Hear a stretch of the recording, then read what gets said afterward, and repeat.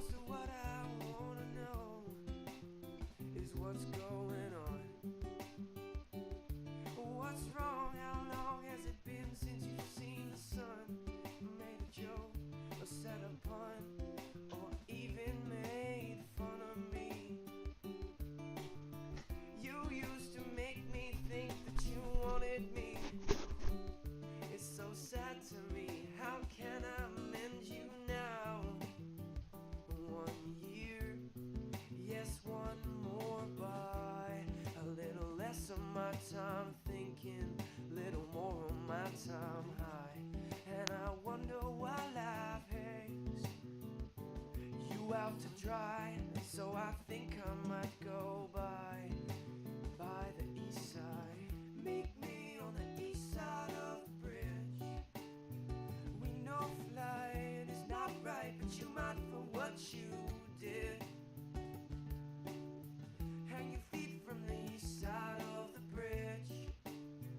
I know they're near there or here, they're taking my ditch, but I don't care.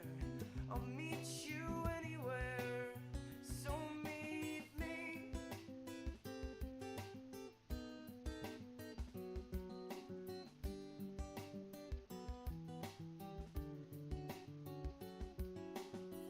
Rest of what I wanna know, I can't ask. No things stuck in the past that you maybe should have asked about the last time we spoke about pastimes. Like, are you lonely tonight, or were you only lonely that time? Because time won't be the end of another line. Even if this is the end, are you my love or my friend tonight? 1 year, yes, one more by. A little less of my time thinking, a little more of my time high. And I wonder why life hangs you out to dry. So I think I might go by, hang my feet from the east side. Meet me on the east side of the bridge. We know flight is not right, but you might for what you did. Hang your feet from the east side of the bridge. I know they're near there or here, they're taking my ditch, but I don't care. I'll meet you anywhere. Meet me on the east side of the bridge. We'll let the sunrise be both of our alibis. So meet me.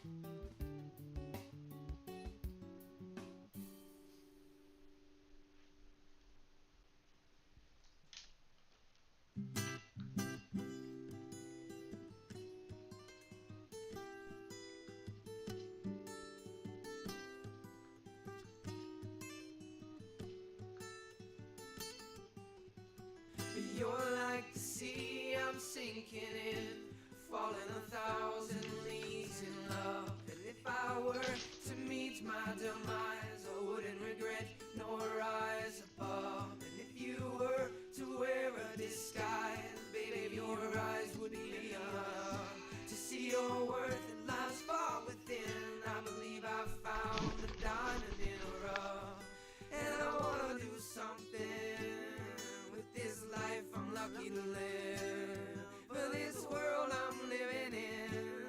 So I'll never stop loving, because I am a man made up of more than just the sum of all my parts.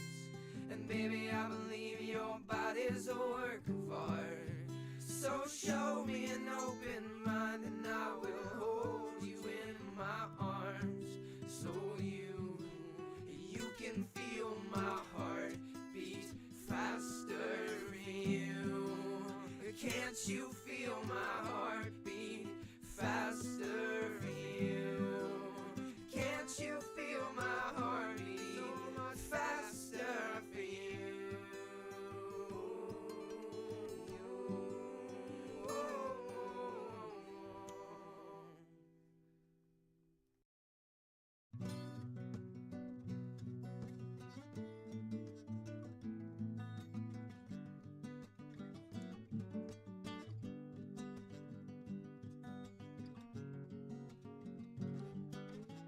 I stand stressed and looking at a mess from the corner by my bedroom door. I never want to see her anymore.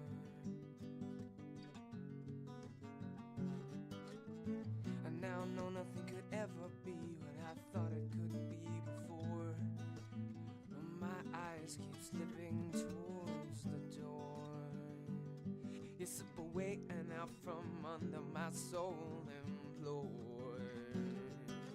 'Cause I have run out of you time, and I will no longer lend you any of mine. As a man I'd planned to enjoy your curving line, but the sand in your hourglass has become too fine. I think less than I should about the mess that I left on my bedroom floor. But after all, she had to be ignored. You slip away and out from under my soul implored. 'Cause I have run out of you time, and I will no longer lend you any of mine. As a man I'd planned to enjoy your curving line, but the sand in your hourglass has become too fine. And I want to see her ever again no more. Yeah, yeah.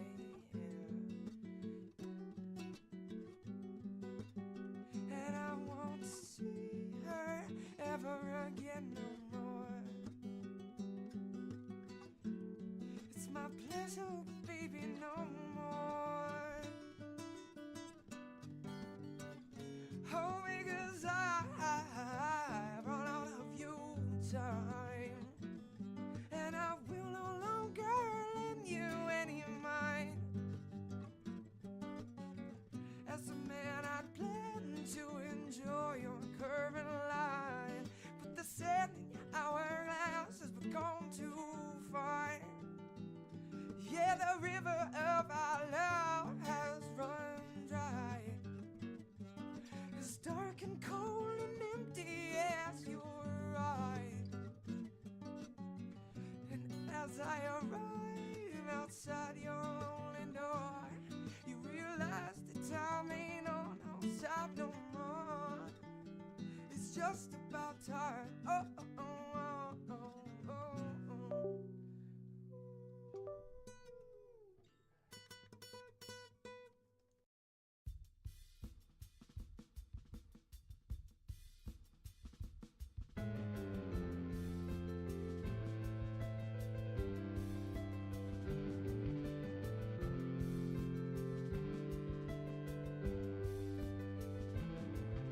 You feel it a bit unfair. There's no one there to look after you. Your disciples are scared, but they will all come back to you. Yeah, they will all come back to you.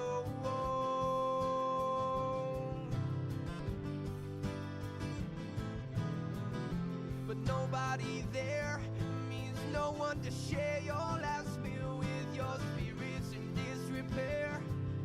You wonder if Siddhartha wished all the Buddha. Was he scared? Hope his people make it back to hell. Hope his people make it back to hell.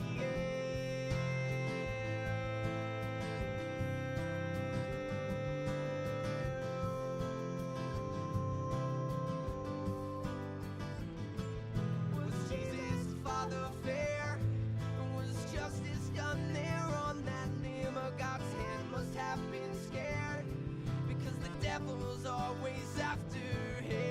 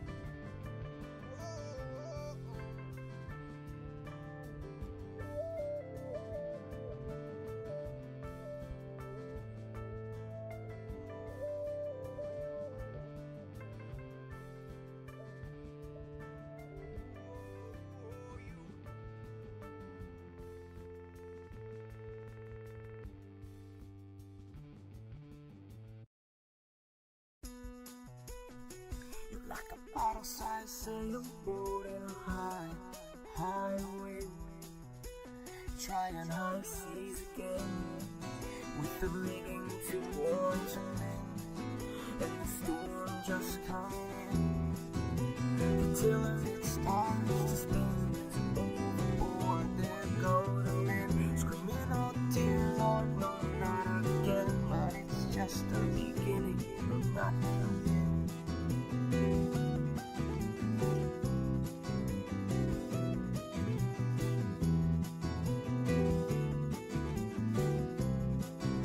The tiller it starts to spin as overboard there go the men, screaming, "Oh dear Lord, no, not again." But it's just the beginning, no, not the end. She tucks you in and lays your head to rest. With the luck you're in, she'll tear that treasure right out of your chest. She tucks you in, circle and start to sing. Juxtaposition, 2 rounds and you're in the drink. You're like a bottle-sized sailboat in a high wind, trying high seas again, with the rigging too worn to mend, and the storm just coming in. The captain in sick bay, night and dead, no sign of clearer skies ahead. But hold fast, dear lads, this is not her last. This is just the beginning, no, not the end. 'Cause she'll tuck you in and lay your head to rest. With the lock you're in, she'll tear that treasure right out of your chest. She tucks you in, circle and start to sing. Juxtaposition, 2 rounds and you're in the drink.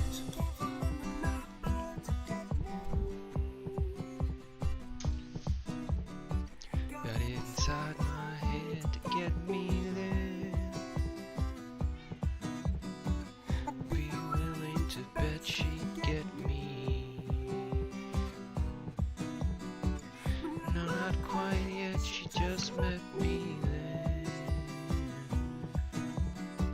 She find the thunder inside so frightening. She cry her eyes out at lightning, yeah. Hold my hand tightly. Began to dream of dry land despite me.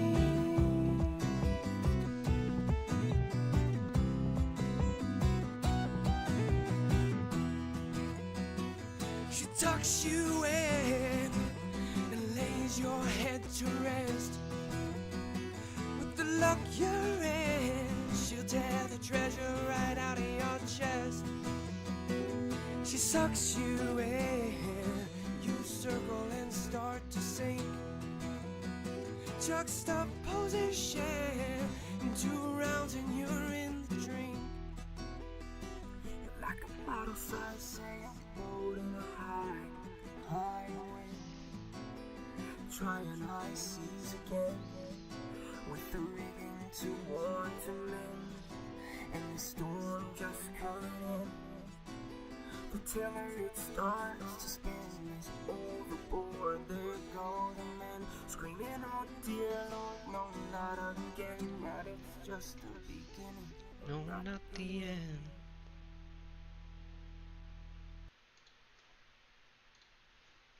What's going on, guys?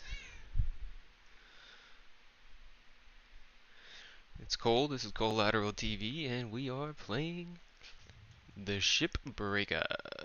And we are watching The Destiny.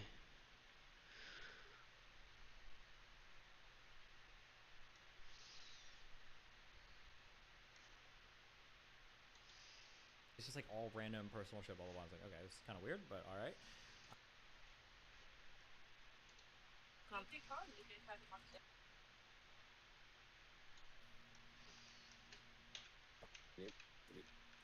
People are. That he wanted it. Hill said he wanted to talk to you about the debate. You know, I just happen to be on the right side of the issue, I believe.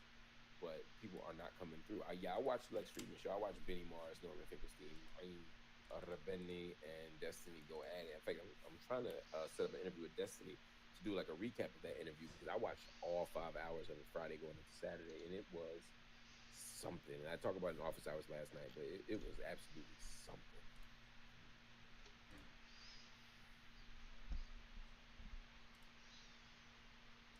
Yeah, I mean, if he reaches out to me and says something up, yeah, we'll chat. It sounds like he will, so might be interesting. He's like the only mainstreamish person I've talked to whose brain is doesn't seem totally cooked on this, so. Yeah, no, that Mark Lamont Hill debate was really good. If I watch it, it'll be tomorrow. I don't think I want to eat all of his viewership on day one, or for my 10 days. What about that one guy who called you out and wanted to debate again? Wait, which guy? Sure, I'll Yeah, go the get my Nathan hat. Robinson guy was okay as well, yeah. Can't be having y'all seeing my balding ass.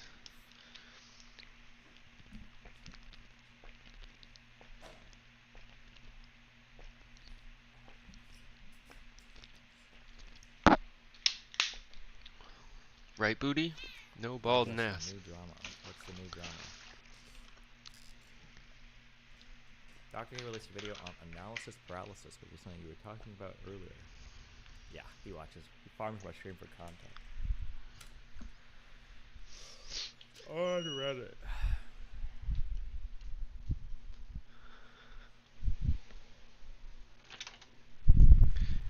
Can't. Let me see. Let him. Hold on, because 2:15. I wanted to find out about this because I was like, damn. 1 minute. That's why I was asking if you were going to come on stream because I'm actually on stream. Thanks, B. Night night. And someone was streaming with my friend and he was telling me, like, he's the one that told me about a little bit, like, hey, did you hear anything? Is your friend okay? Like, he was like, asking if you're alright. And I was like, what do you on stream? Find out about.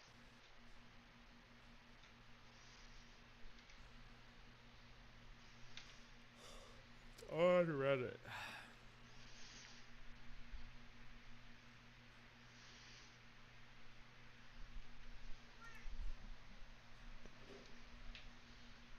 Wow. Wow. Hold on, because 2:15. I wanted to find out about this because I was like, damn. 1 minute. That's why I was asking if you were going to come on stream because I'm actually on stream. And Wow. I'm streaming with my friend and he was telling me, like, he's the one that told me about a little bit, like, hey, did you hear anything? Oh, is your God. friend okay? Like, he was like, Belly. right. Oh my God, my like, belly. I I ate nachos. This is not okay. I don't have much updates. Right now, yes, I am streaming, so that's why I'm telling you, if you're going to disclose something, let me know and I'll mute.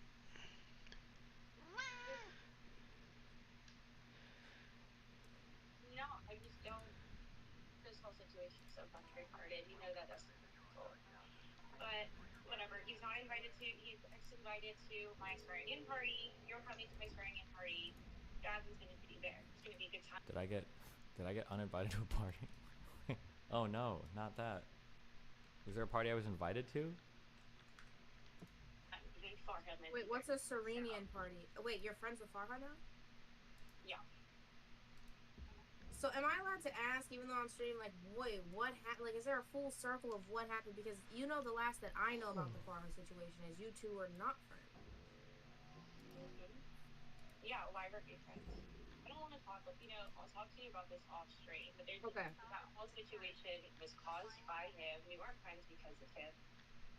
And then he was the whole reason that we didn't like each other, and then to find out that he made the whole thing up just to start drama, and that's why I cut him off. And are you sure that that's even the case? No, I'm 1,000% sure. Like, I had... Yeah. I mean, we can have the conversation. Yeah, we can have, like, the... You can come. You can come talk to Farha. You can come talk to Jasmine. You can come to my party, and we can all discuss it there. Or he will not be there.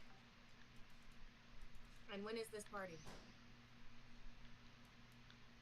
I don't know. the last time I invited, when Destiny came to my birthday party, he like didn't even pay for his own fucking dinner, so he's never gonna be invited to it again. Wait, what? It's probably gonna be sometime. It's probably gonna be sometime next week. Of all the things to like make up about me. In the next 2 to 3 weeks. Okay. No, just let me know, man. Yeah, just let me know. Okay, right. So, okay. Well, all right. Oh, Wait. Hold on, because that's why I was asking if you were going to come on stream, because I'm actually on stream. I wanted to find out about this, because I was like, damn. I was even saying, like, how deep is it? Because it's like, fuck, are you and him beefing? No, like, Steven and I are done. Like, they were saying you guys were about to have a lawsuit and stuff, and I was like, oh no, do I have to be anti-Semitic for a day? Lawsuit, but like, he could definitely catch charges. Like, it's not a civil situation, but he was secretly recording people. I mean, that is a federal offense in Florida. I don't know how to say that. A federal offense in Florida? What is a federal? Oh, does she mean to say felony offense? He secretly records people and then he spreads it around. That's a fucking felony. I don't know what to say, but I hope he catches the charge and I hope he doesn't it. Wow. Yeah. All right. I guess we'll talk about this later, so I'll be able to understand more. And all right, Lauren, love you. You too. Bye. Never trust a Jew. I wanted to find out about this. Okay. Here's the thing, okay? The thing is that you guys are waiting for the drip, drip, drip for some juicy, amazing fucking drama, okay? That's what you guys are waiting for. I hate to say this, but this is so boring and stupid, okay?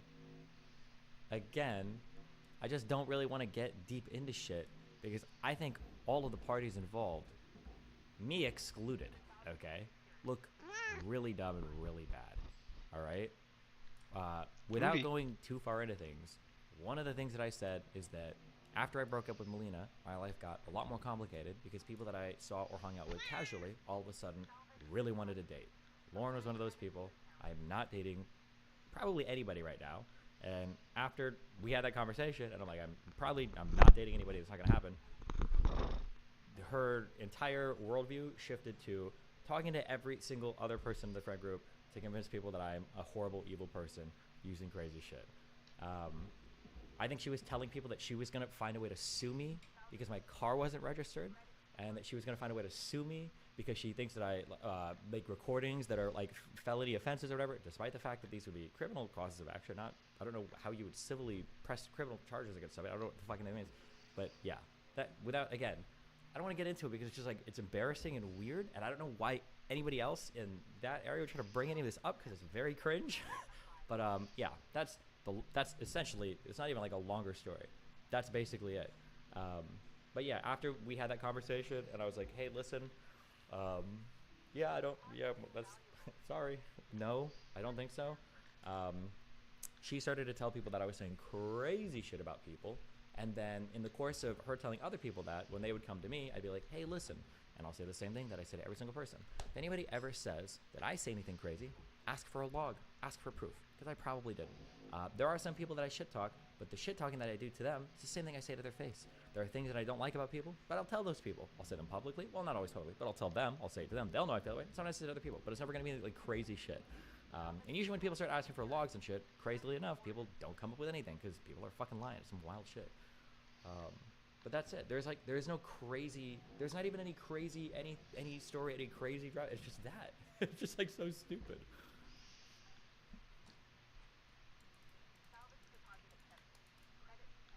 Yeah, there's literally nothing else. What is she claiming about you recording?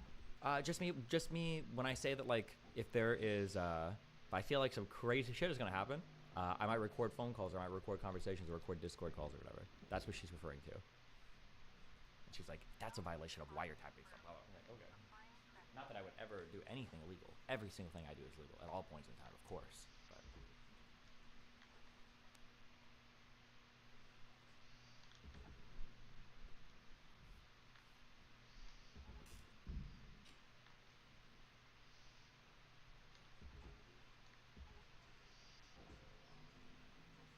So she's not referring to you doing it to her, just you talking about the fact that you.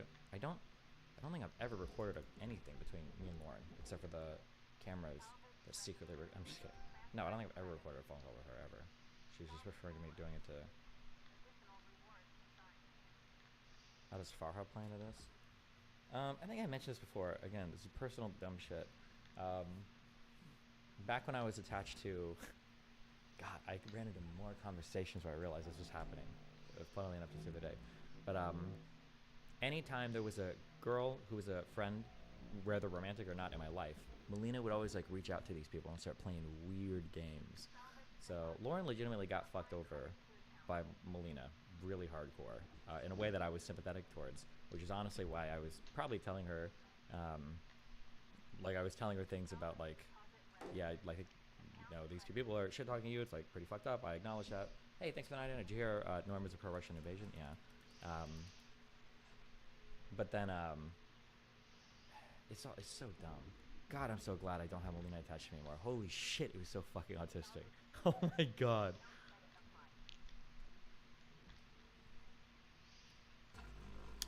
I might have heard wrong, but she said the reason you were the reason her and Farha were on bad terms. Yeah, I mean, I guess because I told Lauren about stuff that Melina and Farha were talking about in relation to her, so I guess that's my fault for informing her of that. Again, it's a whole messy, stupid, it's just autistic shit. I'll mainly pin the blame on this one for Melina. It's fucking retarded. But yeah, but everything kind of like got fucked when we had a conversation about dating, I think a month ago.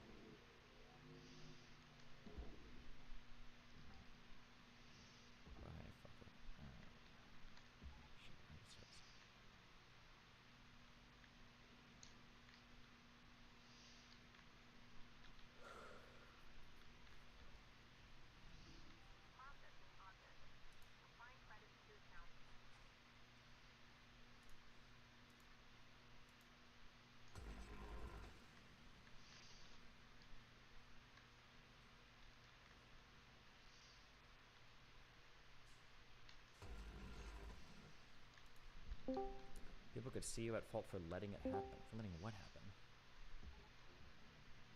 What's up, Holmes? Hey, what's up? How you doing, buddy? You know, same old shit. So is that the end of the drama? Is that it? The drama will probably end. First of all, it's not even good drama. Yeah, I know. But I'm just curious if that was so it. It'll probably end in a couple months when Lauren. Months? Yeah, because what'll happen is Lauren gossips her way into a friend group, and then eventually she'll blow up this friend group because she can't help it. And then after that, they'll stop talking to her. Did Farah shit talk Lauren, or was that made up? Lauren said that was made up. Lauren will basically tell whatever lie she can to get into whatever friend group. If she's saying that's made up, that's fine, but I'm pretty sure every single person involved in this situation has seen logs that show that that's not made up. So I don't know why she would lie about that. But again, it's so cringe. I don't know why she would try to like talk about any of this at a public forum ever. It's super cringe. You know, in response to this, if she's going to come out with whatever made-up story to make it look bad, might as well get ahead of it. There's nothing to get ahead of. There's literally nothing to get ahead of. It's just ultra cringe.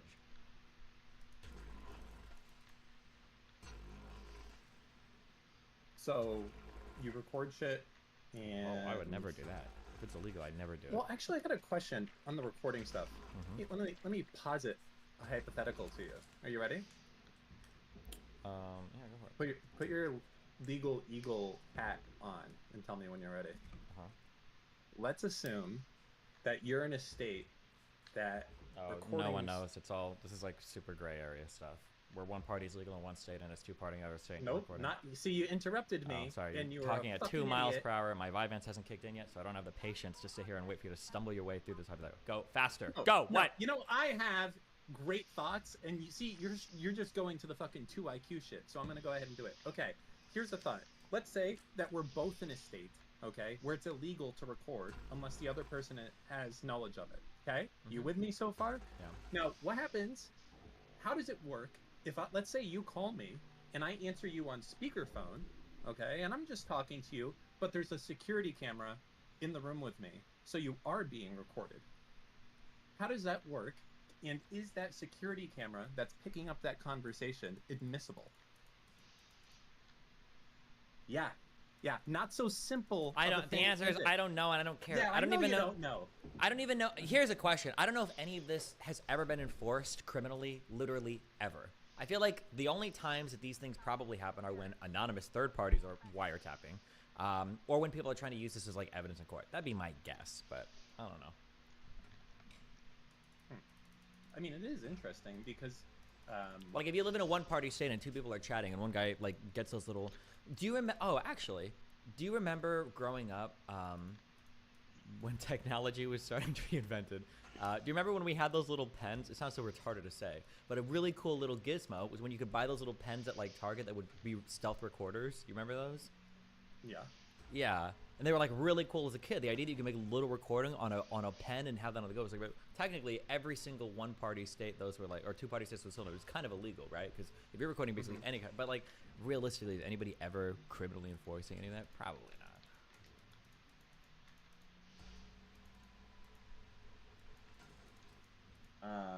Yeah, I guess I thought it would be interesting how it would play out with the security camera recording I mean, a security camera conversation. stuff. I mean, for most criminal law, it requires a mens rea. You have to be like intentionally, knowingly doing something. So if it's just happening by accident, it probably doesn't matter unless somebody sets it up intentionally to drop in on it. You know? Do you think it would be admissible?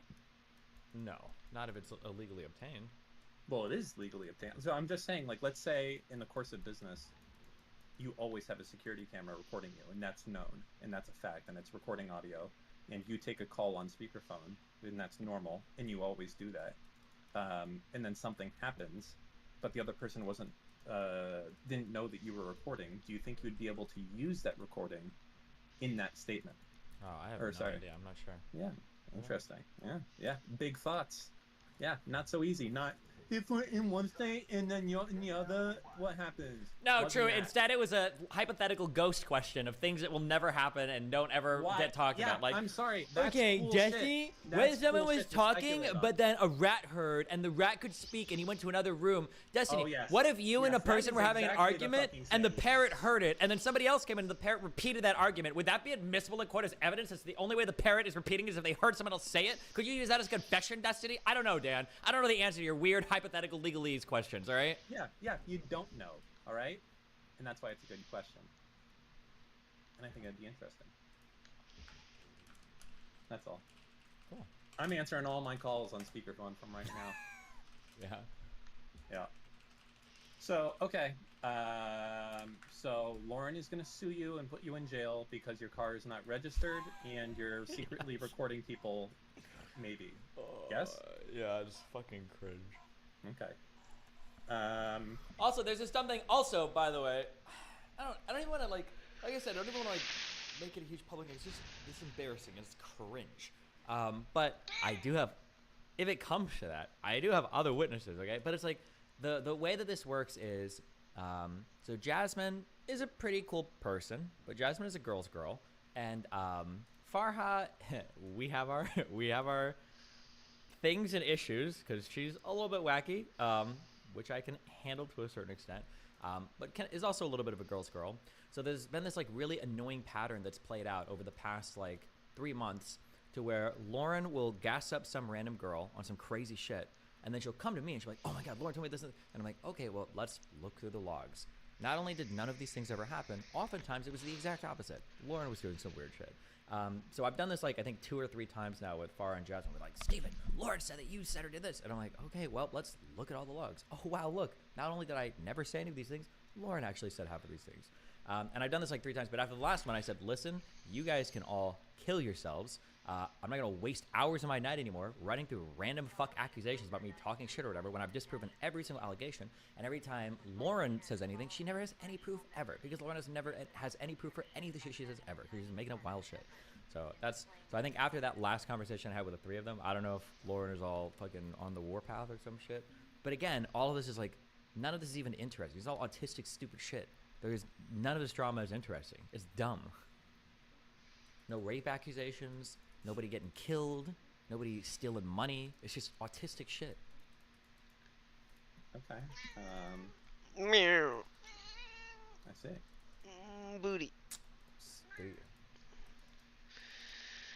So you're gonna get your car registered then? Meow. What if I just sell it though? Booty. I mean, you can't go on forever. Yes? Is that agreed? Okay, That can I register it online? Let's check. Florida car registration. Like, we can't be here in 10 years and you're like, what if I sell my car? Like, it just, you gotta do it, man. I'll do. Listen, I'll list my off-stream stuff to look into it then. See, new viewers may not know what that means, but I know what that means, and it just means nothing will happen. I mean, it's fine. I don't give a shit. It's just kind of crazy. It's an extremely lawyer thing to do. I'll just say that. Wow. Yeah. Make somebody feel shitty because their car is not registered. I do know a crazy thing that apparently happens with Florida DMVs. So, or at least around Miami and Fort Lauderdale, and that is, you'll notice that all the appointments are booked out for a long time. I don't know why. So I looked into it, and it's because people resell the appointments. So you'll get people shot. Yes, shots. How much would you have to pay to get somebody to assassinate somebody? That's wild. Wait, what? These people I would kill in a video game. Sorry. I don't know. My brain jumped ahead a few steps. Sorry. Tell me about this service. I'm very confused right now. But that said, basically people are booking up all the appointment slots for DMV and they're scalping them. And that's like a known thing right now that's happening. So if you want like a somewhat convenient, fast time to go into the DMV, you gotta pay someone like $100. And that's it. I mean, go look on the Florida DMV website at like the next appointment. And it's like a fucking long time from now. And if you want to go and bypass the appointment system, it's like you're buying a fucking brand new iPhone. You have to show up there at 4:30 in the fucking morning. I'm not joking. There's a line at the DMV at 4:30 in the morning. Yeah, that sounds like what it was like in California. That's why I ended up never registering my car over there. When is the last time you've registered your car? You have like Nebraska plates on there still? Yep, so that means when I was in Nebraska. Oh my god. It's like fucking 7 states ago. Problem?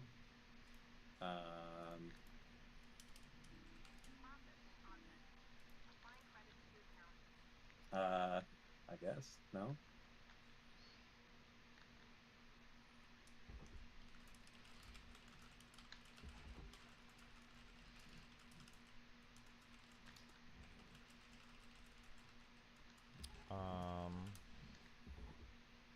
What was the last new car you got? I got a Land Rover Defender. We already talked about that? Probably. I regret getting it. I think I would have rather had like an older, probably like a used Lexus GX. I think is what I'd probably rather get. It just, I don't know. It's fine. I'm just scared of it breaking at this point, and Land Rovers are kind of known for that. Are they? Who makes Land Rovers? Is that like... I mean, it's like, Land Rover, it's this company, but I think Jaguar is like kind of the overarching engine maker, I think. It's Jaguar and something else. Jaguar, Land Rover, and I think it's GM. You're happy with it? Yeah, it's fun. I mean, it hasn't broken yet.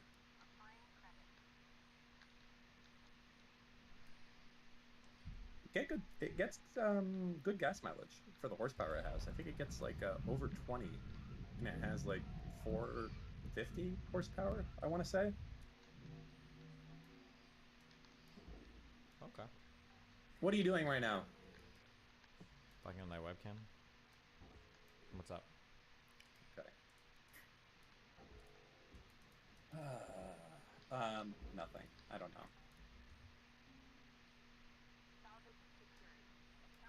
So what's the plan for today? Alright, button, you gotta go. I love you. I love you. You gotta go. I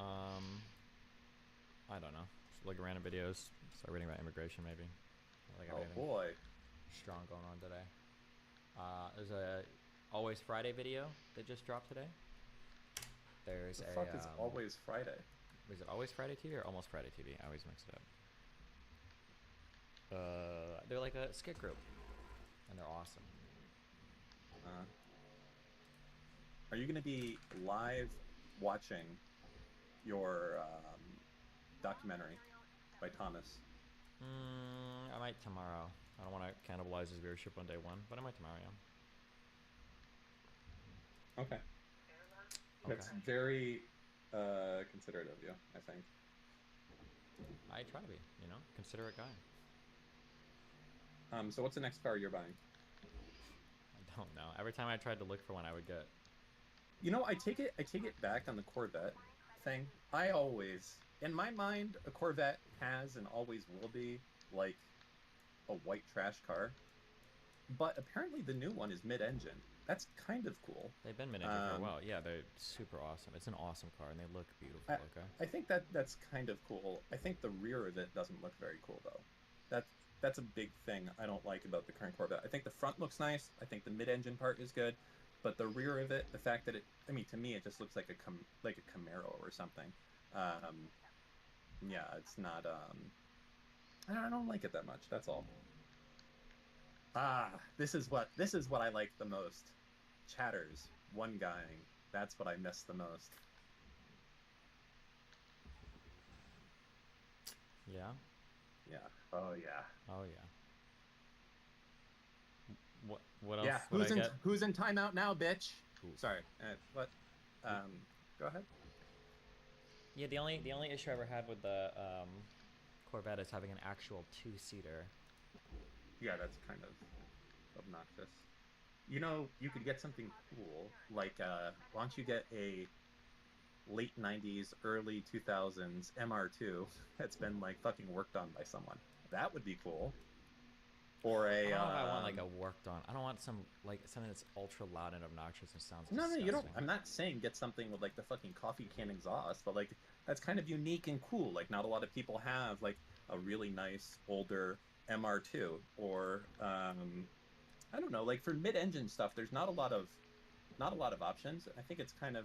There's cool stuff available. Like, I think I told you, I was looking at a 300ZX.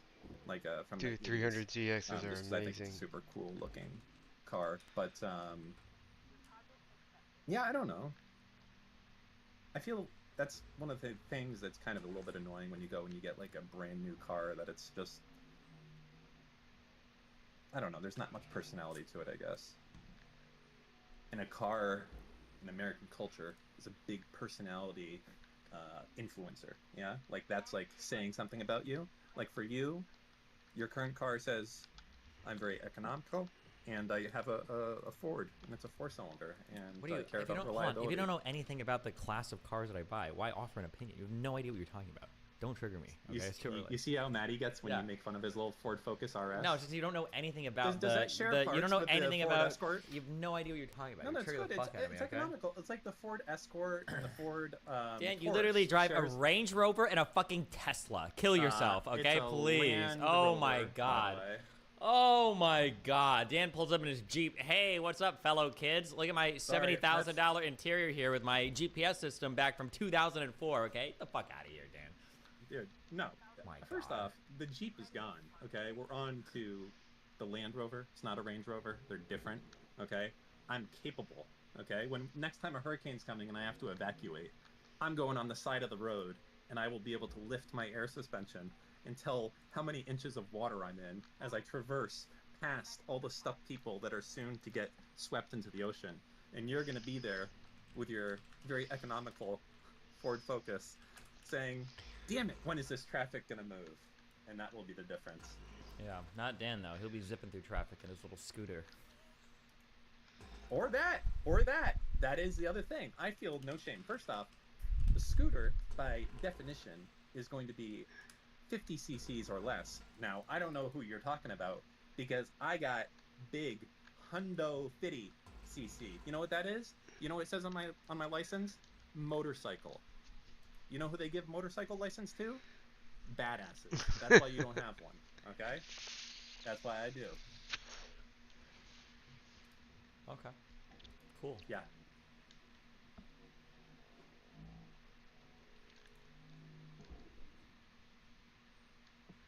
You looking at some cool stuff right now? Just random messages, yeah. What's Dan's opinion on Israel-Palestine? True. I already gave my answer on this. It's not going to be that exciting. I think the Jews should get Germany. I'm not even joking. I do. I think we should, all the German people, they can figure it out. I think we should all move in and take over Germany. And I think that is the absolute best solution to this entire problem. And that's it. And fuck the German people that are there. Not our problem. Tell me how I'm wrong with my reasoning there. You're not wrong. I know I'm not wrong. They're owed that land. Yes, that's what should happen. And all the German people can move to, where would they move to? Palestine. Austria. Okay, there you go. Yeah, there you go. Or should we take Austria too? I don't know. See, part of me wants to say, let all the Jews go back to Poland. But, like, then that's kind of like this whole thing. That, you know, if the Jews tried to go back to Poland, that would be kind of like Palestinians going to Israel right now, like the same thing. So that's not, like, really a solution. So, really, you just need to take over Germany.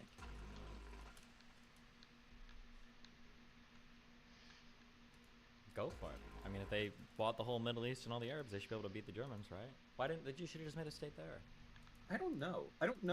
And you know, one thing that was interesting, have you gotten into compensation from Germany to Israel yet? Have you read anything about that? Didn't they pay him like $100 million or something? Yeah, that seems like a not very good price. Who was negotiating that on the fucking Israeli side? It's like, hey, you kind of killed 6 million people. How about $100 million? Like that doesn't seem like a good. Yeah, what is to be that? fair, Like 33 adjusted for bucks per inflation. person? Okay, this or was like 80 something. years ago, that's so maybe not- it's like no. several let's hundred adjust million. for what is it adjusted for inflation, and what is the actual amount? It is not. Okay, let's find tell out. you- How much money did Germany pay Israel for the Holocaust? It's like, oh man, it's not going to be good. Okay, 715 million. Okay. In what year? Oof. Oh, That might be that's in with conversion adjustment. rate. Maybe, That let me is check, hold on. not good.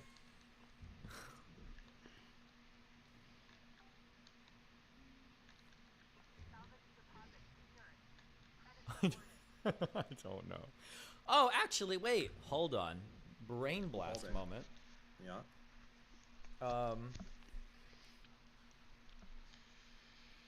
Did I make this up, guys? Was Ben Gurion in charge or involved in negotiating this deal? And the original position, I think, of the Jewish people in Israel was that they didn't want any deal whatsoever because it's kind of insulting that you'd be paid for your fucking cremated ancestors, but that the situation was so dire at the time, following the war in '48 and the lack of formal support from the West, that any kind of agreement would have been reached and made because they wanted the initial money for the investment in Israeli economic infrastructure and everything to take in all the new immigrants. I think that might have been a deal that was a little bit desperate on the Israeli side that the Germans kind of couldn't afford, but it was like whatever, and if they could get it off their back, that was fine. And it made some Jews mad, and it made some Germans mad, but I think Israel was just hungry for the money, I think. I feel like I remember reading this. I think this came up somewhere, but somebody go find it more in particular. Okay, so Mike says, Destiny. Germany paid out money directly to survivors and families. From 45 to 2018, the German government paid out approximately 86 billion in restitution. See, here's one thing I don't know about that. I wonder if that's actual payouts or if that's repatriating property that was stolen from the Jews back to them. Because I don't think that counts, personally. Wow. I think that's a different thing. Wouldn't you say so? If, like, you were a Jewish person in the Holocaust, and let's say you were worth $1 million back then, I don't feel like if Germany gives you $1 million or your survivors $1 million, does that really count as, like, them doing it? I don't think so. Yeah, I don't think so either, Dan. I don't know. I mean, it would depend on the type of stuff that's being repatriated and what the people want. If you want to move back to Germany, maybe, but I'm trying. Here, this is the problem. When you ask me this question, here's where my mind goes, and I don't know the answer. Bro, fuck me. I've veered dangerously anti-Palestinian in the past like month. It feels like when Jews get kicked out of some place, they're like, yeah, you know, we always saw this coming, and you can keep our shit and fuck it. It feels like that's just kind of like how it works, and Jews are just kind of like used to that.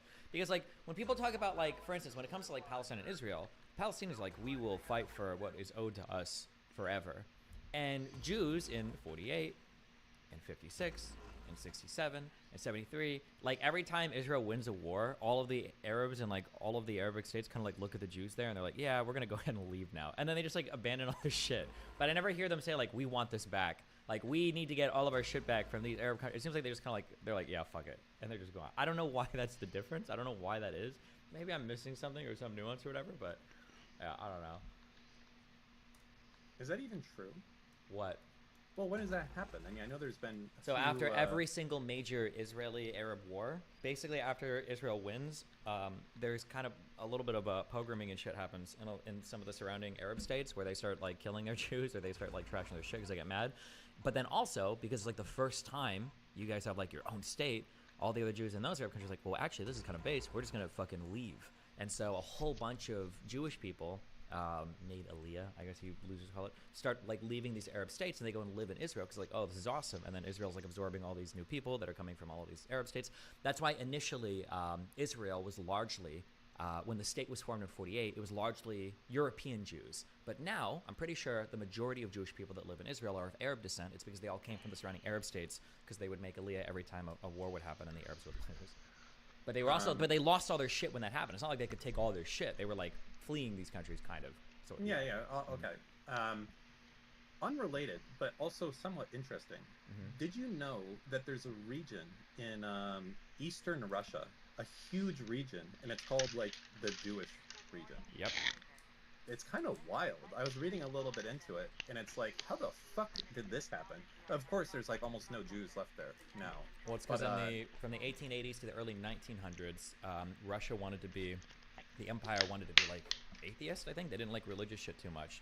So the first batches of Jews that all made their, it was called the First and Second Aliyah at the time, that went to Israel, all came from like Eastern Russia. A lot of them were Russian Empire people, yeah. And I'm pretty sure they were also getting pogromed and shit. It's kind of fucked up over there too. Well, that's how it goes, you know? Or wait, it might not have been atheist. It might have been they were Christian? I don't remember. Isn't Russia, I want to say it's one of the least religious countries. Has that changed?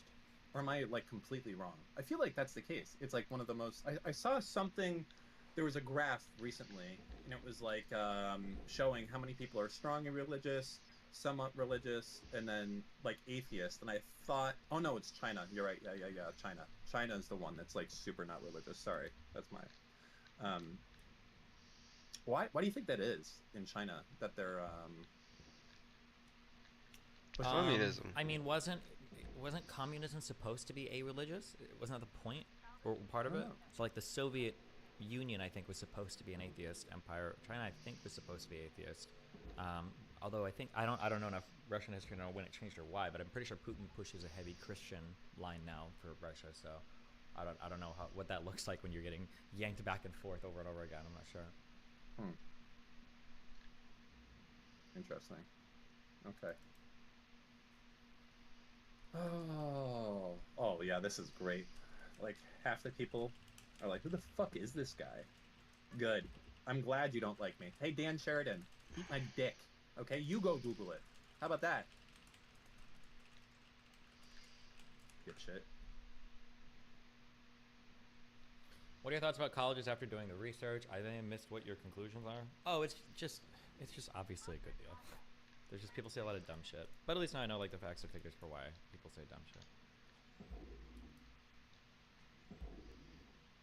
Do we really have to do immigration research today?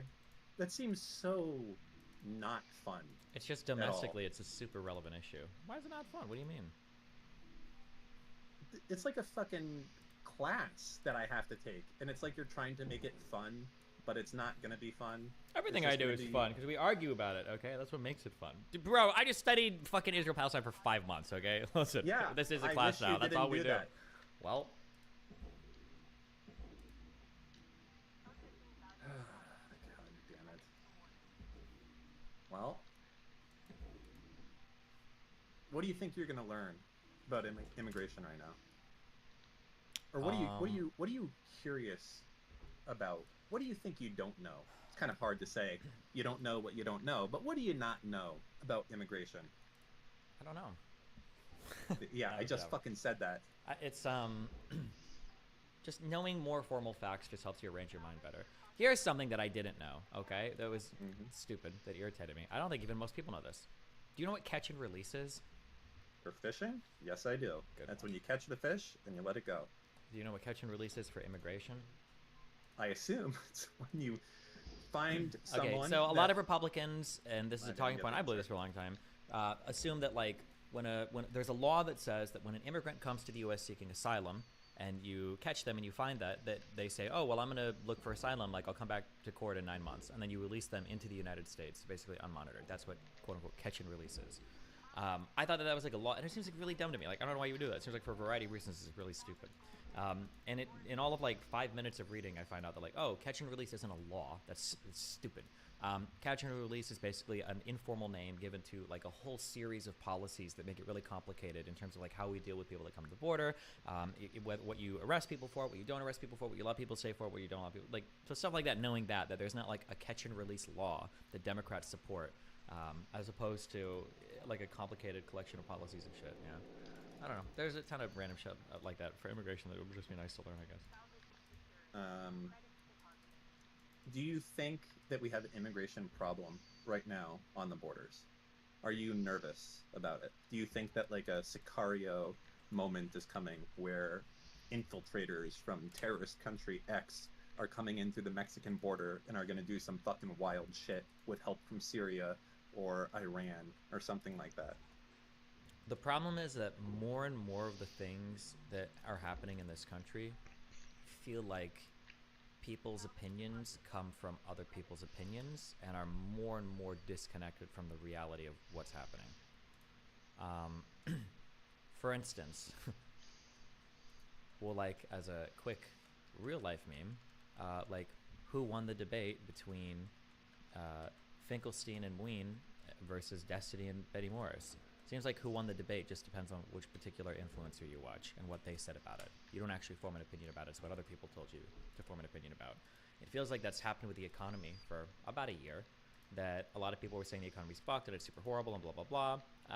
And coming out of 2020, 2021, for a while, inflation was a massive problem, and it definitely was an issue. But for the most part, a lot of those issues have alleviated, but people will still feel a certain way about it depending on their political affiliation, who they listen to. And I get that feeling for immigration a lot as well, that we've heard of a border crisis and that illegal immigrants are going to destroy this country. For my entire life, I've heard that. But like every single econ paper, every single finance, every single research, every single thing, like just seems to show that even fiscally, meaning when it comes to state and federal budgets, illegal immigrants are at worst a wash. So financially, they don't seem to affect us. Economically, they seem to help. And then I don't know. It's hard to say. It's hard to argue because it's a lot of people have really strong feelings about it, but it's hard to find it in the data. So let me try to address a few things. So one, on the debate performance, on if you won or if you lost, I think maybe you're saddened by the fact that like it seems like no one was converted. Like you're not seeing a lot of like, oh, I used to be this. I mean, or if you do see that, it's obvious fucking DGG plants saying the obvious fucking shit. Like, oh yeah, I was a Palestinian, savior, and man, Destiny Well, sure no, won. yeah, and that'll never happen from those things. The comments Yeah. that I see that I like, that I think are really good, which ironically, looping way back around, was like my initial goal that I kind of abandoned, was a lot of people saying like, wow, Norman Finkelstein seems really fucking unhinged. I don't understand why this guy was so crazy. Those are the comments that I'm kind of seeing. Like, sure. So what I would say to that is that I think there's very few people that are not already set in their ways. And the best analogy I can give to this is that I feel like me and you are people that when I'm going to buy something, like not from a store, but like let's say like you're at a crafts market or something, and it's common to barter or something along those lines. I don't want to deal with all that shit. Or if I'm selling something and I put it on Craigslist, right? And I'm like, I'm selling this for $500. I don't want to have to play the game of you're like, okay, how about 450? And I'm like putting all this in here. I want to just say literally, hey, the price is $500 firm. That's it. That's the end of the story. But the problem is, okay, is that too many people are absolutely set in the ways of how things are, which means even though you want it to be that you did win in this debate objectively and clearly, and you had facts and you weren't going out there and doing ad homs and things like that, it doesn't matter. Okay, you have to play the game. Well, I think it super matters, but okay. Well, it only matters to people that were already going to be in that case. It's just that's kind of how it is, right? Like you may want to just be able to list this for $500 and get someone who's like, okay, here you go. But no matter what, people are going to say, how about 450? And that's just it. That analogy matters here because no matter what you did, no matter how much of a fucking blowout it's going to be, the people that are on the other side are just going to be like, they're not going to be like, you know what, fuck it. God damn, Destiny, he was right, man. Yeah, Viva Israel. It's just never going to happen, ever. There's no one, I feel like there's a very small window out there where people are able to be influenced one way or the other on a subject. And once they have even remotely set their mind on something, that it's going to be almost a monumental path to push them back the other way. And I think that anyone that's watching a fucking debate between Destiny and Norman Finkelstein is so far already down the path of ideological whatever that it's just entertainment, which is fine. So yeah. Wow. What do you think about that? I disagree with every single point. But Well, I you're respect wrong. your opinion. No, it's okay. But you're No, I think he's right. Okay, base.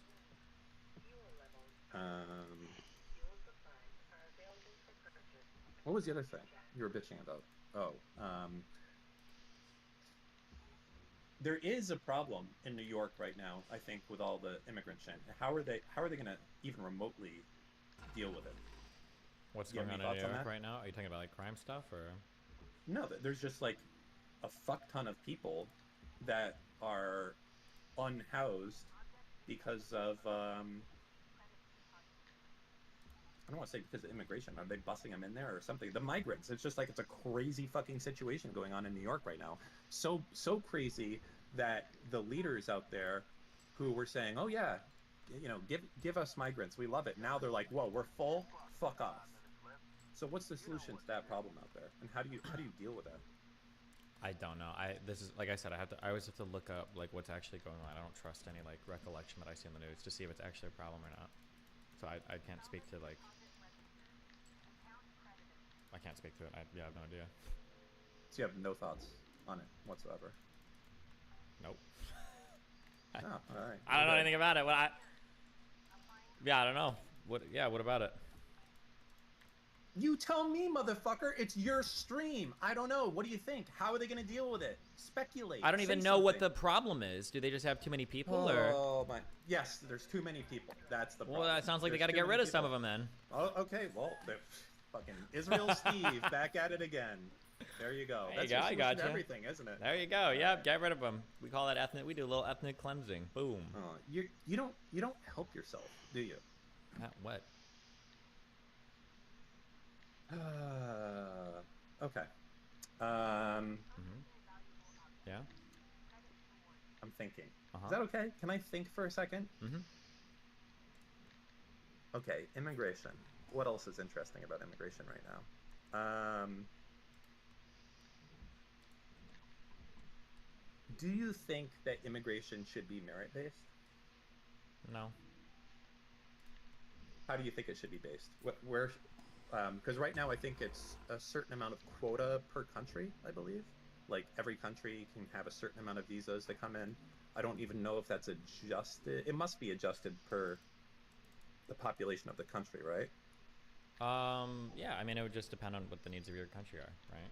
hold on one second. Hey, all you fucking dipshits. They're like, what? Dan's wasting time until Turkey Tom. It's not fucking happening today, you stupid fuck. All right? He already said he's not fucking covering it today because he wants you to go watch it on his other fucking channel. So shut the fuck up. Go watch something else if you don't like it, okay? Go watch the Turkey Tom thing on his own fucking channel. You're just so fucking stupid, okay? People just show up here and they're like, I'm here. What's going on? If I don't know it, it's news to me. You know, just fucking read. Listen. Read the room. Fuck. True. Sorry. Just. You got it. I remember how much of this I fucking hate. Yeah. No, actually, wait. No, you know what? That Turkey Tom thing is coming right up. Stay here. Don't worry. It's coming soon. Just chill. I'll be here in a minute. Just wait.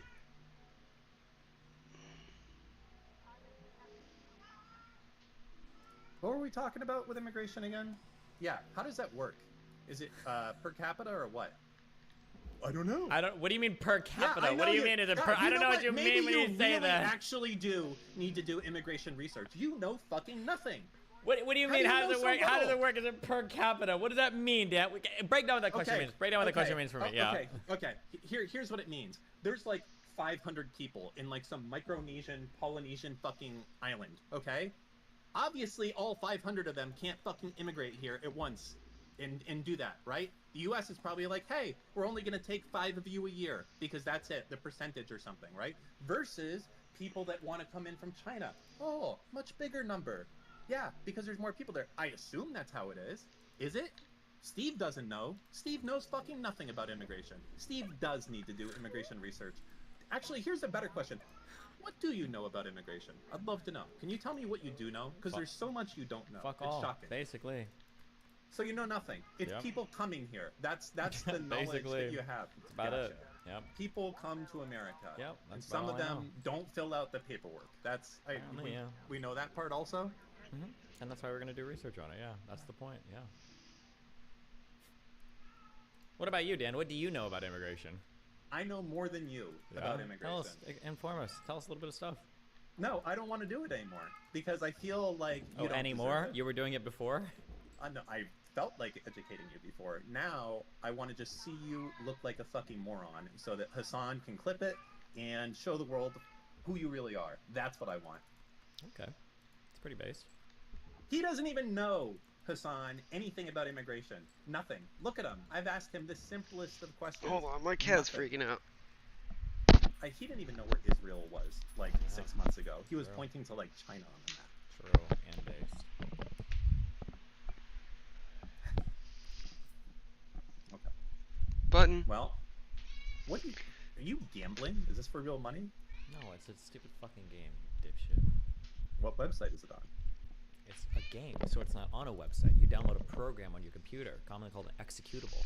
Oh, through sorry. Steam, And then you just run it, and become then so you much play of a game. sellout in the last year. I just assumed it was Stake.com, and I was trying to give you an opportunity to sell your fucking master. But my bad. Is that so?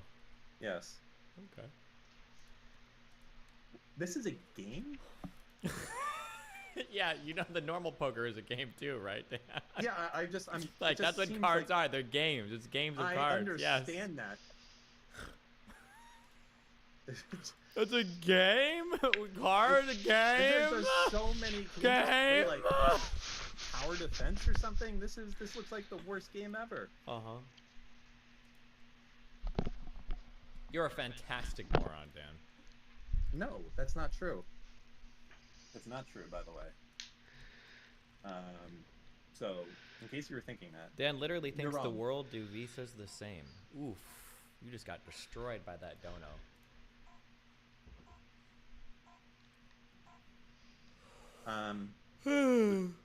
Who said that? Ban that guy. It was a super chat, so no banning. He just owned you. Despacito. Despacito. Dan literally thinks Chat owns you, little bro. Do visas the same? It's not even a good sentence, and I don't think that. And I was asking a question, and you're stupid, and you can only come up with $1.99. Yeah. You should raise the minimum amount for super chat. It's $5, no? Wow, Lama and That Addy, guy- thanks for subbing. That guy just did $1.99. Oh, I just don't read those. Fuck. You just read it. Oh, was that a $1.99 one? Oh, then Yes. I probably just read it because I was making fun of you. Sorry. Oh, great. All the abuse is back.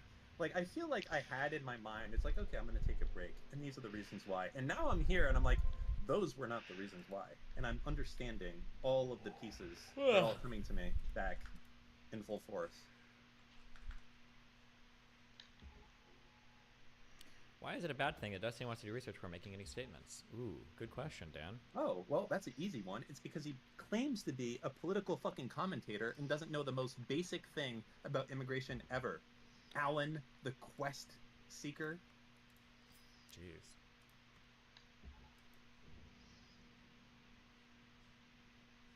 You know what? It's fine. It's fine. I am interested in immigration right now.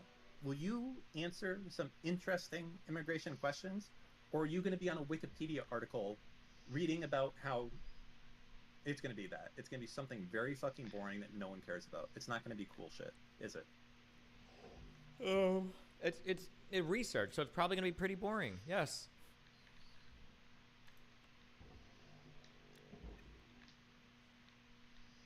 How do you think the United States determines who gets to come into the country legally? Right now, I have no fucking idea. My guess is there's probably a certain amount of immigrants that we accept per year. It probably does go by country. That would be my guess. Like, we probably accept more legal immigrants from countries with larger populations, maybe.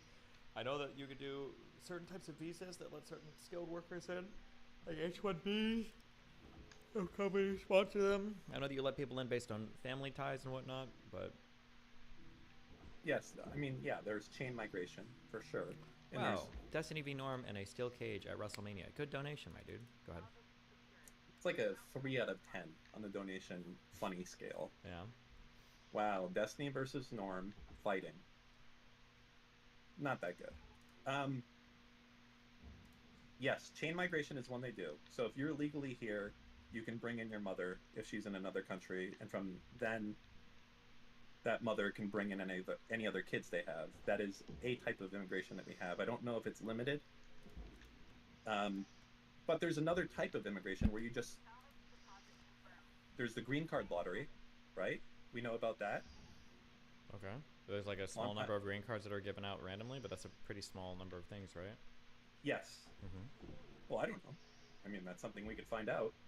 So there's a green card lottery where if you win it, do you have to get a job? Do you just get to come here? And it's like, YOLO, fuck it, I'm moving to America.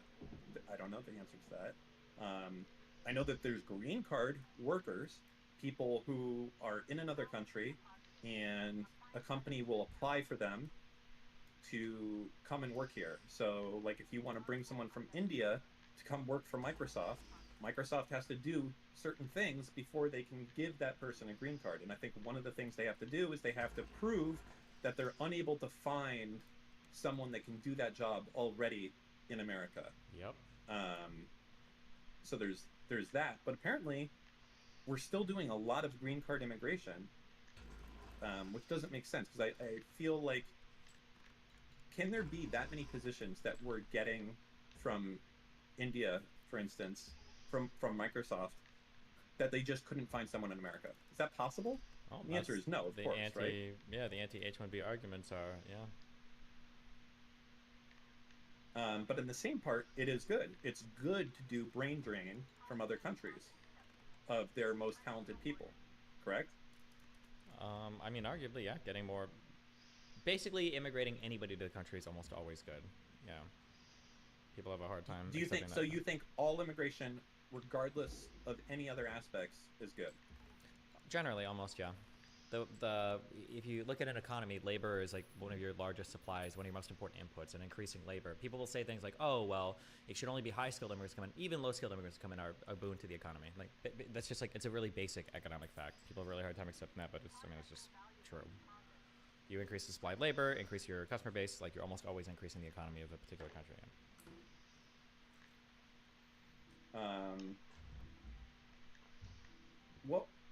What do you think the ratios should be on that front, right? Like, obviously, there's a certain amount of skilled labor that you're allowing in. A lot of. Do you understand? You're asking me like incredibly fucking complicated questions. What should the ratio be? I have no. That's a really I'm complicated question. Yeah, I'm sorry for making conversation. You could just say don't know. I don't know. What do you think it should be? I have no idea. Obviously, it should be What enough would you that like it to be? enough that it helps our country and not so much that it hurts our country. Okay. I mean, it's just interesting to think where your mind is at right now. Like, when you think of 100 people that are going to come into America this year, what percentage of them do you want to be fucking PhD candidates out of India? And what percentage of them do you want to be migrants out of Haiti? And what percent of them do you want to be, chain migration from fucking Sweden? I don't know. My guess is right now, I'm pretty sure what we need more than anything is probably low-skilled immigrants. So probably a higher percentage of low-skilled versus highly educated immigrants. That'd be my guess. Okay, I mean, it's not like a right or wrong. I was just asking you what you think. Well, it is a right or wrong, because based on the actual facts of the matter, I would change my mind based on seeing certain things. So there is a right or wrong answer to this. So you think that we should get more unskilled labor, just like general migrants, and less, do less brain drain from other countries? That's what you think is the better thing to do? I'm not saying it's wrong. I'm just asking. Well, I don't know. Wait, I'm sorry. What do you mean when you say brain drain? Brain drain means getting the smartest and brightest. No, people I know what out of I know what it countries. mean. I don't Then why understand. do you say you don't know what it means? What do you mean? Because we don't need to brain drain people. We have one of the most productive. I think we have the most productive labor force in the entire world. We got the best colleges in the entire world. People can call from all over the world to the United States to get educated and work. I don't know what you mean by brain drain other countries. We don't need to brain drain other countries. Dan. I don't know what that means. That's what I mean when I say, what do you mean by that? Can you explain what you mean by that? Okay, yeah, it means the smartest people from other countries, we give them the opportunity to come We don't need to here. give them. So- They already come here to get educated or to work here and become millionaires. We don't need to do anything to bring them here. They already come here. We have like the Yes, best through environment for capital in the world. Yes. Yeah, through immigration. That's what I'm talking about. Yeah, but those people already come here. I don't think they're restricted by immigration. If you're a super ultra bright student in Beijing and you want to go to fucking Yale, I don't think you've got problems getting into the United States, do you? You go through immigration. That's what we're talking about. Okay. You don't get to say they already come here. Yeah, no fucking shit. That's what we're talking about, is what the ratio should be. Yeah. What ratio? Okay, the ratio should be 5.7 to 100. Oh, I don't know. I don't know if we should be having 90% PhD candidates coming in or 90% migrants from Haiti coming in. I mean, obviously, I this think is it should very be broad. 15% PhD. Okay, that's a fair answer. I don't. How much humanitarian stuff do you think that we should do that unlimited? Was that called like asylum seeking? I think that should unlimited? be 8%. No, I'm not. Just don't be a fucking cunt. All right. I'm asking, do you think that should be unlimited asylum seeking? I think it should be unlimited. 6 You know billion what? people. Just fucking kill yourself. All right. Honestly, I'm done. I've learned everything I need to do. I think 6 Everything billion I need to people know. should be allowed to come here. I think that would be the most humanitarian thing we could do. We should have every person that wants to come seek asylum should come here. You know what it is? It's just you don't have the answer. That's it. You just don't have anything smart to say, so you're just being a fucking dipshit. And I'm sorry. That I'm That's asking right. I questions. don't have anything about it because I haven't done a You ton of don't. reading on the subject. That's correct. Yes. How do you not know anything about immigration? You've been doing politics for fucking years. You should know all of this shit. The Because- only thing you shouldn't know is be like, Yeah. oh yeah, I think there's some agreement that happened in 1956 between, what was it, the USSR and I don't fucking know. That's the type of shit you don't get to know. Not any of this. You know nothing. You know True. nothing. Base. What do you think the ratio of humanitarian asylum seeking PhD I think it should be limited. Really? To what? A percentage of our existing population, probably. Humanitarian aid should be limited to a percentage of our Not existing aid, population. like the amount of asylum seekers. I don't think it's unlimited. I think like, I What think you have to- what should the you have to ratio be? cap- Well, I mean, I think you have to cap it. Okay. Certainly. That's what a limit means, is a cap. Yeah. So what should that cap be at?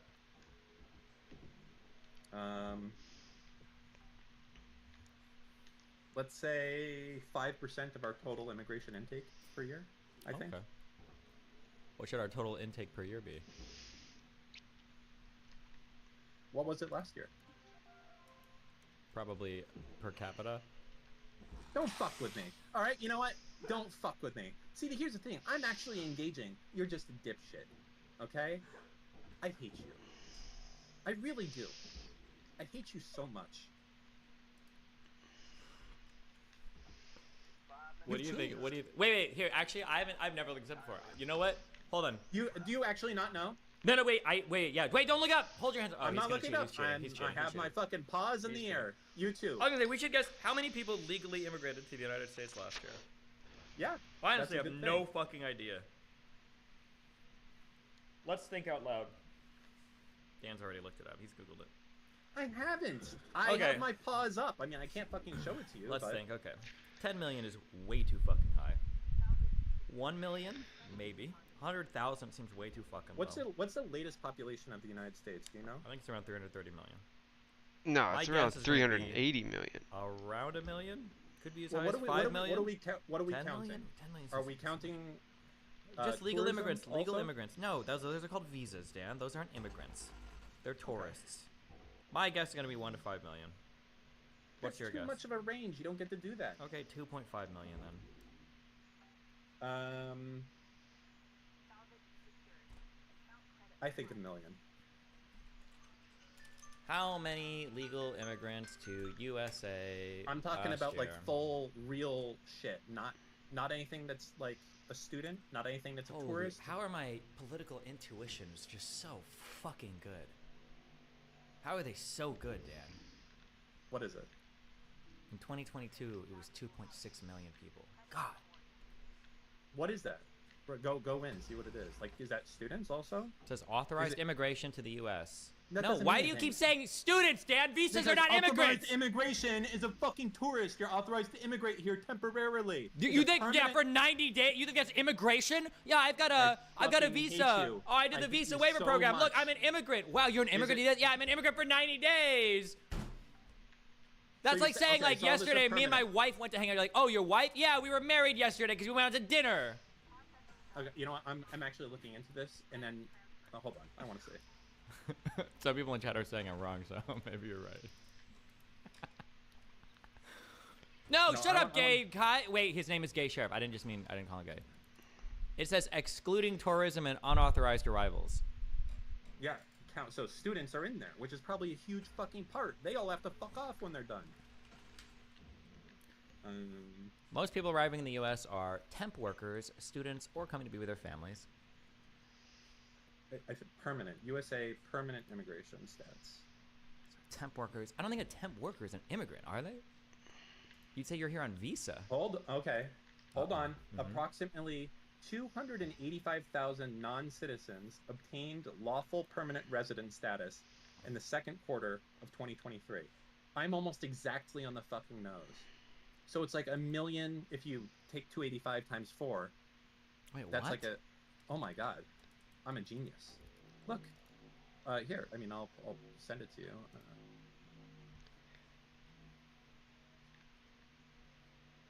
Where are you? Is legal permanent resident the same thing as immigration? And the link is this. Because I know Jamal Khashoggi wasn't a U.S. citizen, but he was a legal permanent resident.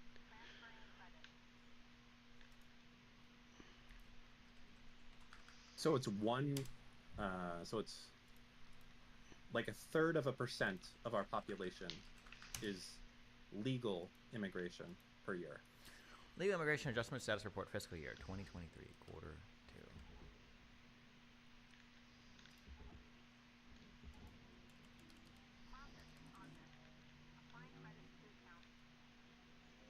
$285,000 non-citizens obtained lawful permanent resident status in the second quarter.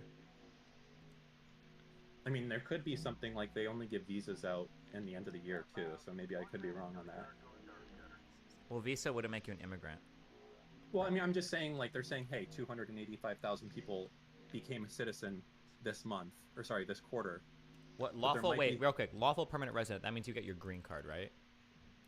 It means that you have the opportunity to stay here forever, I think. Yeah, As but long that's as you your keep green follow- card. Yeah. As long as you keep following the correct path. Like, there's a path to stay here forever, as long as you don't fuck it up. It's different than like a H-1B. like an H-1B, there is no guaranteed path that you can stay here forever, I think. Yeah. What? Yes. You get a green card. The green card gets renewed like every 2 years or 5 years or some bullshit. But then. But you're at the mercy of the corporation and everything along those lines, I think. No. I think once you get a green card, you're a lawful. That's why it's lawful permanent resident. If you have a green card, you've got a green card forever. I'm talking about an H-1B. Oh, I don't. Okay. Isn't an H-1B technically a green card? No. Green card is your resident card. That means you're a lawful permanent resident in the U.S. as long as you continue to live here, and you renew it when you need to. I'm just looking up. So an H-1B is a non-immigrant classification.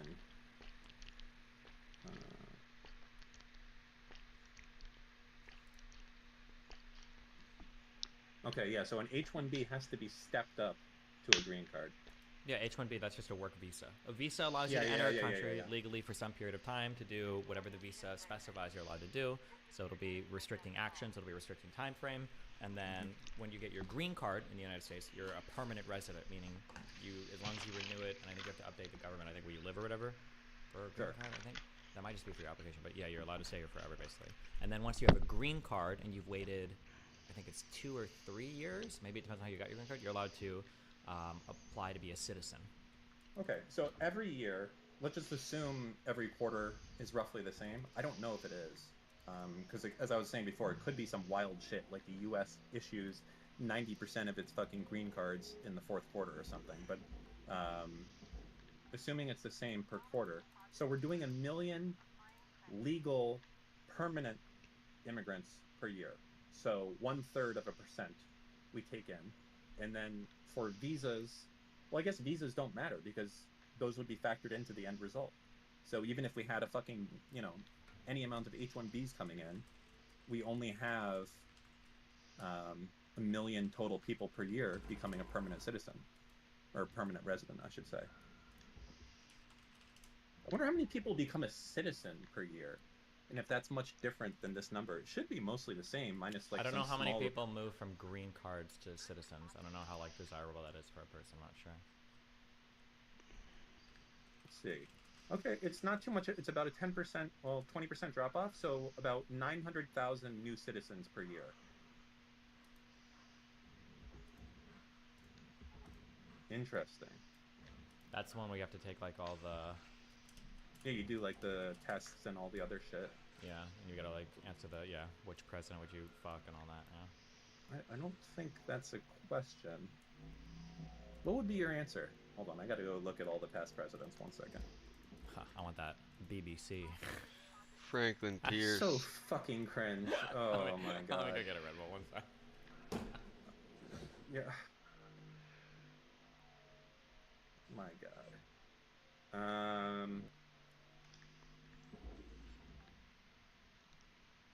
Well.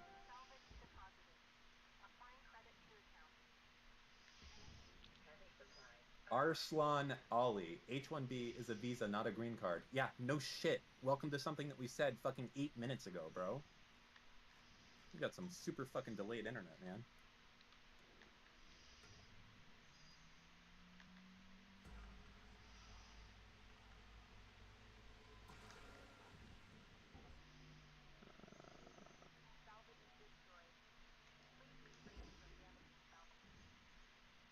Dan, thoughts on hot sauce? Name 3 good ones.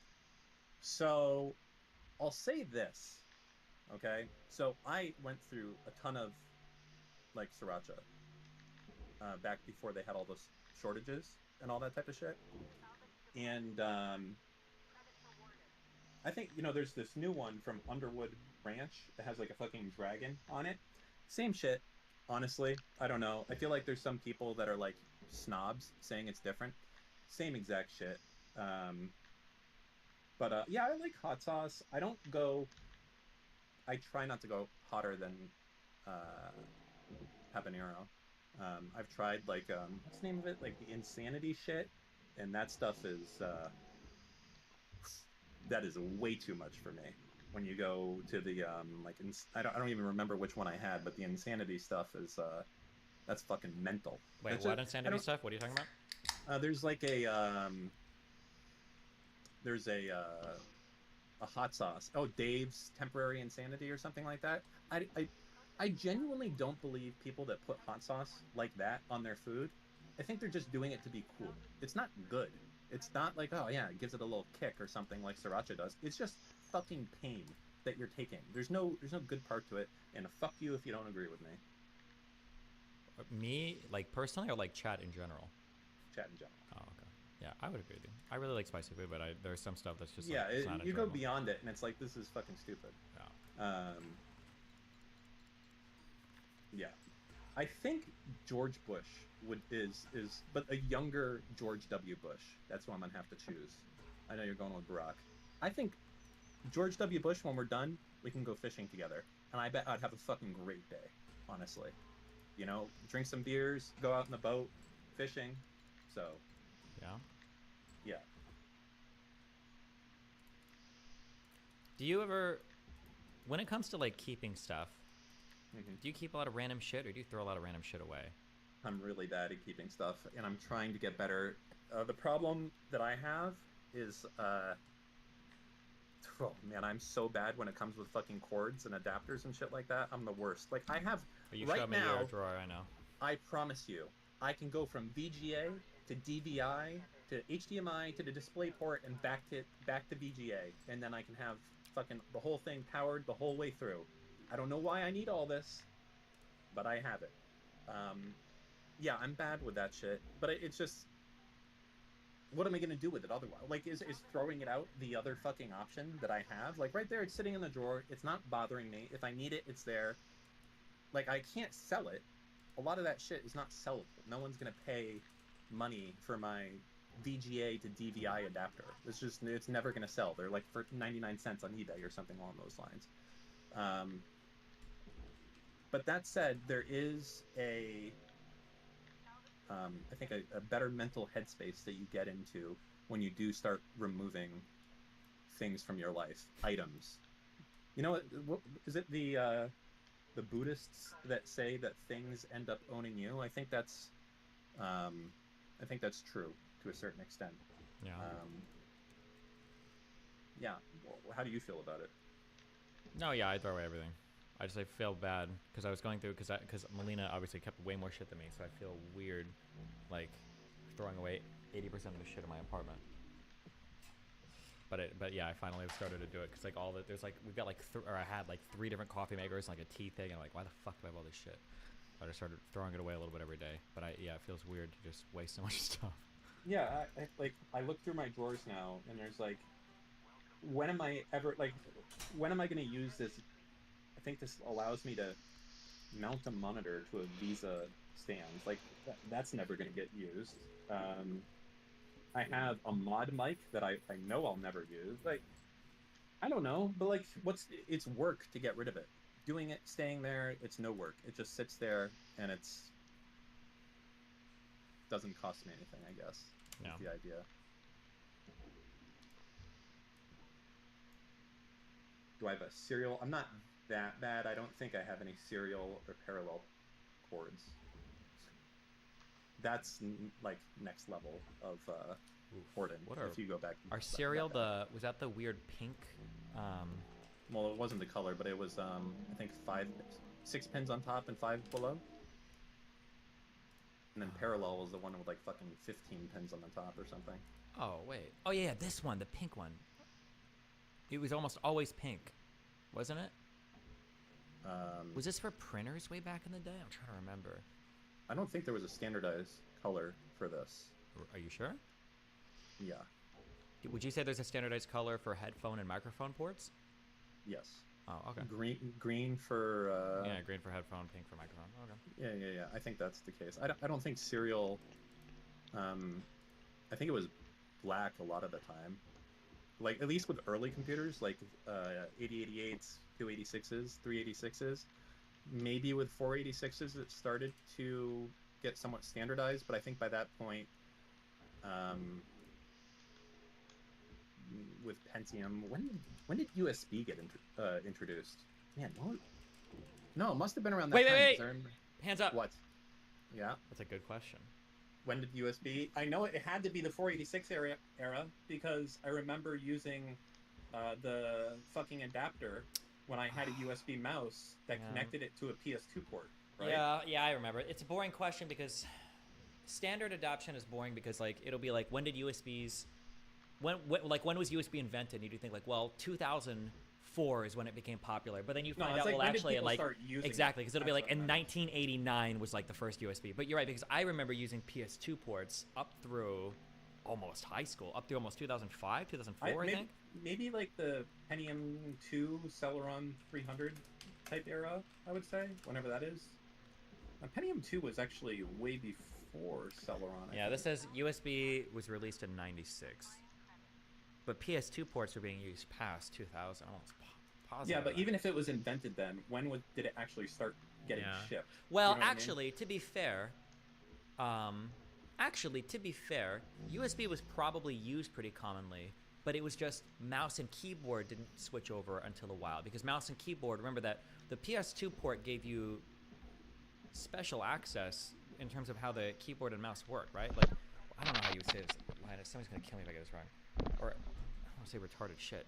The commands that came in from the PS2 port were like below the layers of like the full fucking OS stack or some bullshit. You were like typing right into the kernel or some bullshit. Where's Kate? No idea. You have lower level access to the PS2 port than you do with USB. I don't remember why or how or whatever, but Was it actually? I don't. yes. So is that low level? Like, Yes. It Like, ran you got- what, like on a Ring 0? I don't even know if that was the case. I don't know but, how like, any of the software I layers, don't either. but I know that it. I mean, know I that know PS2 got you lower level access. Those are called interrupts, if I recall. IRQ, direct Oh, interrupts on PS2. IRQs. That's something I know about, but I know nothing about it. If it was like, hey, you have a IRQ conflict, I'd be like, well, I guess that's it. I guess I'm not using this device then, because I will never figure out how to fucking solve this ever. That's like a level of shit you just never get to. If you do that, you just commit to never having sex in your life ever. If you know how to fix an IRQ interrupt, that's it. That's the rules. I didn't make it, but it's just true.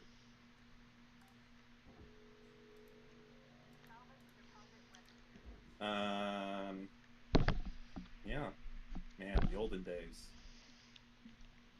Good times, huh? I remember. Did you see? Here's something we can speculate on that's not politics, which is relevant. Okay. Okay. Did you see on Apex? Yes. You saw it. Good. So here's the stuff I know. I think that there was 3 or 4 players that were affected, and basically what happened is that they had cheats turned on their computer. But there's another element to this as well, and the other element to it is that apparently some amount of players, maybe 2 of them or something, got given like 1,000 crates or something. Like you know how you get. Wait, hold on. 2 keys. things. Explain to the chat that doesn't know. Okay, yeah, go ahead. Explain what's the chat. The cheat thing. Basically, there were pro players that were playing, and people found a way to hack their systems remotely and then inject. We don't know that, but I'll explain what happened. Oh, okay. Basically, there was a competitive Apex series or some shit like that. Who cares? And it was being streamed, by the players, and 3 or 4 or 5 or 6, I don't fucking know. I think it's like 3 or 4 players all of a sudden, as they were playing, had cheats turn on, like full blatant aimbot, fucking ESP, seeing people through the walls, wall hacks, the whole thing. And all the players reacted kind of in the same way, like, what the fuck? What the fuck? I'm cheating. Which is probably the way you would react if you didn't know what was happening. I'm not suggesting that they were closet hackers or anything along those lines. So that happened. So everyone's freaking out because the assumption here is that if they did not have cheats on their computer, it means that someone was literally able to run an application on these people's computer without any input from them whatsoever. So in the world of exploits and software vulnerabilities and things like that, at the very, very tippity top of the fucking pyramid is called remote code execution. And it means you right now, as a fucking lowly chatter on YouTube or KitChat, could make Destiny's computer right now opencalculator.exe. You could do that without him clicking a link, without him doing anything. You could control it with nothing more than knowing his IP address. You would just send a command to him, and as a result of that, you could make it happen. So that's the worst of the worst of the worst of exploits that there is. And then there's stuff that are below that, and the things that are below that are like, you have to send him a link, and when he clicks that link, something happens, and then after that thing happens, then a program runs. Okay. So anyway, so we're talking about the most extreme exploit possible.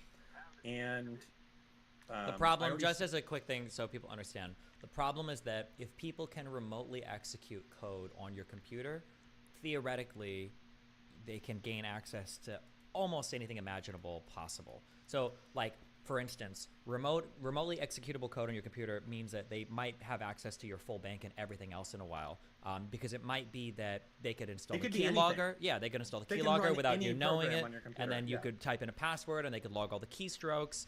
There's a ton of different ways. There might be some ways to protect yourself from this, maybe like with a third-party authenticator, although even at that, you could get clever and mindfuck somebody, and through a little bit of like clever timing, you could log into shit with, even if they have an authenticator. Like, yeah, you have to be really, really. If your box is owned, if somebody can remotely execute code on your computer, that's like the worst, like rootkit, you're fucked, basic shit. Yeah.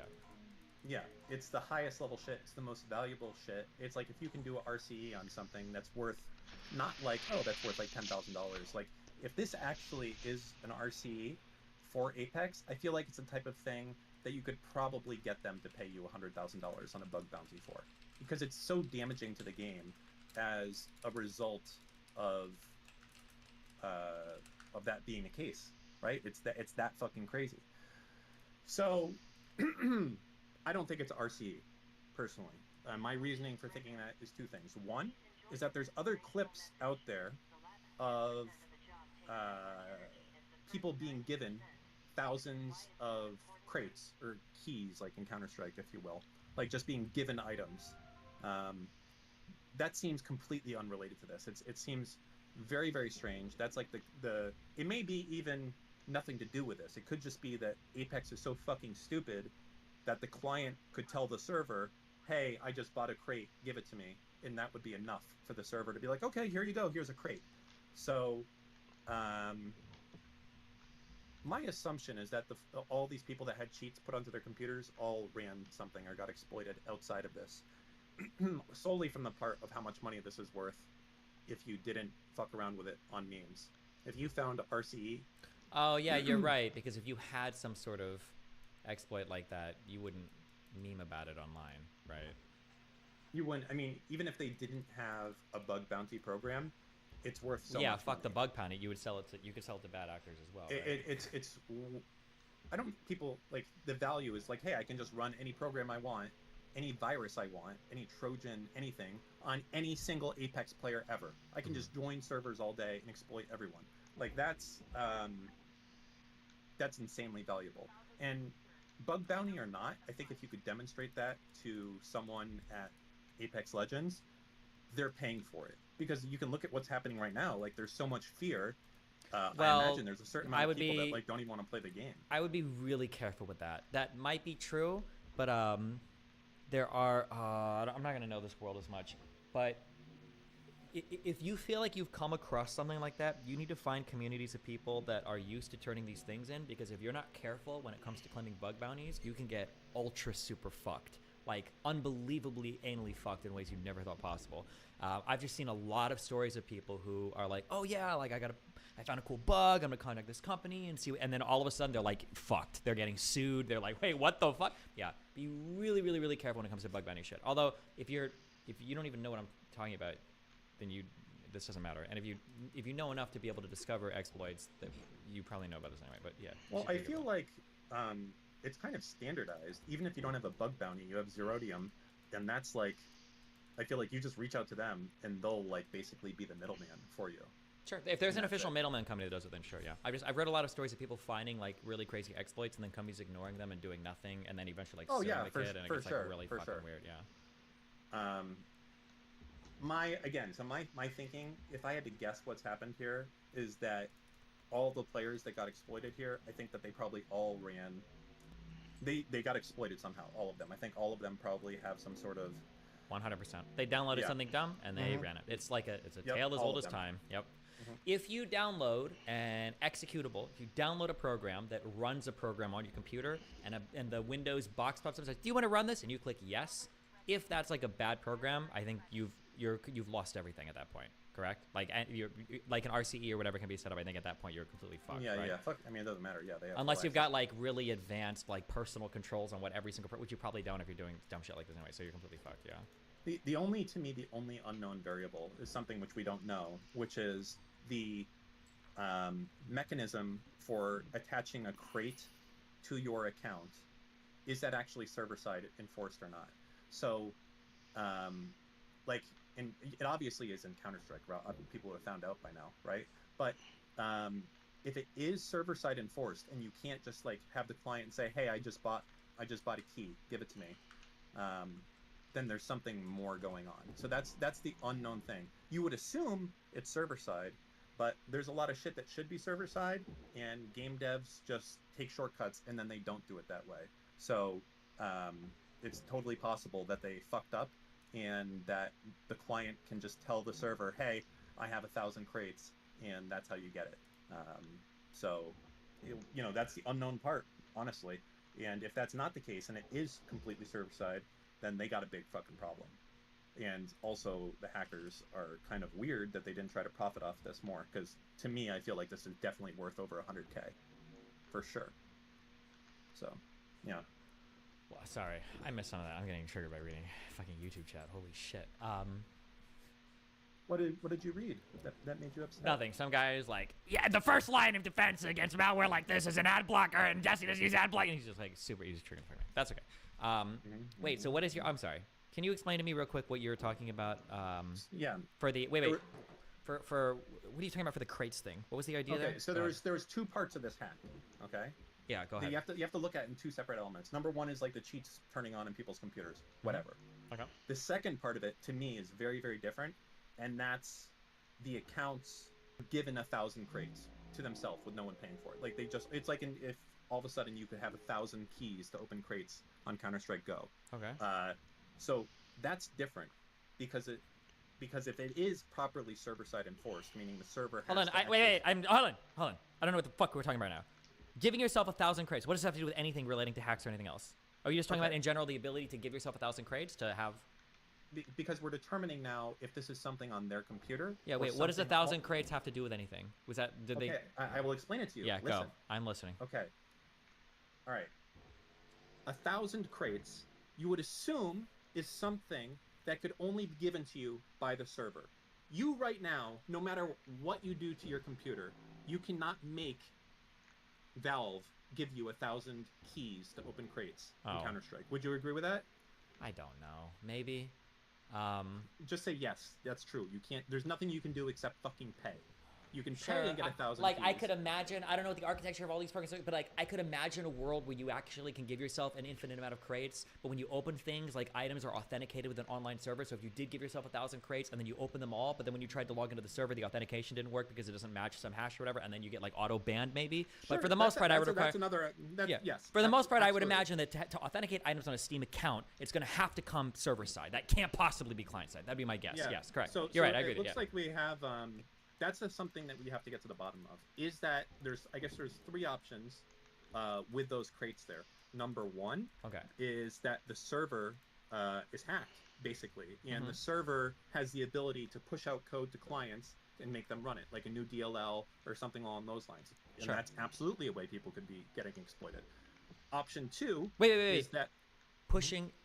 When you say people could be exploited, you're saying so, that like, saying that there might be an auto update server that when you log into a game, that server pushes code to your computer and then you run it automatically because it's trusted.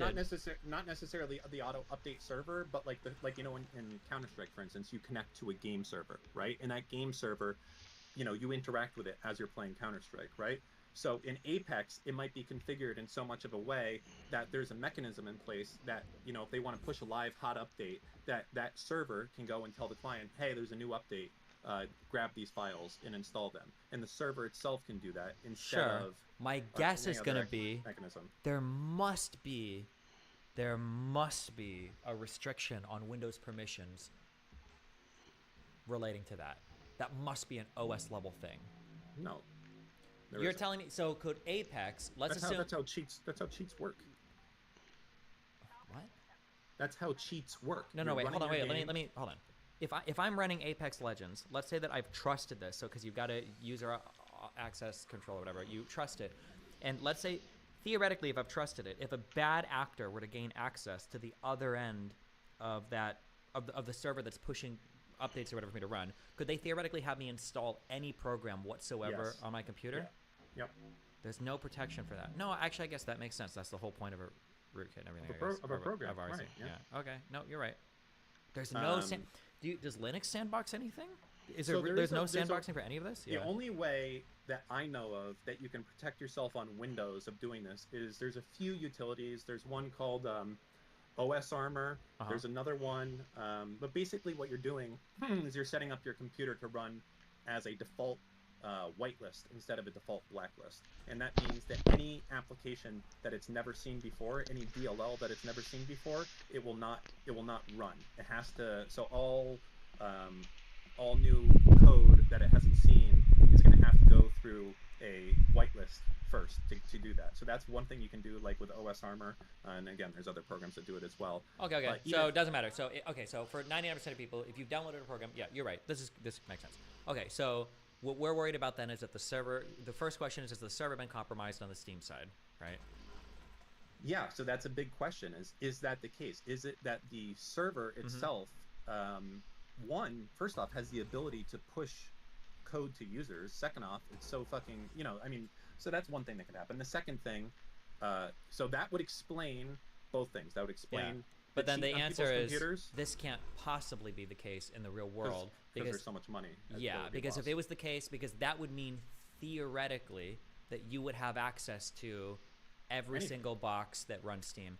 Or we could conceive of, this is possible, we could conceive of, there's a lot of ways that this could theoretically work. So here's one way. What if professional gamers played on special Steam accounts, and those Steam accounts were all managed by an administrator on like the Steam employee thing? About that. And somebody gains access to his account. I think it might. Because I feel like when players... No, for Apex, I mean, like, you remember in, like, competitive CS, there was, like, the Cal I client or whatever the fuck it was called they had to run for competition? So usually in games with unlocks, I think there will be pro accounts because they can be gifted by people, and these accounts usually have cross-server access and, like, access to, like, every skin or every hero or every whatever. I don't know if it's the case with Apex, but I know for, like, League that was true.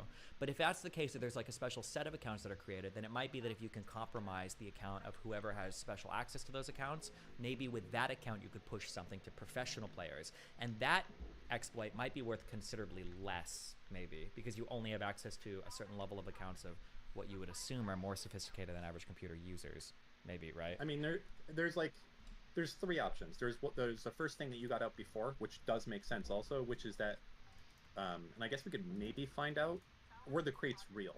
Could you actually open them and actually get the item? Because it's easy to spoof it, but no one else sees it. Like, that's fine. That doesn't mean shit. Like, that's like cheat engine. You can go and open any game you want and say you have $9,999 million, but it's not going to be reflected server side, so it doesn't fucking matter. So the first question is, did they actually get the crates or not? And did they actually open them? And were they actually able to keep the items or not? So that's number one. So if the answer to that is yes, then I think it has to be something server side. So the second thing to that is, if that's not true, I think the most likely vector is going to be, does anyone know if it was all the players were on the same team or something that got hacked? Anyone know that? Like, I think I saw TSM or something. Fuck, I don't know anything about Apex. They weren't, but they were all streamers. I don't know. I feel like maybe one other question. Is there an application that you have to run in tandem when you're doing these competitive matches? Like, an example of this would be like the ESEA client when you're playing, competitive CS. I don't even know if they fucking have that anymore. Did they have something like that? because that could be another vector if it was. 2 different teams, no. They somehow spawned bots in game. So that doesn't mean shit. That could just be like a shittily coded client server type of thing. Like back in the day at Battlefield 2, only commanders were supposed to be able to spawn cars onto the battlefield, but guess what? Your cheats could make you do it as well. Like sometimes the server is shit and they don't enforce stuff. It doesn't mean anything. That's just an example. That could just be an example of them trusting the client too much. It doesn't mean anything. So yeah, I think most likely, man, I want to say it's not an RCE just because of the money, but kids are fucking crazy sometimes, and they'll just do crazy. Well, but shit remember, for it could also be memes. RCE that's only for a certain group of accounts, right? I don't know. Do you really think they have a special set of accounts for these players? For Riot, they did. For League, you were given like they may have a accounts. special tag, but is it like actually a different count?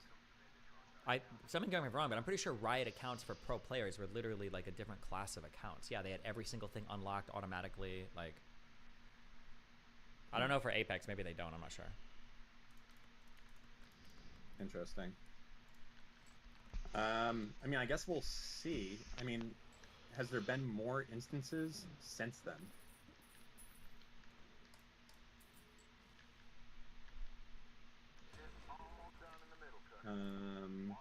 Dan, they were using personal accounts only at LAN events. They use it. Yeah, I mean, I don't even fucking know. I see that. No offense to you, because you could be right. No, he could be right. I don't know. I just don't fucking know if chat knows anything at all. It's like, you know, it's literally 50-50. Like, that's not a bad thing. That was a huge call out. Holy shit. Well, you shut the fuck up. I'm saying this guy could be correct. That at LANs, it's different. But I just don't know, because chat is fucking 50-50 correct and wrong at the same time. So it just doesn't matter. God you want to put money on it? I mean, no, but you agree with me, don't you? That it's not an RCE. Probably not. I put it at 90% not an RCE, and I think these guys all got owned somehow. Based and true and cuck.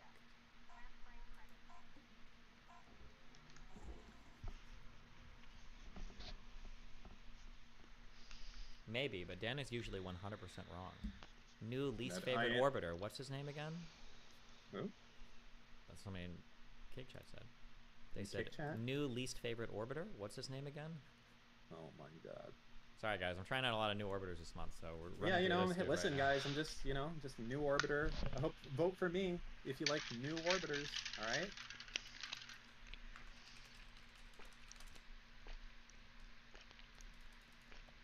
You know, I came from a viewer call-in, and, yeah. Dan, I don't know if they use EAC during the tournament.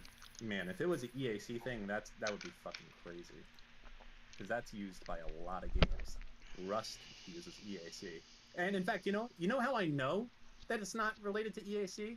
Because if it was related to EAC, I fucking guarantee every dollar I have that exploit would come out on Rust before anything else. People's lives are ended on this fucking game. Forget Apex. That's all you need to know. It's not on EAC. You've solved it here just because it didn't come out first on Rust. That's the end of the question. I will bet any amount of money on it that it's not from anything to do with EAC. Anything. Any amount. Just because of that. Any amount. Any amount. 20-1 odds. Holy shit. 20-1 odds on any amount. Yeah. So, something Apex or they got hacked. That's it. That's the end of the story. That's, interesting being in. So is this how you treat all your new orbiters, like this? Very aggressive and a lot of questions and kind of half attention as you play a game, things along those lines. Is that what you're known for? Who are you typing to? Is it someone cute? I'm sure it is.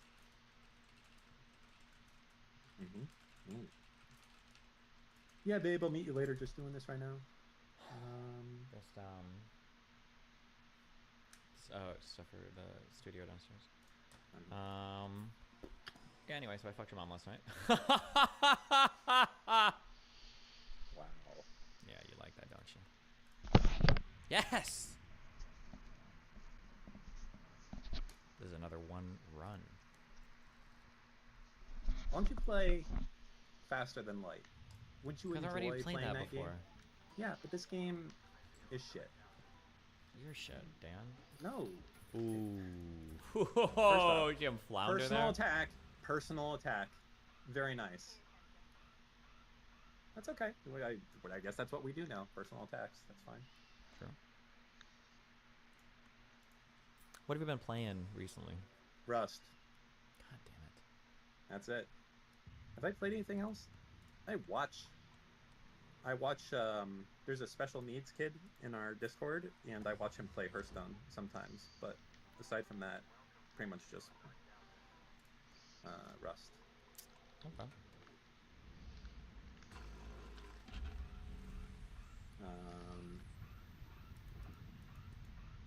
I know you're not playing any game. Do you play anything? You don't do anything off stream. You're just a shell of your former self. Like it's.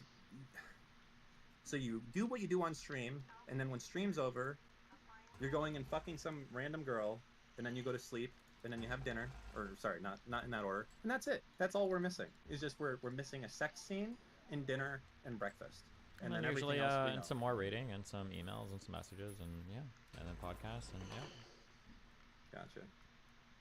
I haven't seen Dune 2 yet. I'm sure it's gonna be fucking awesome. I'm just waiting. I want to download and watch it. I don't want to. Do you like Dune 1? I don't want to go to the movie. I don't want to go to the movie theater. You know what? Dune 1. Well, you know. If you like Dune 1, you'll really like Dune 2. Well, you know what? I did like Dune 1, and I think I really will like Dune 2 also, and I'm not afraid to say it. And you just have the wrong opinion if you don't like Dune 2. And I haven't even seen it. I bet. Oh man, I bet the sound stage is amazing. I loved. It's just. I know this is a random thing. I loved the sound in Dune 1. It was so good. I remember one of the moments I thought had the fucking best sound was when Baron Fuckface like stood up and his spine like activated. Fuck, that was a sick sound, and that was a sick scene. God, that thing was fucking cool. The whole thing was just awesome. I liked the imagery. Yeah, it was just good. It was good. It was better than good. It was great. And you know what?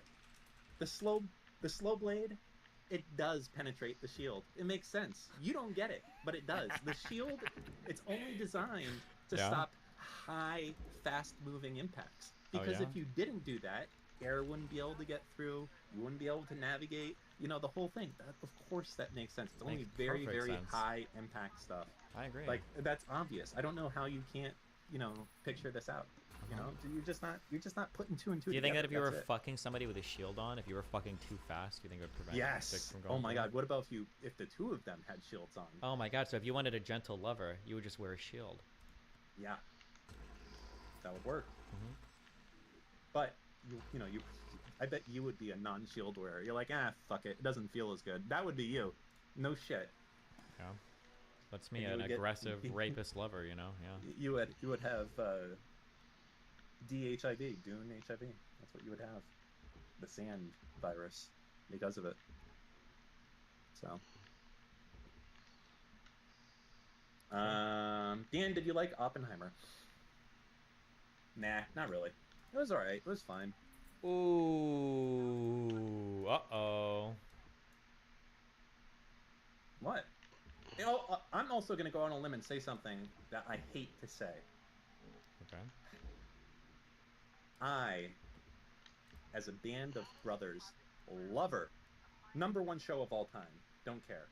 You're wrong if you think it's not the case. Oh, okay. Masters of the Air just wasn't even remotely as good as it could have been. It was below the Pacific by far. It was good, but it was not what I was expecting. This was supposed to be another, Band of Brothers tier shit, and it wasn't. And it fucking pisses me off. We waited so long for this. This was Tom Hanks and Spielberg, and it was fucking mid. Wait a second. Fine. Wait a second. What? If stuff can only penetrate the shield if it's moving slowly, does that mean that if you've got the shield on, you can't hear anything? No, because it's only going to be for certain frequencies. Oh yeah. Okay, Dan. Yeah. Uh-huh. Well, I mean, like obviously that's not like a solid thing of matter that's coming through there. It's moving at the speed of sound, though, isn't it? It is, but it's not. That's air, so it has like a special thing in there for gas, and that's But actually, interesting. I was going to say that if that's true, we may have found something here. Why is it that when fucking Homeboy bit into his tooth and made the poison gas cloud, why is it that Baron Harkfuckface put on his shield immediately to try and protect himself? That's a good question. That's a good question. We may be finding something here. Oh my god, I don't know. Maybe the poison had a different... Maybe the shield is programmed specifically for nitrogen and oxygen only, and it doesn't let anything else get in. Is that possible? It's like, it's down to the molecule. But then again, I don't even know how any of this is possible in a world where they've banned computers. There's no... Wait, right? Really? Yeah, like I think in Dune, they're not allowed to have any... Did I miss that conversation? Is that why they don't have any computers? They actually banned? Well, they banned some form of technology, and that's the reason that they have the fucking autistic people that need to fucking smoke the spice to be able to do the travel, because the technology like fucking rose up against them or something. They banned AI, not computers. I thought in my mind I felt like they banned more than quote unquote AI, and it was heavily limited what type of technology they could have. Like no calculation devices, exactly. That's what I thought. Yeah, like, so if that's the case, I don't know how they're doing any of this. And that's wait, like how the fuck are they flying their ships then? Yeah, they're flying it analog, right? Wait, it's what? Like, what? No, wait, that doesn't not make sense. How do you fly an airplane with multiple wings? How does a fucking car move in the 1970s without a computer? It just does. Like, you don't need a computer to have a car. Yeah, a car is significantly easier. You blow shit up and you make... they had fucking helicopters or planes before computers, Steve? Yeah, but I don't think I don't think with the... Hold on.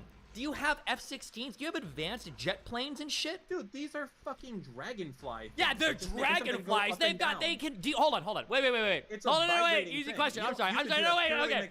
No, wait, yeah, true, you're right, okay? Big dubs, Dan. You think the planes that were doing, like, the dogfighting in fucking World War I had the same level of maneuverability as the fucking Bumblebee planes on Azarath or whatever the fuck this stupid planet is called? No. I think these are more advanced, but apparently it's done purely mechanically without a computer. Yeah, bullshit. You don't think so? This is why I didn't like Dune 1. This is why I didn't like Dune 1. It just doesn't make any sense. I noticed this immediately. I intuited this. I feel like I'm right. Here's the thing I don't know. Are they allowed to use batteries in Dune? They must be. Why would they not be allowed to use batteries? Because technology and shit is banned, bro. Wait, I thought you just said calculators were banned. Yeah, well, but like to have a battery, I would assume you would need to have some sort of battery management system that's constantly keeping track of the voltage. Wait, why? Do you think they had battery management systems when they made batteries in the 1900s, Dan? You think the first Duracell battery had a battery management system? No, I don't, but I think that battery would probably also not be capable of dealing with the charge and voltages that these type of fucking helicopters are dealing with. You just get bigger batteries.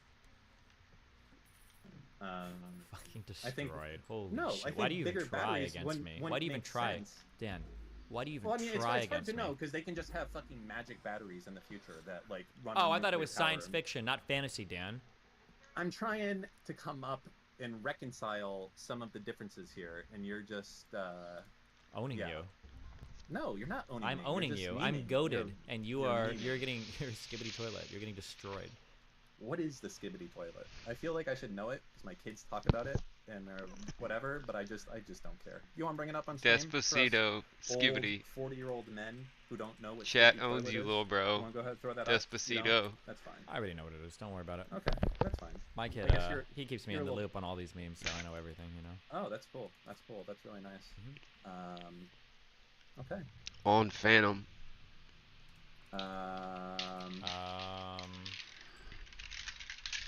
I'm sorry. You know the reason I made that sound was right in your a moment of silence that I was thinking. And versus just having pure Oh my pure God, he's quiet losing it in right that now. time. I'm not losing. It was designed for your benefit. I can be pure silent and think, but then you can be like, what are you doing, Dan?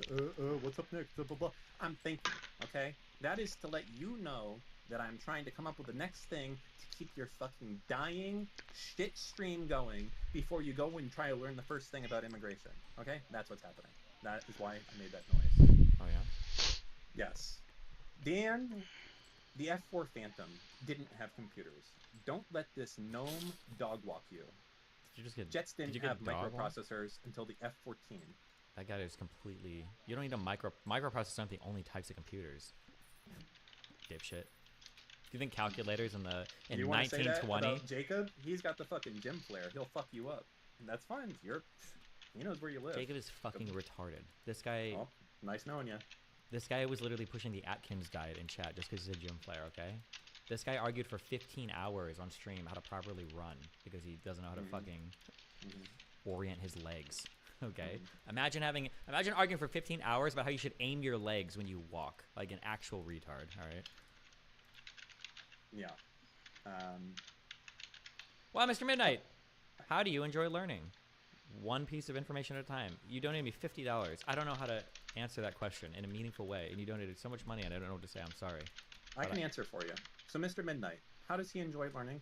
Well, first off, he does a bad job of it. He has to learn multiple times. So, I can guarantee you that people can go back in time to points when Steven was learning about immigration, and he knew things. But now he doesn't know them anymore. It's because he's actually a moron. What he is kind of like,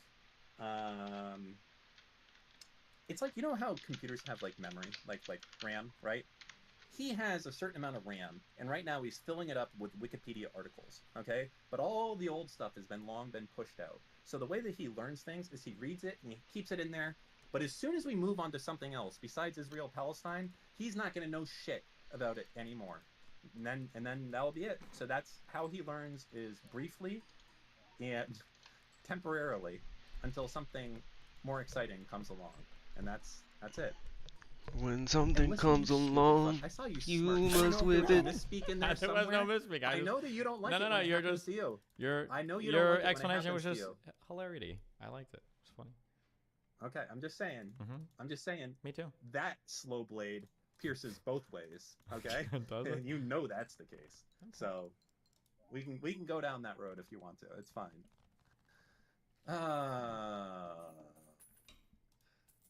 Yep. So what else? What other crazy drama is going on in your life right now?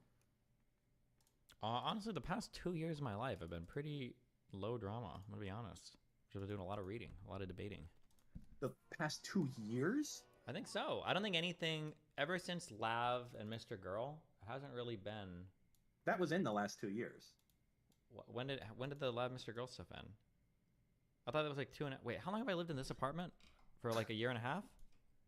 Holy Jesus, bro! Your spatial awareness is going out the window. How long have I lived in this apartment? It's been a year and a half, right?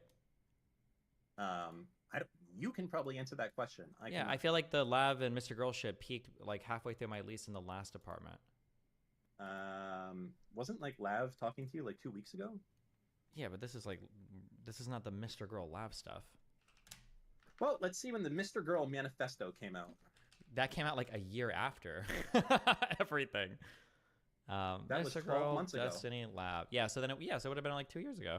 I don't think so. I think it was like a year and a half ago. Boses, Mr. Girl. Well, go on your YouTube channel. November 11th, 2022. What are we at right now? 2024? Yeah. We're like a year and a half ago? Oh, good. Exactly like I said.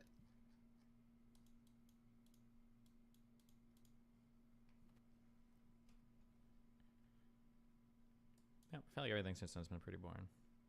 I feel like it's been more and more insane every day, and I don't know how you don't see it. What has been more insane than the Mr. Girl Lab arc? I remember about a year ago, I was like, it is getting fucking wild up in this shit. You have Keffels and the entire trans community trying to kill you. You have Mr. Girl trying to kill you. it's wild. Wait, when did I thought Kebbles was before the Mr. Go Live shit, or was it not? I don't know. remember. That was well, around it's the important. time. Well, yeah, but it's all. Okay, I don't know. Let's look it up then. I don't know. But I'm saying I feel like it only gets more and more insane, which is good for you. But you know, I feel like Kebbles was a few downplaying- months before Mr. Girl Lab stuff. Yeah, true. So when was the Keppel stuff then? Before I just said it. Kebbles was a few months before Mr. Girl Lab stuff. Yeah, what date? I mean, I don't know. Wasn't it around when I got banned? when was the Keppel's manifesto? Substack, internet, October terrorism. 2022, right? No, wait. Yes. Okay, yeah. No. Yes. October 2022. Mm-hmm. So a year and a half ago. Yeah. So that would make Mr. Girl stuff a year ago, since that was a few months after that, right? I already read the Mr. Girl stuff. That was November. Yeah, I just feel like it's gotten more and more exciting in your life, more dangerous, more frisky. Yeah, it's kind of exciting and dangerous, but like because of I think professional related stuff, not because of random drama stuff. Mm-hmm.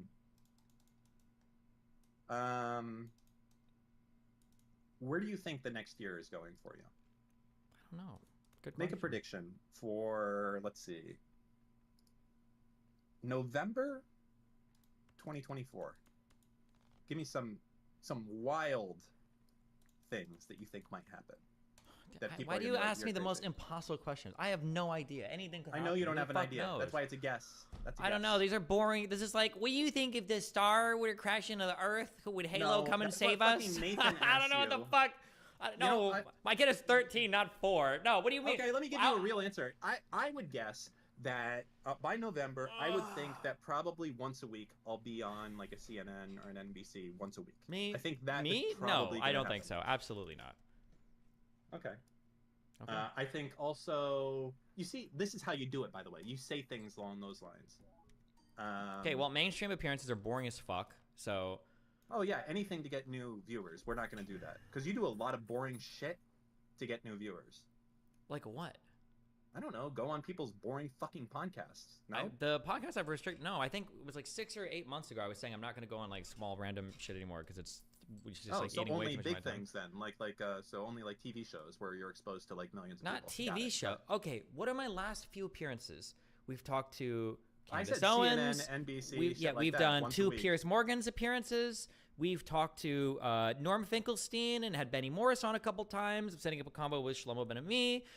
We've talked to Jordan Peterson. We just did a documentary with Turkey Tom. We just did a conversation with Ben Shapiro. We've done these are all, they're not TV shows.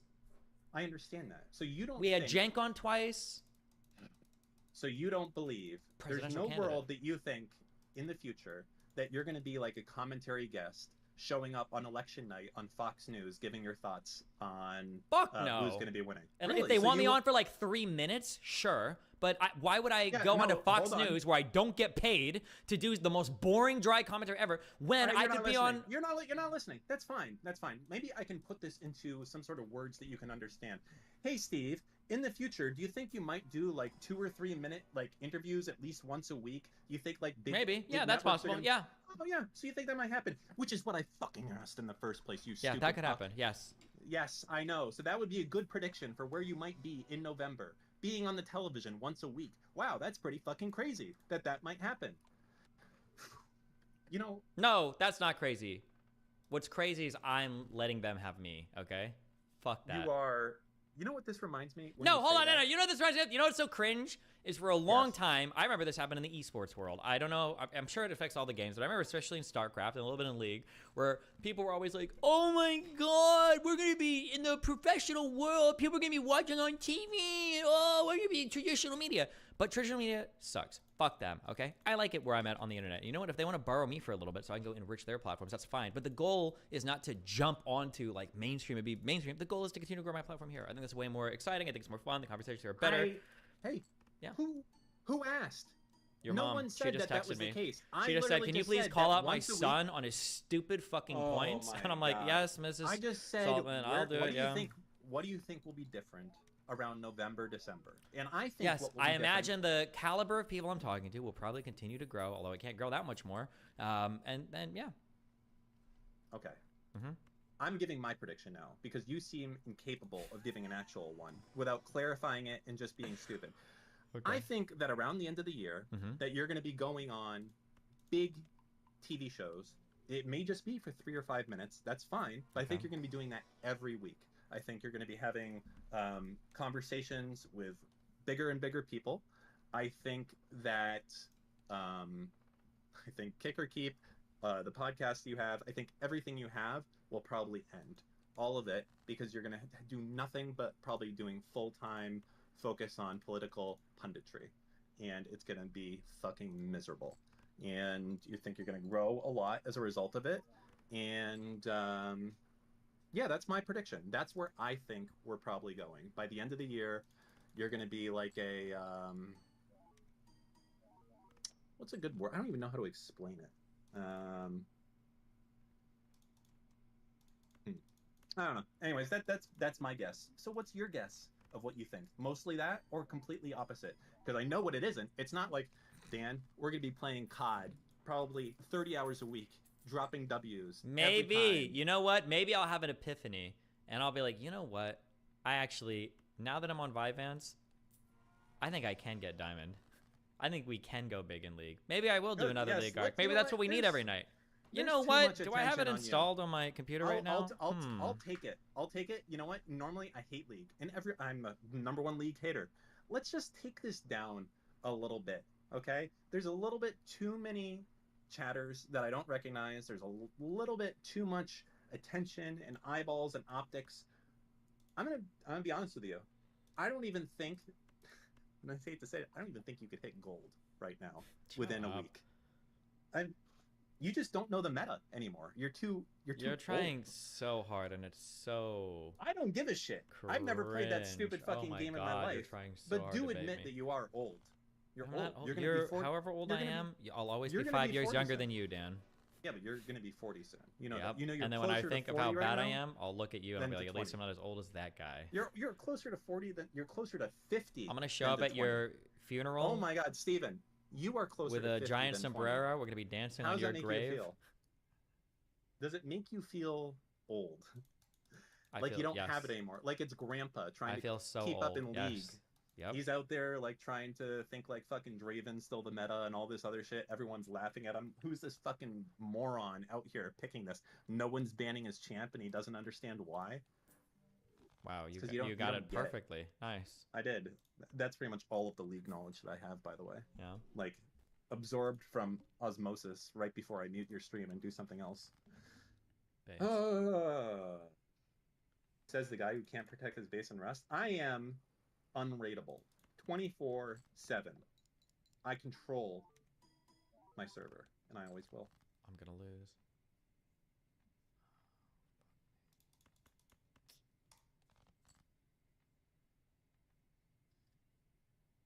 I'm not coping, it's true. I think so, Ligar, but I don't know. No, we're not gonna lose. We can do this. No one else plays that shit game. Isn't it in the top like 20 Steam games? Where are the Steam stats?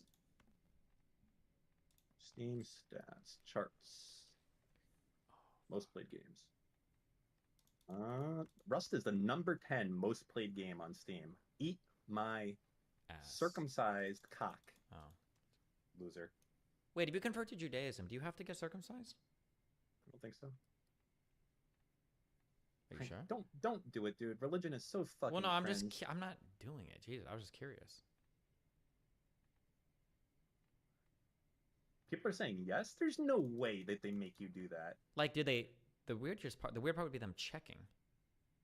Penis inspection. Like, actually, though. Do they? I mean, they could. I don't know. Fucking. But hold up. Let me take this a step back. Uh-oh. It's going to depend, probably, on if you're getting converted to Judaism from modern reform, like, you know, kind of chill. Yeah, Judaism, you would obviously go for the chiller like, branch. You wouldn't do some cringe well, then, no, like they're not ultra going to make you orthodoxy fucking bullshit.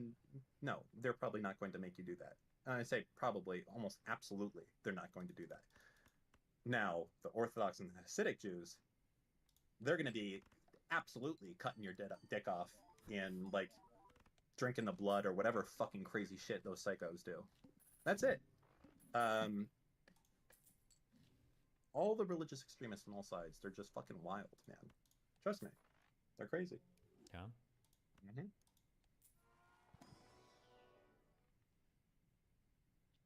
But I have no idea, just to be fair. I don't know. That's fair. I wonder if they do. I almost want to Google it right now. Do they make you get circumcised? What do you think the actual answer is? My guess is going to be for the ultra super orthodox ones, like you said, yes. But for the more secular ones, you know what I bet it is? I bet they'll say you're supposed to be circumcised, wink, wink, and they don't check. That's my guess. Let's see. Conversion. I'm Googling, so you don't have to. Cool. Oh my. In order to convert, the candidate must have a circumcision. Yeah, but do they check? Is this... Okay, this is an orthodoxy.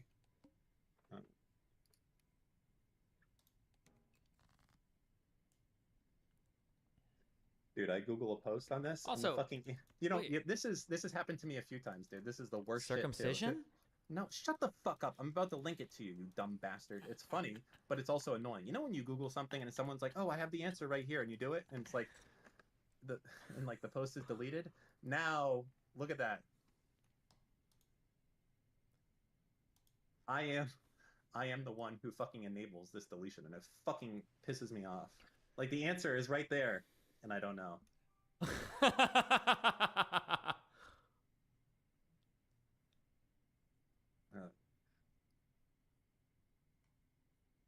Wait, can you tell me,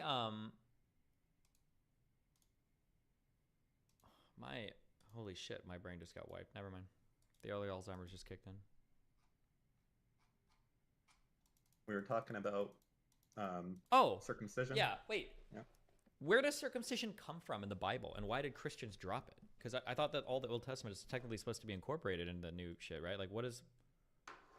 Don't Christians get circumcised? No, but we don't have to. It's like optional. Yeah, but you guys didn't do it. Hmm? But they do it. Sometimes, but it's not like a religious thing. It's like an aesthetic thing. Dads just like their little boys to have pretty penises. But in Judaism, you guys like do it because you're supposed to. It's like you have to. But why? I don't know.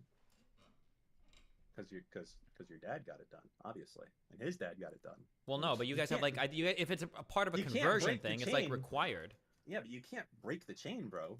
You know, it's probably because the dude who wrote the Jewish rule book way back in the day, he had an accident. He fucked up his dick when he was carrying a rock, and he's like, "No, you're so retarded." Oh God, see, this is why Jews don't know. You're not even a real Jew. You're secular. You just celebrate Shabbat to fucking virtue signal. There's got to be a religious reason why Jewish people have it as a requirement to be circumcised. There's got to be some passage. There's got to be some rule. There's got to be some covenant. There's got to no. It's not a tradition thing. It's a rule. If you have to do it to me, you stupid bastard. I'm saying the guy who wrote the rules got his dick fucked up. I'm not asking where the rule came from. I'm asking what the rule is.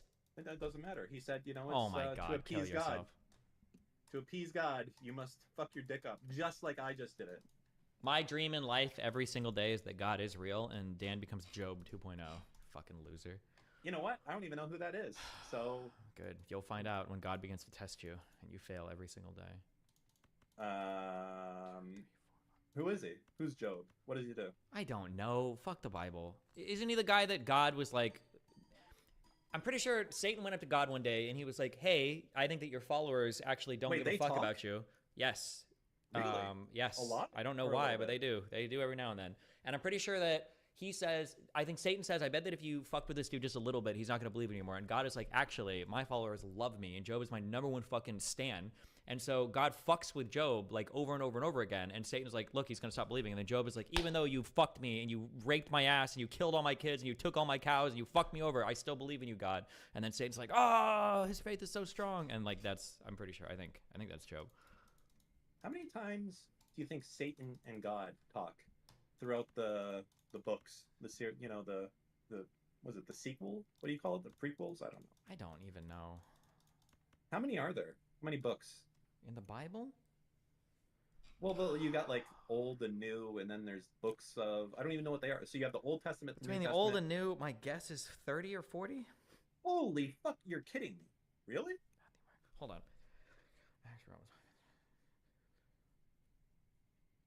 My I think I remember most of the New Testament ones. I don't remember the Old Testament. My guess is gonna be 40 books. Let's look it up. How thought there many was just books one. between old and new? What? I thought there was one, and there was like 2 or 3 versions of it. I thought there was like the Old Bible and the New Bible, and that's like the Old Testament and the New Testament, and like No, everyone like uses the new one. book like Matthew, Mark, Luke, and John would be 4 books. Yeah, I thought that was all in the Bible. It's not.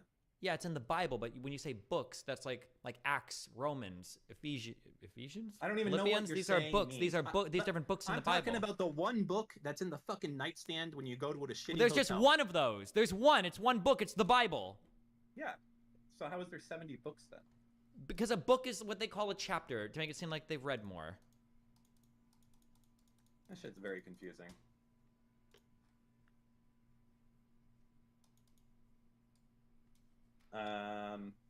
You know what's? Have you seen the movie Pi? Pi? No, but I feel like I've heard about it. What about it? It's by Darren Aronofsky, Requiem for a Dream, dude. In that movie, which is it's a good movie, they talk about one thing I never understood. So in the Torah, apparently, there's this part of the Torah, and it's fucking wild. You know what? You should look into this shit. Fuck the immigration research. No one gives a shit about. Well, if it's the Torah, it should have been something I've read, right? Because isn't that just the Old Testament? This is some fucking. Then what is it? Describe it. What? It's like having to do with math and numbers. And there's people, and they spend their whole life looking for truth in the numbers of it. And it's like there's fucking geometry and fucking lines. It's crazy fucking shit. It's like This is just what your Jewish parents told you. That's not the book of Numbers. No, there's Wikipedia entries. It's called calculating interest, Dan, and it's why the Jews have been so just shut the. Now I'm gonna have to find it, but it's fucking wild shit, and now I'm not gonna be able to find it easily. But Dan's like 9 years old, and his Jewish parents are like, "Yes, and you see here, son, this is called compounded interest." Fuck you, bro. You're such a fucking anti-Semite. Fuck. You see, what the Goyim don't know is that it compounds continuously. This is the difference between APR and APY, my son. The Christians don't know about this. You deserve everything that's coming to you. Guarantee that I can convince Nico that circumcision is the beginning of transgenderism, and the elites push it onto us as a form of control. True, oddly gamers.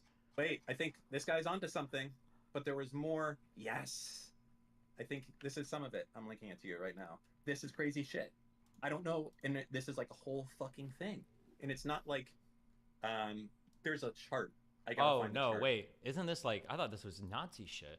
No, this is like real. I mean, this is basically how the Zerkas of the world are made, because this shit fucking exists. I don't even know. I had a friend who knew a guy, and she said that he was trying to convince her of some weird Nazi math shit, and it was this gematria. This is Jewish? Why? That makes sense, I guess, because Nazis are obsessed with Jews. Yeah, but there's like a really weird looking image. I'm trying to find it. Damn it.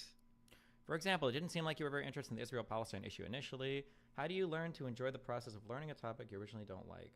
Oh, I'm sorry, my dude. This is going to be the most unsatisfying answer in the world, but it's called amphetamine.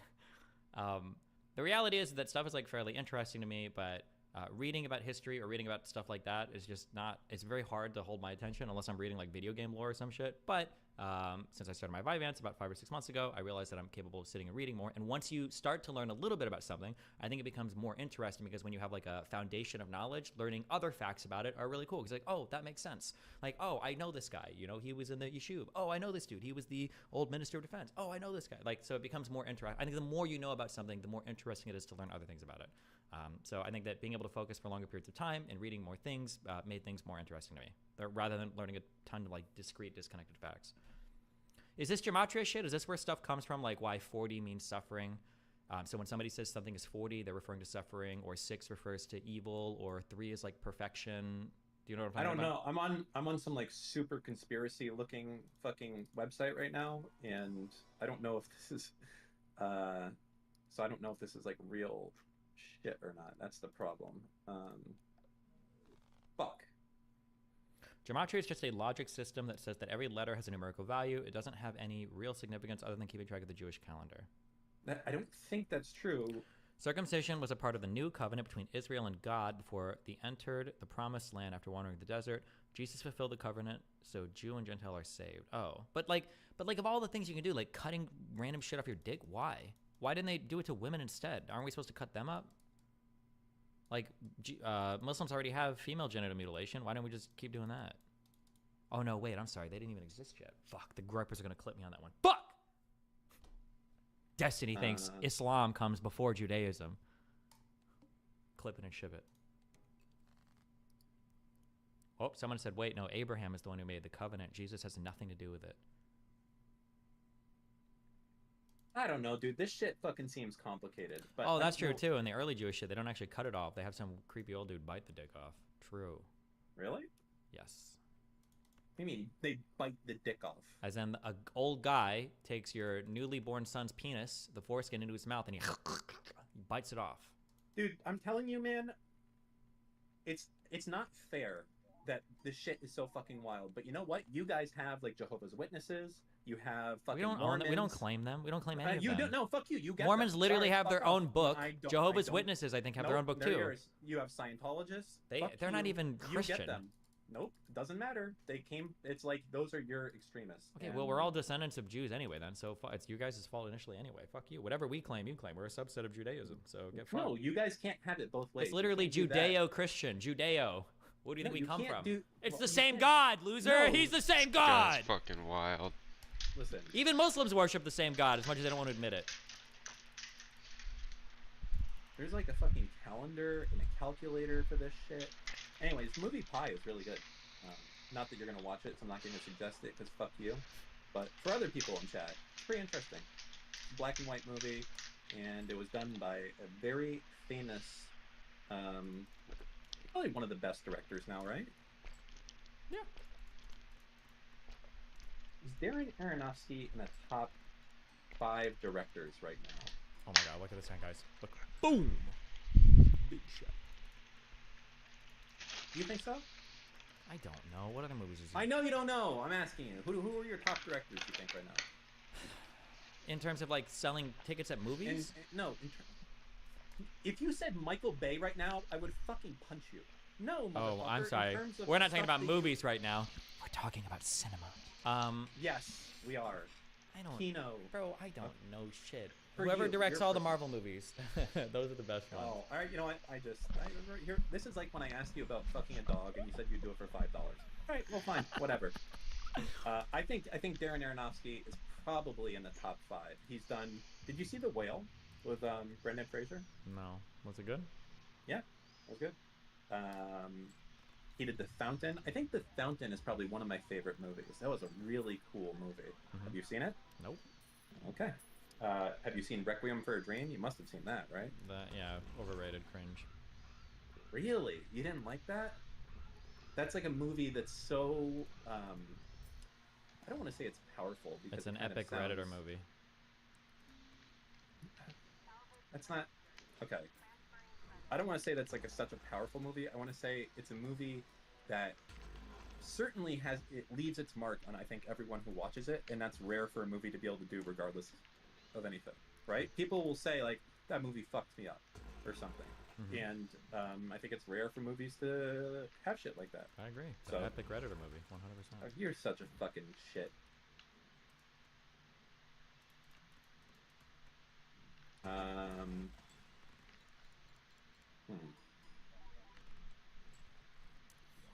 Oh my god, we're losing this one, boys. It's all over.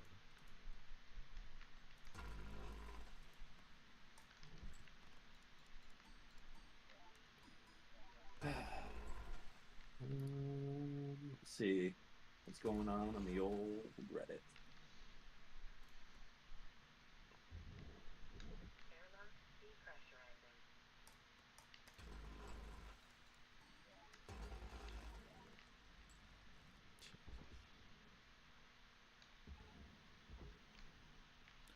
Unless.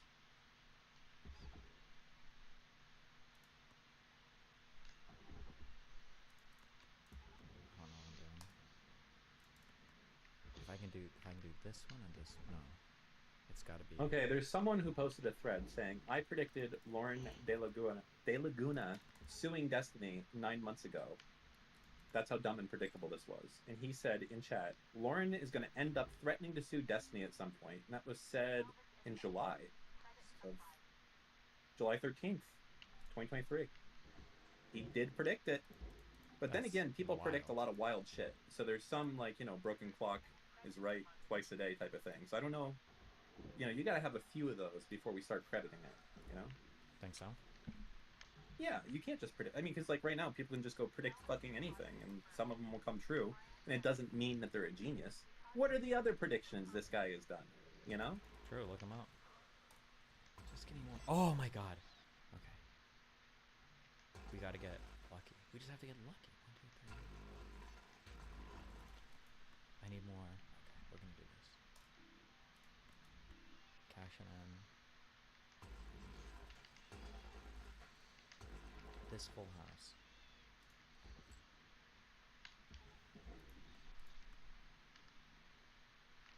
Oh, Lycan messaged me. Hold on. What do you say? We're not gonna win. It's not enough. There's no shot. Lycan said, Steven is a fucking retard. He's wrong. The dude who does the bris, in some weird or orthodox sex, sucks the blood off the tip after cutting it off. He's a fucking moron. Don't listen to anything he says. He can literally kill himself. He knows nothing about Israel or Palestine or Hebrew customs. He doesn't bite it off. LMAO. Oh my god.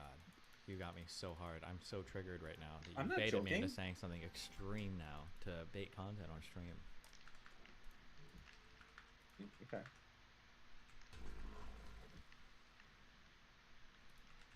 Have you seen the new Alien trailer? Nope. We're Is watching. We're about to watch it. Sigourney Weaver in it? Don't know, don't care. 1 minute. Is she Goodbye. dead in Aliens? I don't know. Depends on what alien you've seen or where you were at on it. Most of the aliens right now are like prequels, so. But they're not even called aliens anymore. It's like Prometheus and Alien First Covenant and dumb shit like this. Ooh, I hear the.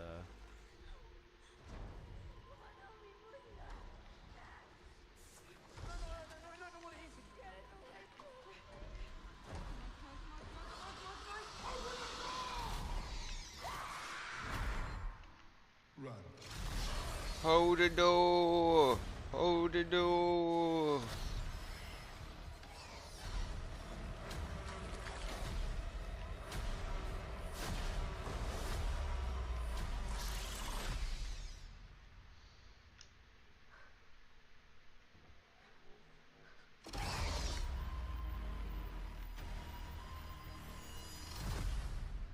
Seems so fucking boring, but I'll probably watch it.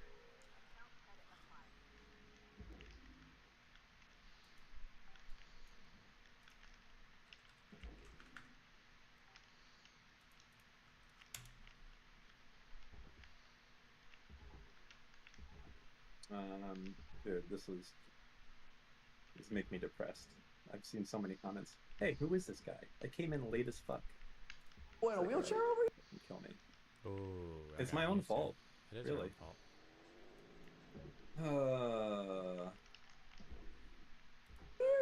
All right. Well, What's I'll up, introduce man? myself for the new viewers. My name is Dan Saltman. I am a board-certified diagnostician. Good I have one. a double specialty in infectious disease Nice. and nephrology. I'm currently out of Princeton Plainsboro Hospital, and I've commented a lot on kind of the politics of this type of thing, kind of similar to Dr. Avi, Mm-hmm. But yeah, that's it. There you go. I've known Steve for a while, and there you go.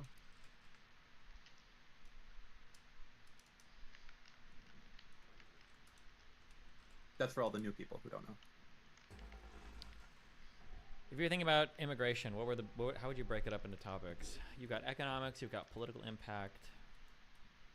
I think a big part of it is permanent versus temporary. Thank you. But I mean, like, Yeah. permanent, like, what are the big things that immigration impacts? We've got economics, we've got political impact, we've got culture. Hold on. Before you get to that point, a big part of this is separating those two things of permanent versus temporary immigration. No, One of I these. don't. I don't think that. Well, you're just wrong. It's like Okay. one of the most important parts. Okay. So Yeah, you tell me. think that Go someone ahead, that comes here to study for 3 years, that impacts us as much as someone who comes here and becomes a citizen? I don't think anybody is talking about that ever when we talk about immigration. Oh, well, maybe it might be worth breaking that out then, Okay. so that those figures don't skew the other parts of it. Got it. I wrote it down. I hate you. And I hate immigration. Say it. Immigrants. I am an immigrant. Oh, you're not. You know what's wild? Wait, You- you were born here, weren't you? I mean, we're all immigrants. You know, we all came from other Oh my countries. god. This is native land. We are colonial Oh my god. imperialists.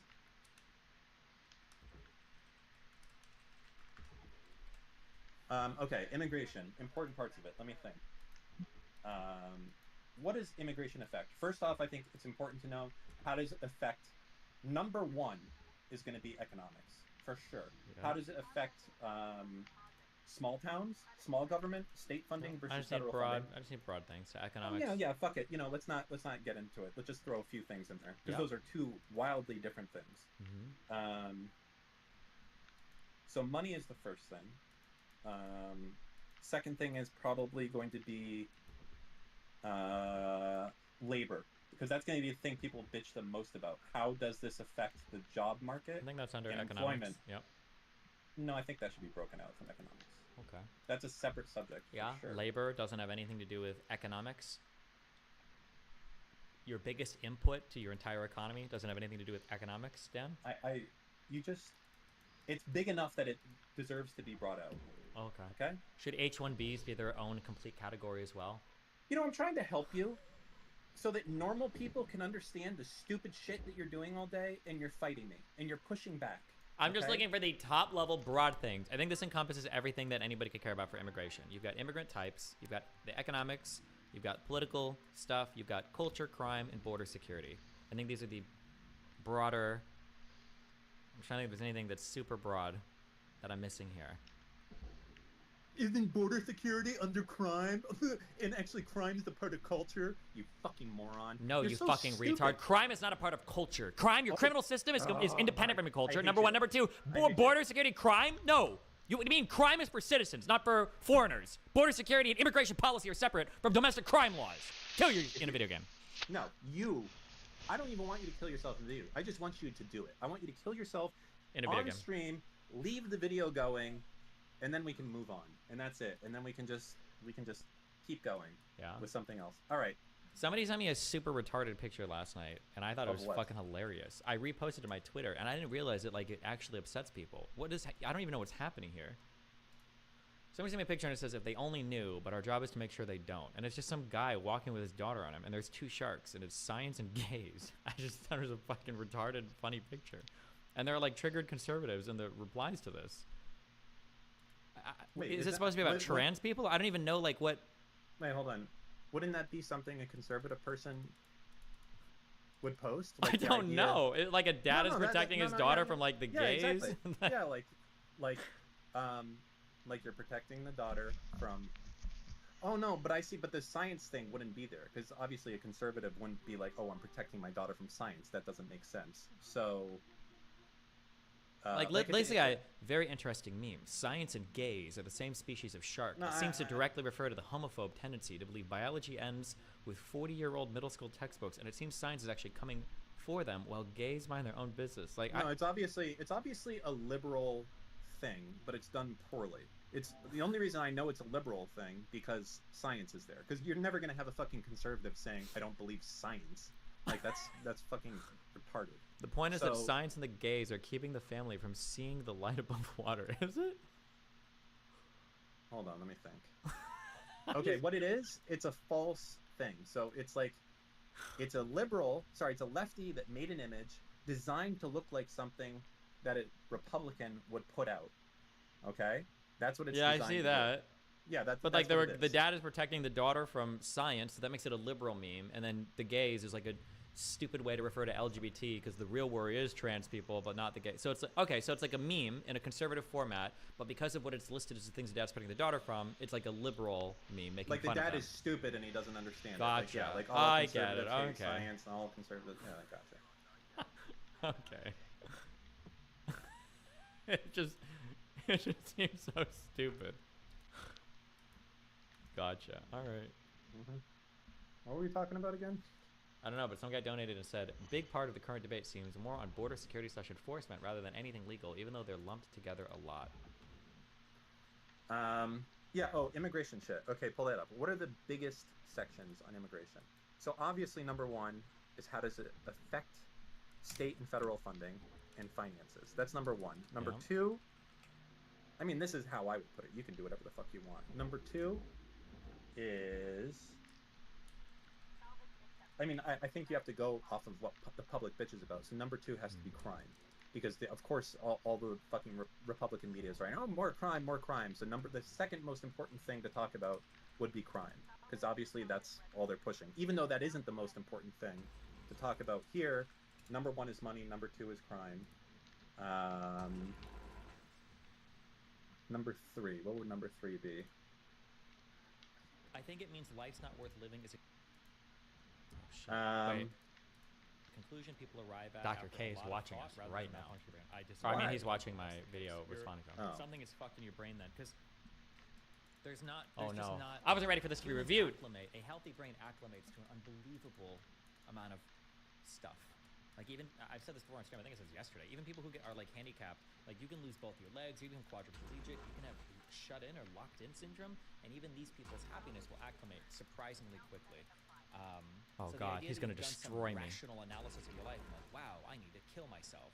Something is Not working yeah, there. something is not. Okay. Uh-oh. So I'm sure at some point Destin and I hope, we'll actually have a conversation about We this. won't. The bridge is about to burn. Where's Mr. Girl? Bring him in.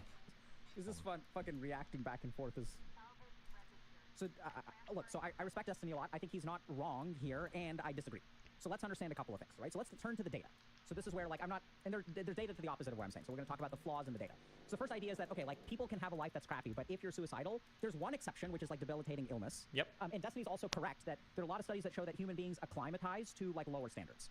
That's true. Like, if you lose a limb, you will... What is the... I'm so curious. Who does Dr. K overlap with that hates me so much?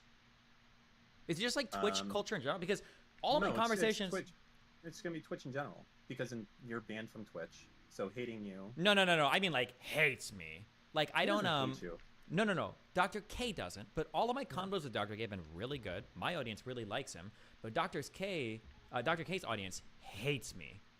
Oh, well, that's easy. Because everyone who likes Dr. K is like a feel-good, everything's going to be okay, let's get better together, and you're like, the world fucking sucks. I'm It's not real. like that at all. You're taking Yeah, you're we're really realist weird. I am like one of centrists. the only They are a optimistic fucking people like hotbox. on the fucking internet. Edmund, thanks for giving you $100. Okay, all right, good. Well, if you say it, it's true. Okay, the reason why is that's a big fucking hugbox server where everyone loves each other and they want to get better. And here at DGG, we tell each other to kill I think it's ourselves. just I think there's got to be Okay. overlap with like Ludwig or Hassan or something. I think. Oh, yeah, that's the more likely explanation. Yeah, when you see something like Destiny opinion detected, Destiny's not someone anyone should take seriously. Why do people watch this clown? These are not people who are like, this guy's too negative. These are people that are coming from other communities or have an opinion from somewhere else. Because if you've watched any of my combos with Dr. K, they're all like pretty positive. None of these are like, oh, I think the world is horrible, blah, blah. Like, no, what do you mean? I don't think anybody in his community would organically have that opinion. That doesn't make any sense. Do you think there's a lot of overlap of people that watch you and Dr. K? Let me put it that No, way. but I think Dr. K Yeah, might have a why lot is of that? overlap with a lot of the other popular Twitch streamers because I think part of the way that he grew initially was interviewing people like Pokemon and Hassan and the All right, OTK hold people. on. and- Let's put some pieces together. So you think there's not a lot of overlap of people who watch Dr. K, so his viewers, his, what would you call them, HGGers? His people, no overlap with yours at all. Why? The content style is just way different. Or I'm sorry, the subject matter and the style are way different. I mean, subject matter doesn't matter. I mean, Subject a lot of people matter- here watch What do you different mean the games. subject matter doesn't matter? I'm telling you. How much overlap looks- did the guy with makeup channels as a category on YouTube, Dan? None, because you have no women that watch you. Correct, because they're all with your mom, waiting to fuck me with your mom in a giant orgy. in our No, Torah I'm- parties, okay, where we what I'm trying- circumcise babies and we come in your family over and over again, Dan, while they teach me about interest rates. Yeah, well, you need to learn something. Didn't you? You fucked up something big. You almost fucked up your taxes colossally. So yeah, you should have learned better. I didn't. You were fuck about them to up have to colossally. pay. No, Yeah, you were. You were. I You just left didn't too much know money in about a a bank thing. account. No, it was fine, but it worked out. But it almost wasn't fine, was it? It almost wasn't. Because I had a bad understanding, but it was always going to be Yeah, fine. yeah, Even if I you would have had- made what I thought was the wrong choice, what I realized was there was no wrong choice to make. No, it was. But that's fine. Unless it was a pass through, and I don't know if it Let's was. talk about something interesting. Okay, yeah. So, How can I minimize I my don't- tax I- footprint? We need to start talking about this. What do you do for your yeah, you want to taxes? move off this subject real quick. Okay. No, because I don't think you realize the overlap. Dr. K had a ton of overlap with the OTK and the SON communities early on. There are certain types of comments when I see them, I know it's because they're coming from other places. The idea that Podcast the idea that he equals has a win. community of people, like for instance, if I show up in certain people and I start talking to them, they've never heard of me before. There are people saying things, ooh, this guy sounds like really mean, or why is this guy like such an asshole, or whatever. Like those are comments that I would expect from like a feel-good community, and they see me and I'm abrasive, or blah blah blah. Things like, oh, this guy's a clown, don't take him seriously on anything. That's political in nature. That's going to be from other places. But I'm just curious where the majority of its overlap was. If it's with people like Ludwig or like Hassan or like a Twitch general like political area that I'm not familiar with. But it's not going to be like, oh no, they saw you and you're too negative. Like that's not the case. That's not, yeah. How come you never recall? Never mind.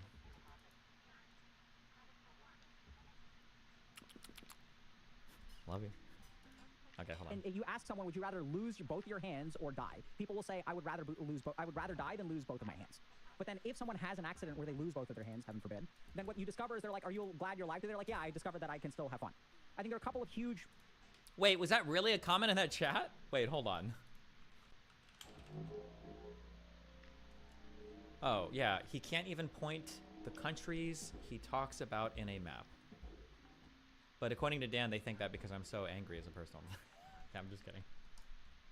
disconnections here with some of the things that Destiny's saying. Based on my understanding as a clinician, I don't blame the guy because he's not a doctor, which doesn't mean that he can't have valid viewpoints. He's actually exceptional at assimilating information without a professional background. I think something I respect about him a lot. He's right about some of this stuff, and also let's look at some more data. I think he's wrong about some of it too. But okay, so this is a study called "Suicide in the Absence of Mental Disorder: A Review of Psychological Autopsy Studies Across Just to be Countries." clear, I was the original fucking Dr. K hater well before fucking Mr. Girl, well before Chud Logic, well before all these fucking people. So, Nice.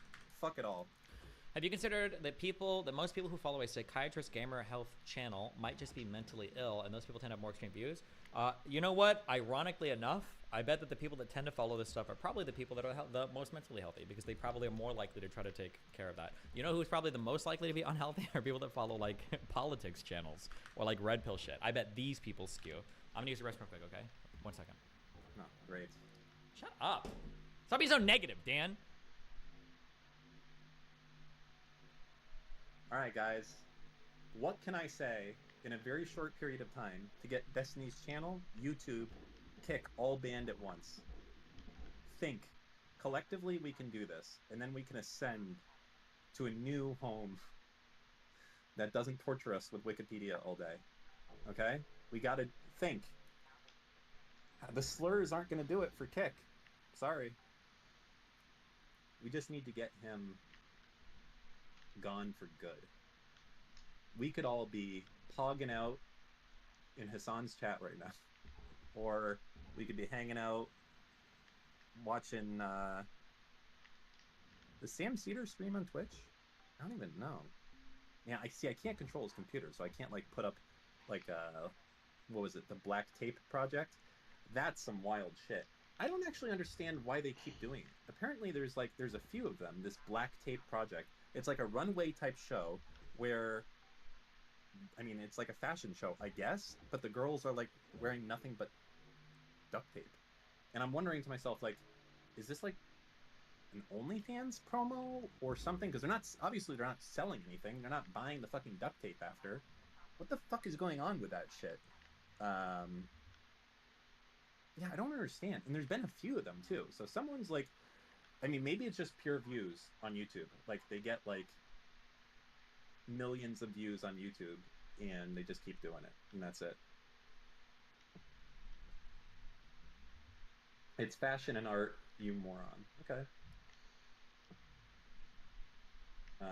Dan, you're not funny. Okay, says Orion65.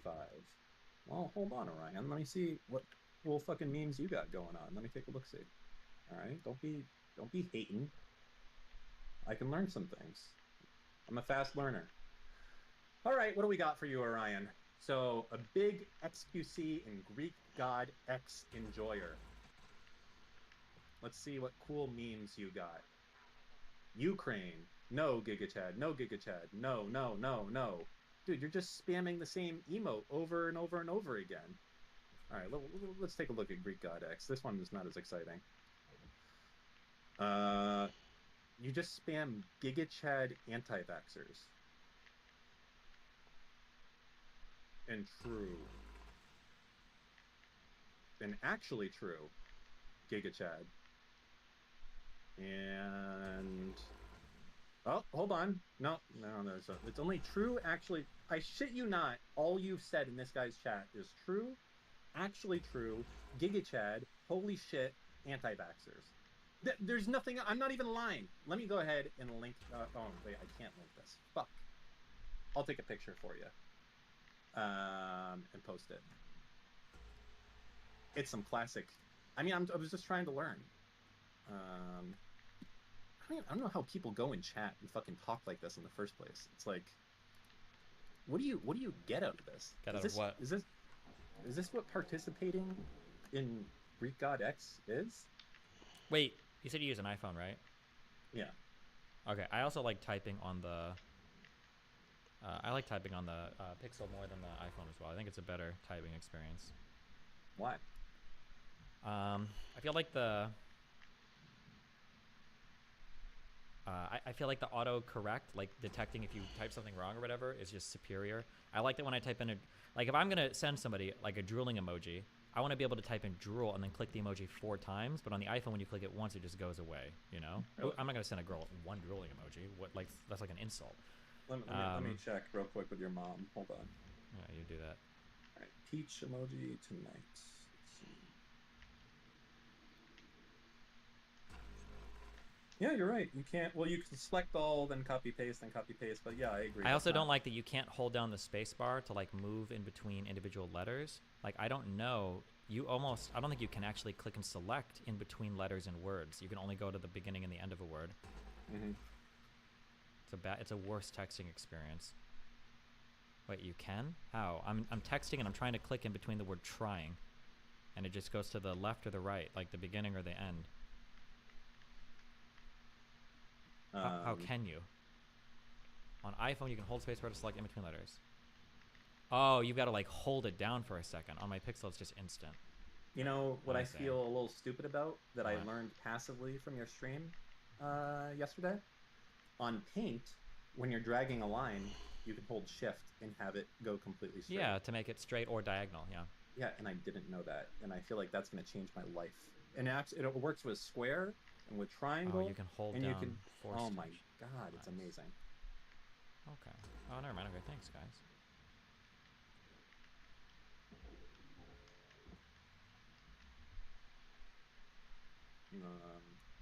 Yeah.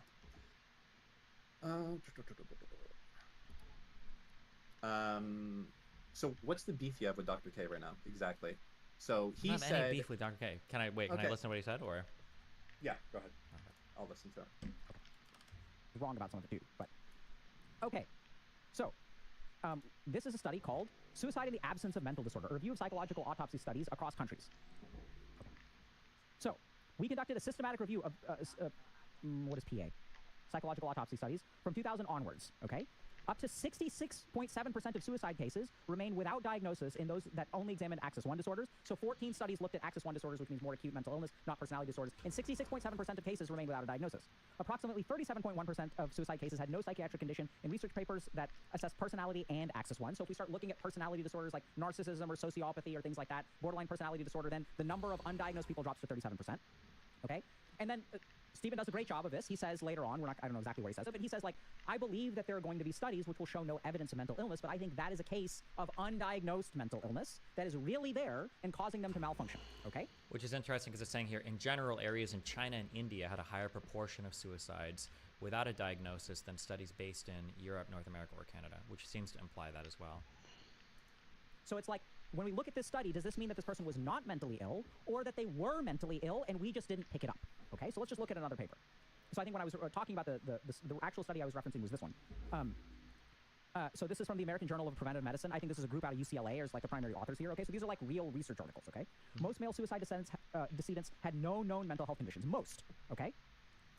Makes me wonder what problems Anthony Bourdain or Robin Williams must have had, according to that paper. Robin Williams had degenerative Huey body syndrome or whatever. He had like neurodegenerative brain problems. I mean, what do you mean? That's not like a secret. And more frequently, those without known mental health conditions died by firearm, and many tested positive for alcohol. Adolescents, young adult males, and middle-aged males without known mental health conditions more often had relationship problems, arguments, and or a crisis as a precipitating circumstance than those with known mental health conditions. So this is really important to understand, because what this study suggests is that it's not just that we're missing stuff, it is that we can look at these cases, and what we can find is that prior to suicide, these people had relationship problems, arguments, and or some kind of crisis in their life, okay? Now I'm going to show you all a paper that counters this, sort of, okay? So, let me see if, okay. So this is a paper on the epidemiology of suicide and from a psychiatric perspective. I think this really looks at a lot of World Health Organization data. Yeah, the majority of suicides worldwide are related to psychiatric diseases. Okay, so here's another paper that was published in 2018, which concludes that across the globe, like most of these things seem to be related to psychiatric illness. So we have some papers saying, okay, this is very little, like 2/3 are not psychiatrically ill. We have some papers that say the majority are not psychiatrically ill and they have relationship problems. And then we have some papers saying that, okay, like suicide, like mental illness is a huge risk factor for suicide and maybe associated with suicide, all that stuff is fair, right? So how do we interpret this stuff? So this is where we've got to be super careful. So I want you all to really understand the way that we interpret these, and I think Destiny did a great job of kind of analyzing this, right? So when we look at a scientific paper and we say, okay, the evidence suggests we do not see any history of mental illness in somewhere between 37 and 66% of people who commit suicide, men who commit suicide. Now we have to be super careful because what a lot of people will default to is say, okay, this is undiagnosed mental illness, but that's not actually what the data shows, right? So this is where we can say, like, okay, I believe that fairies are responsible for curing cancer. And then I look at a study that shows there's no evidence of fairies in 66% of cases. And then I say, well, I think that fairies are an important part of curing cancer. And in those 66% of studies, we just didn't detect the fairies. So we have to be super careful there, because what we're actually doing is we're taking a piece of data and we're interpreting it based on our belief system, as opposed to looking what the actual data says. The actual data says there's no evidence of mental illness in somewhere between 37 and 66% of people. Now, to counter that point, just like Destiny points out, we know that the rates of mental illness are undiagnosed, or they're high rates of undiagnosed mental illness. We don't really know what those are, but whatever our estimates of mental illness are, they're certainly worse. So there's a very good argument to make that these people are mentally ill. On balance, I do not think that the rates of mental illness, like undiagnosed mental illness, are super, super high. I tried to find statistics on it. The numbers are somewhere between 40 and 100%, which means that if we're diagnosing 20% of people with depression, what that means is that the real number is somewhere between 30 and 40%. It's not like we're not missing like, 9 out of 10 people. We're missing maybe 1 out of 2, and that's sort of a generous estimate. So even if we assume that we're missing 1 out of 2 and we double the rates of detection, right, we're still like talking about a large chunk of the population, somewhere between 20 and 40% of the population that doesn't have a mental illness that's committing suicide. And the other reason I believe that is because of studies like this. Careful. Ooh, he's super right up to this point, but I think he's making a statistical error here. If it is the case, for instance, that we are just missing 1% of the population that has depression, and we're missing that 1% that's being diagnosed, that 1% would probably over-encapsulate the entirety of the suicided population. Keep in mind that the entire population is not killing themselves. It's a very, very small fraction of the population. So if 1% of the population in the United States is 3.3 million people, well, if there are 60,000 suicides a year, what is it? How many suicides per year, USA? If there are 50,000 suicides in overall, yeah. If there are 50,000 suicides in a year, you would only need to miss 0.5%, not even, I'm sorry. You would need to miss about 1/5 of a percent of the population, I believe. 330 million times 0.2? No, times 0.02. But yeah.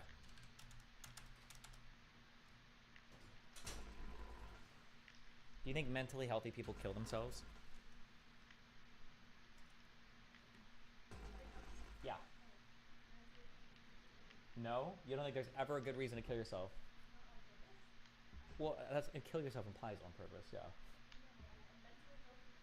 What if you lose your job, you get divorced? Oh, so people become mentally unwell because of bad things that happen in life and then they kill themselves? Okay. Okay, just curious. Fuck, where was I? 330 million. Okay, hold on. 1% is 0.01. 0.01.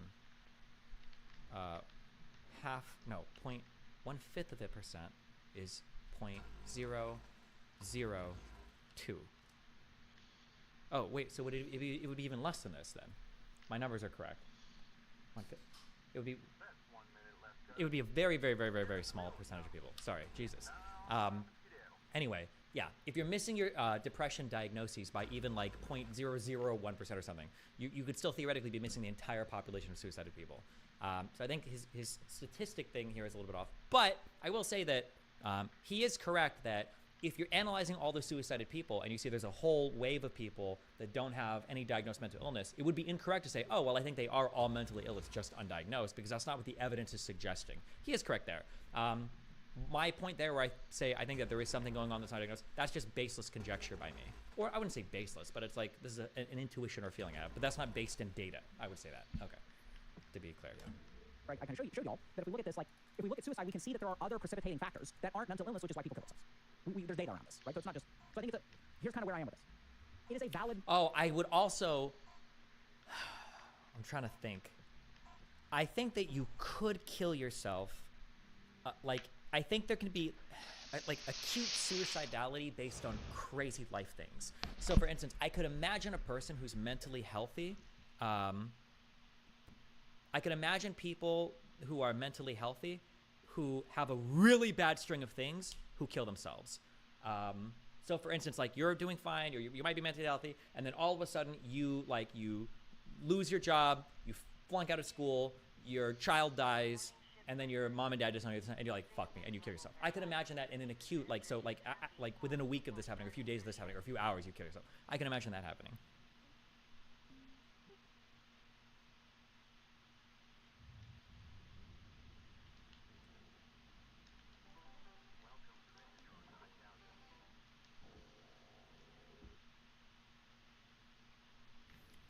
Hold on a second.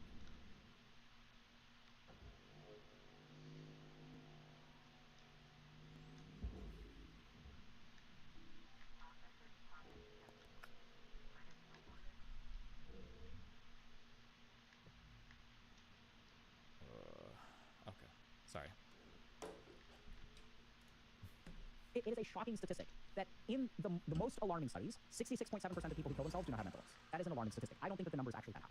I think that we're missing a fair amount of mental illness, for sure, no question. Now, how much? I don't know. Now we get to a core problem, which is that this is not just like Dr. K saying this, right? So this is also where I should say that my clinical experience about this has been scary. Because I work with these people who I don't think... To me, it seems pretty obvious that you could rationally commit suicide. The big question is whether in the modern world, safe for truly acceptable... That's the issue that I have, is that, like, I don't know if you... Like, I feel like a healthy human brain has a high level of self-preservation. I think an ordinary human body, ordinary human brain, you have a very high level of self-preservation. And it should take a lot to break that down to the point where you're going to kill yourself, right? So the idea that you're committing suicide over some bad events happening rather than a mental illness, that seems really extreme to me. That would be my feeling on that. Think are mentally ill. They just look at their life and they're like, I can't do this anymore. This is not a sustainable way to live life. And then you may say, then why not change it? Because they've tried and failed. They're not willing to make the change. They're unable to make the change. They're powerless to make the change. This is why you believe that you're going to check out, right? And that's why I think we need to help them, which is what I do in my job. But we've got to be super careful going back to this basic issue. Okay? Can you call Dr. Can't talk about this? If he's streaming on Twitch, we can't. We're not allowed to because of the way this wonderful website works. Only Hassan can watch me on Twitch, nobody else. So when someone comes in and says, my life is shit, what are we saying, right? What's the right move? Do we say to this person comes in, and I have suicidal ideation. Do we assume that 1% of people are malfunction of the mind? Or do we say, okay, like we're going to not be paternalistic therapists. We're going to listen to you. We're going to acknowledge that you know your life better than we do. And if someone shows up and says, all lives have value, like, I think that's great. Like, I think it's great that you believe that. Now what I want you to do is, if you're someone who believes this, and what would it take for you? What would you have to go through to change this belief? What would your experience of life have to be? How bad would your life have to be to change your mind that every man has a life worth living? What kind of shit would you have to go through to throw you off of that? I think, and that's why I'm saying for a healthy brain, conditions that persist that are never going to change, that's what persisting means. Conditions that persist indefinitely that you can't acclimate to. So my understanding, so for instance, like losing limbs, which I would imagine is a death. I would kill myself. I would imagine I'd kill myself. Apparently that doesn't happen. Wait, I think. Really? What? How many limbs we talking? No, not losing limbs, but like if I went like blind or deaf, I would imagine I'd feel suicidal. Well then say Yes. shit you fucking mean. Because bro. for a lot of people, losing limbs is a big deal. Okay, but it's not yeah, for you. for a So big. if you lost all your limbs, you'd be fine. No, I feel like I would feel suicidal, but apparently a lot of people get over it somehow. If you lost your dick, would you kill yourself? No, but your mom might kill herself. So Okay, all arms, all legs, and dick gone. yes, but but my understanding is I don't think people ever adapt to chronic pain. I could be wrong. Well, let's look it up. Can people adapt to chronic pain? My understanding is that this always feels bad and horrible and is terrible, but maybe I'm wrong. Let's check. Eating well, getting plenty of sleep, engaging in improved physical activity are all positive ways to handle your stress and pain. Live a good life. While most articles focus on the negative aspects of pain, there are individuals such as Anne suffering from chronic. Anytime they got to point to one person, oh no. Suffering from chronic pain who can still manage to live a good life. Jesus. Pain Resilience Health Resources.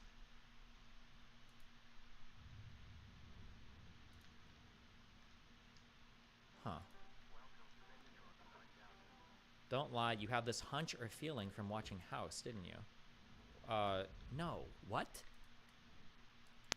If anything, I have this hunch or feeling because I lived in a fucking retirement home from when I was 16, 17, and 18. When I lived with my grandma. South of 25th and Cape Art, Tregarian Senior Residences. If I have any old senior people living in Bellevue watching me, near Offutt Air Force Base. But old people that suffer chronic pain, it just seems like it's an always horrible, evil, like, it feels like one of the worst things that you can have. Like, it's up there with, like, mental illness. Like, having chronic pain where you're just always hurting or sore. And I think that's why these people are prone to drug abuse. I'm sorry, hold on. Do you think that House invented people abusing pain medication for chronic pain? Do you think that's the first... That's like saying, like, man, I have a really big interest in, like, detective stuff, or I like to investigate stuff. Oh, really? Did you get that because House invented investigations? Or what?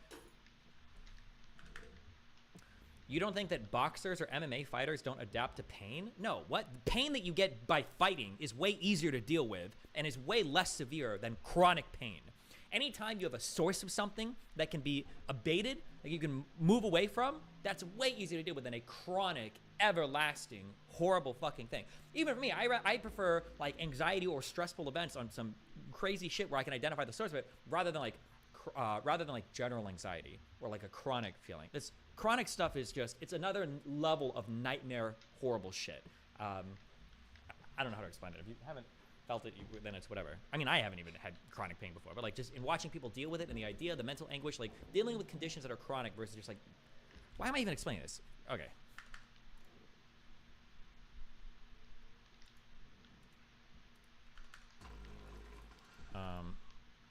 Okay. My understanding is there's no way to... What? Wait, is this Hugh Laurie?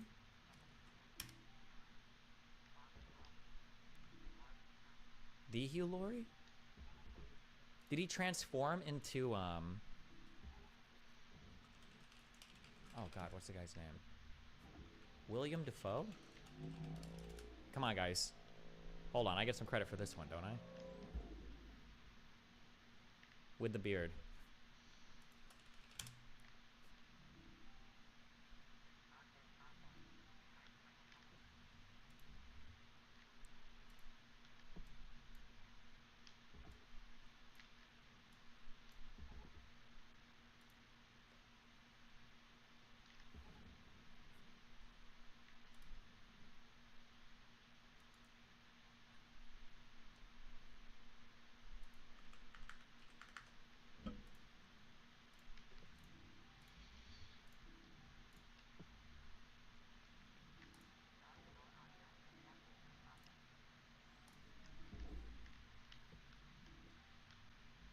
Wait, are you here?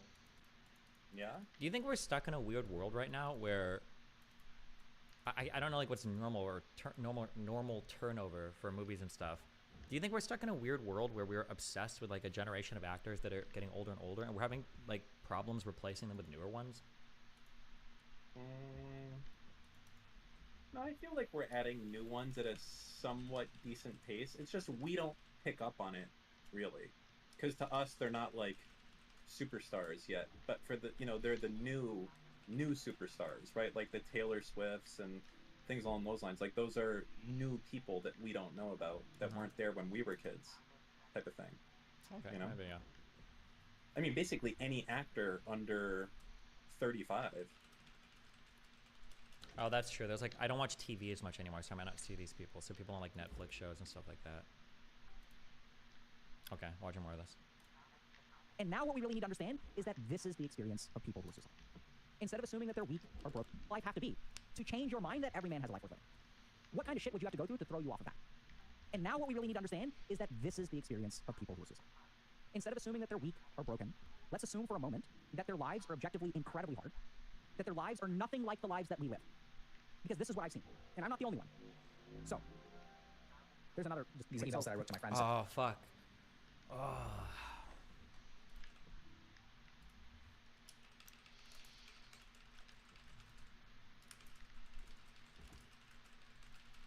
Can I segue this Dr. K shit into something more interesting? What are you going on about? I hear, actually, look, listen, I'm a moron. So why don't you just simplify what the disagreement is right now? Put it into a nice 30 I don't know. I haven't watched his clip. full response yet, but it basically has to do with like I'm summarizing. And I haven't even watched it yet, but it sounds like what he's basically saying is that his contention is that some people, I guess young men is this focus here. Some people's lives are actually so objectively bad that a reasonable mind could look at the circumstances of said life, project circumstances into the future, and go, "Fuck this! I want out," and kill themselves. And his argument is that when you approach a person like this and you say, "Oh no, you're actually just brain broken, you're unhealthy, you're mentally unwell, you need SSRIs or therapy or blah blah blah," what you're doing is you are there's a word I'm looking for. You're devaluing or you're invalidating their lived experiences, and you're invalidating their perspective of life by basically saying like, "Oh no, sir, you don't have a good perspective on life. You're just crazy. Go to therapy instead for your craziness, not for your life issues," and that it makes those people feel unheard. I think it's like that's like the Steelman version of the argument that he's presenting. And I think the position that I would come from is I think that being compassionate and being accepting of people's life stuff is important, but I would say that I feel like you need to lean more in on the other side, where I feel like what people are lacking is resiliency. That the issue that you're running into is if you feel suicidal because you didn't get into a college you want, or you feel suicidal because you're 27 and you haven't had sex yet or whatever, that what's actually happening here isn't just a set of life circumstances, because given your life on paper, you shouldn't really want to kill yourself, but instead it's a framing of the world, it's a perspective of the world, it's the resiliency you have towards adverse events, and it's your ability to persevere in a world where everything isn't always working out as great as possible. And then the truth is going to be somewhere in the middle where you have to counter on both of these ends, like acknowledge, like, yeah, I understand why this sucks, like this must feel horrible, especially when you see this, that, and that. He probably feels like I'm way too far on my side, and I probably feel like he's too far on his side. I'm not 100% sure, but yeah, I don't know. But okay, let me listen. Something a couple years ago, and I remember I showed them one of my colleagues, and I was like, I was thinking about talking about some of this stuff publicly, and I was like, but I'm not ready to yet, because I'm pretty sure I'm going to lose my job, at Harvard, an academic position. And he was like, "Oh no, if you talk about this, you're not going to just lose your academic position, you're going to lose all of your positions."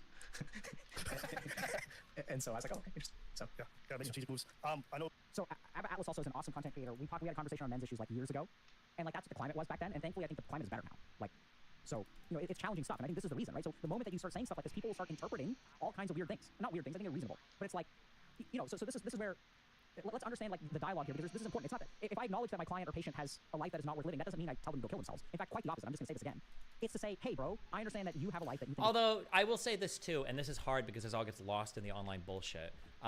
Whatever Dr. K says about this stuff, like, I know that he's a hack fuck because he believes in this Indian magic. No, I'm just kidding. Whatever Dr. K says, I know that the applied practice of whatever theory he gives is going to be better than the craziest straw man version of whatever somebody could think it is. So, like, for instance, when Dr. K is saying this, I'm assuming, and I would give a high level of credibility to Dr. K, because of who he is. I'm assuming that when Dr. K, if he gets a young man that comes into his office or practice and he starts talking to them, he's not just gonna be like, "Oh, bro, 100%, like, your life is horrible and I see why you could kill yourself and it's everybody else's fault around you," and it's just like, yeah, it's a really bad life. Like, I'm sure he's gonna be doing a combination of things to make this person more resilient, to understand and empathize with their life situations, to help them alleviate things in their life situation. Like, I'm sure he's gonna be doing a combination of things. He's not just gonna be like leaning to one side and being like a demagogue dipshit from fucking Twitter or whatever. 100%, yeah.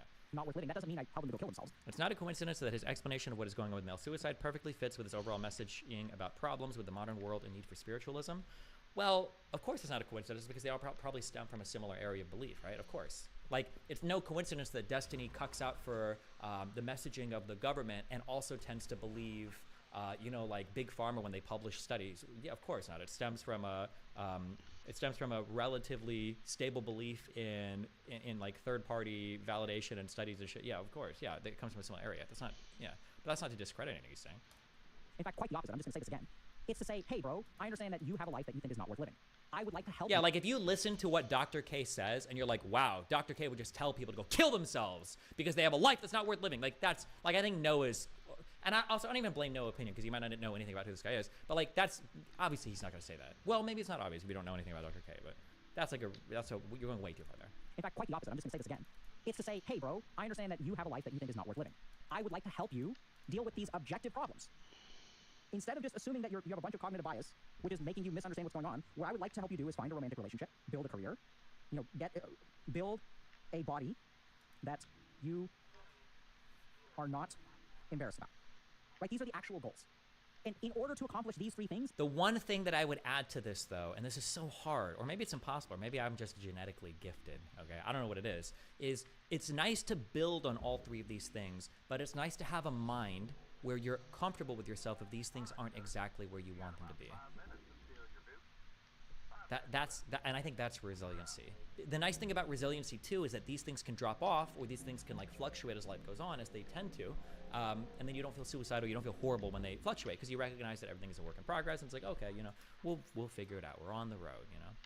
You and Dr. K talked about this exact thing 3 years ago. Yeah, he messaged me yesterday to talk about this stuff, and then I messaged him today.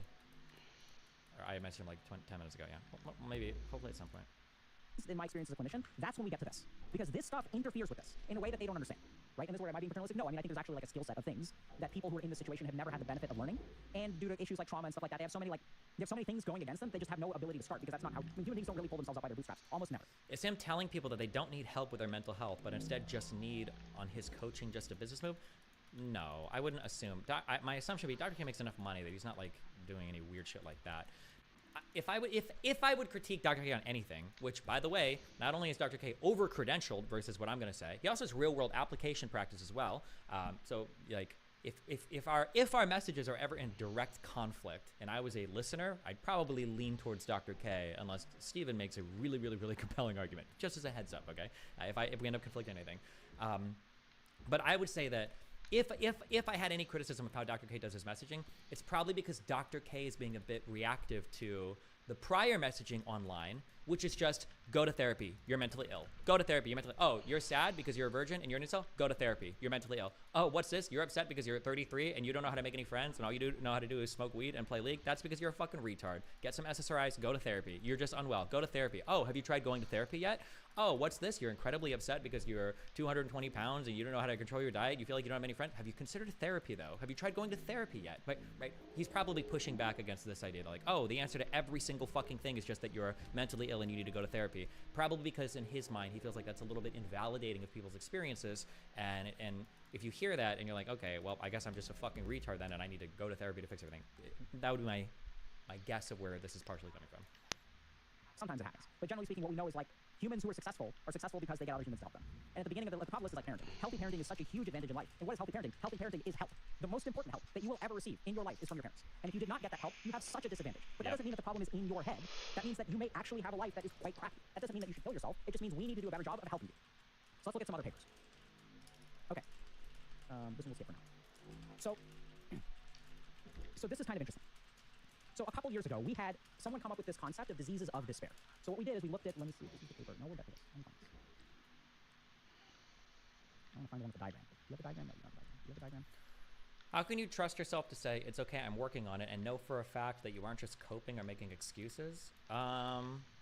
I mean, it depends on what exactly you're talking about, but I mean, for some things, you can just objectively track it. If you're trying to lose weight, you can see if you're losing weight. The important thing is being okay with yourself. That's just step one. Now, you can be okay with yourself in a self-destructive way. Not a self-destructive way, in a destructive way. So, for instance, you can say like, oh, well, I think I'm working on this and I'm just fine, but everybody else in your life is hurt because you're not working on it. And so then you would have to look externally, but it depends on what exactly you're looking at or what thing you're looking at. Here we go. So, we started to realize something. We saw some disturbing trends, okay? So, for example, deaths from diseases of despair in Britain comparing suicide, alcohol-related, and drug-related mortality. At Destiny, I've been in a living hell for the last 9 years, and in short, my life has been on pause while everyone else's life has moved on. I've contemplated / moved towards deletion, but I've stopped before going too far. But I can definitely see Dr. K's point because I'm living it. I think that one of the issues is, and I've said this a million times before, that a lot of life works the way that it does because it's kind of like on rails. You don't have to think too much. So, for instance, how do you know? There's not a whole guide on how to make friends in grade school. Typically, if you go to school, it just kind of happens. You just make friends. You're stuck in energy. You do these things, right?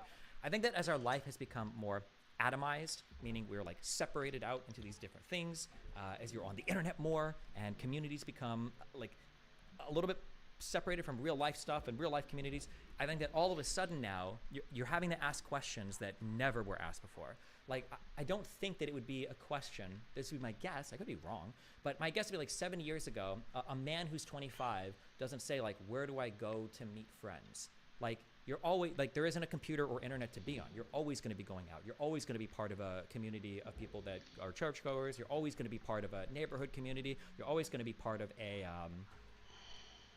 of a union where you do meetings and shit. You're always going to be part, like, there's always going to be things that you're just a part of, and I don't know if the same anymore. Fuck, I remember meeting new friends. It's actually, yeah, fuck. When I was growing up, so I mentioned like the townhomes and the black kids and all these other types of people that I play with. The only reason I met those guys is because my grandma lived in a row of townhomes, and you just went out back to play, and you went out back, and there's just like a bunch of kids there, and you run around, and you start playing with them, and that's it. Or when I was like 12 or 13, when I started riding bikes, you'd meet friends, and whenever you'd like bike around, sometimes you'd see other kids playing, and you'd be like, oh, hey, who's that? You'd like go chat with them, and you'd start playing. Or when you go to bike to meet your friends, they would have some other friends there, and you just like meet them. You're like, oh, cool, who are these people? I think real life interactions facilitate that type of stuff really well. Online stuff, it's so much easier to be so much more exclusionary, and I think that's really scary. I don't think we gravitate naturally towards those environments. I bring this up with the Tinder example a lot, that people think that, fuck, my friend is making a really bad financial decision. Hold on. I was just gonna say that, like, when it comes to like dating, for instance, you could date people that you would never imagine you would date. There are people that you could date where if you saw them on Tinder first, you'd swipe left. You go like, oh, too short, or oh, too fat, or oh, this person's a conservative. Oh, this person's got MAGA. Oh, this person says they read books. Oh, this person likes anime. Oh, this person doesn't like video games. Right? You can hardcore select for things online. But if you were just in real life and you met these people and you were in a room and you'd be like, oh, I really get along with this person. This is fun. But if you saw them like on paper, you might ask them first, and that's like a small microcosm of a lot of the online world problems, I think. Yeah. Destiny says chat so much more than anyone I've ever met. That's because I insert your mom joke. It's weird, but I feel online is more real than real life. It used to be the opposite. I'm very reserved online now versus now I'm very sociable in real life. Maybe, sure. Hold on.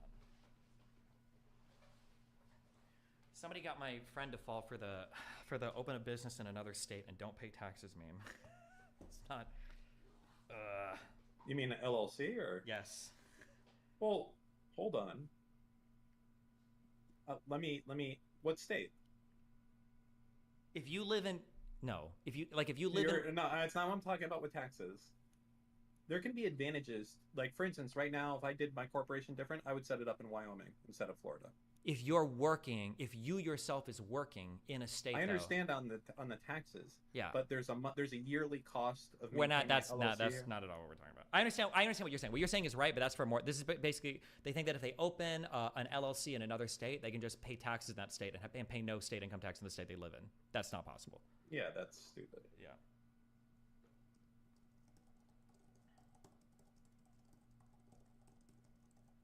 For everyone doing emotes over Wyoming, it's actually, I think, probably the best state to set up an LLC. The advantage of doing it is that I believe the yearly fee is either $50 or free.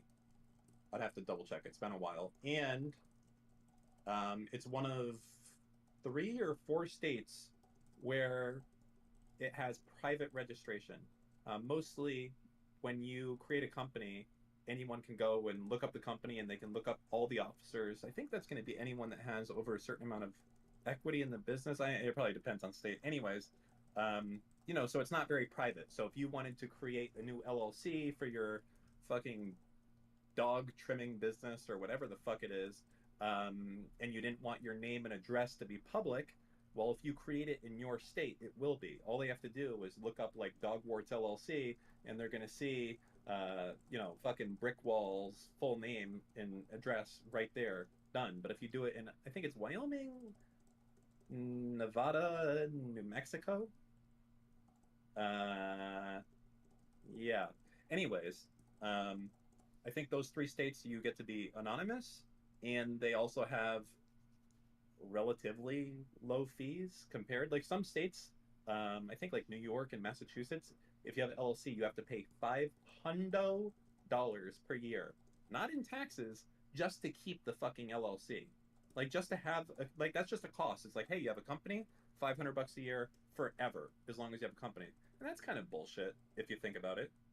So if you can, if you're starting an LLC, try to do it in one of the 3 states I mentioned, and you'll save yourself some money, and you'll Wait, why didn't I hear? You're welcome. That's it. And there's absolutely nothing wrong with what Tin I said. Pan, that's my bad. You're welcome. It's all true. I gotta make sure my shit's popping. Yeah, okay. No, I must have not had my headphones on. That's my bad, Tim. Some states are really fucked. I think some states are over $1,000 a year just to own a company. Like, that's fucking crazy. That's not even like, hey, I'm paying taxes on the income I've made. It's just, hey, $1,000 a year, fuck you. It's like, it's just, that's a fucked up thing, I think, to do for small business. Because obviously it has no effect for giant corporations, but if you're just like, again, just starting like a restaurant or something, like, is that really, like, I have to pay $1,000 a year just to have a company? That's not fair. That's fucked. Now, one thing to note, on top of this, when it applies to real estate, many states will make you register even if you have a foreign company. So, I mean, I know everyone here is fucking poor and not a landlord, but if you were, and you were going to buy real estate, having a LLC in Wyoming, even though that LLC can own it, you're still going to have to pay the fee in the state that the real estate is, regardless. So there you go. Now you know a thing. See, you guys know something now. You know something very few people know. Wait, wow, no pushback, Destiny, just because it's your friend? Wait, what did you just say? Everything I said was correct. What did you just say? Get him on here, whoever was wrong. I was talking about corporations and, you know, that anyone who's setting up an LLC, for the most part, should do it in one of those 3 states. Wait, in what state? Or why? Wyoming, Nevada, and I think it's New Mexico. Why is that better? Lower fees yearly. So some states will charge you up to $1,000 a year just to have a company. I could be wrong, but I don't know. You're wrong.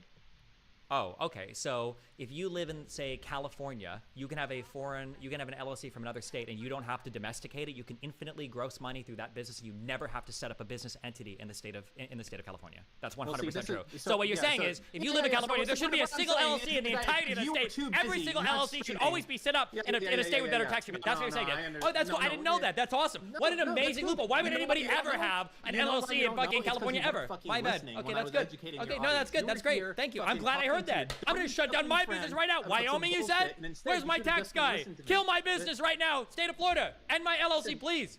You dumb bastard. I already went over this with everyone else, and I told people that some states, when you have some business going on there, you may have to also pay a fee there. And I gave the example of real estate, but you weren't listening. You know why? Because you're talking to some fucking dumb bastard. You are a fantastical moron.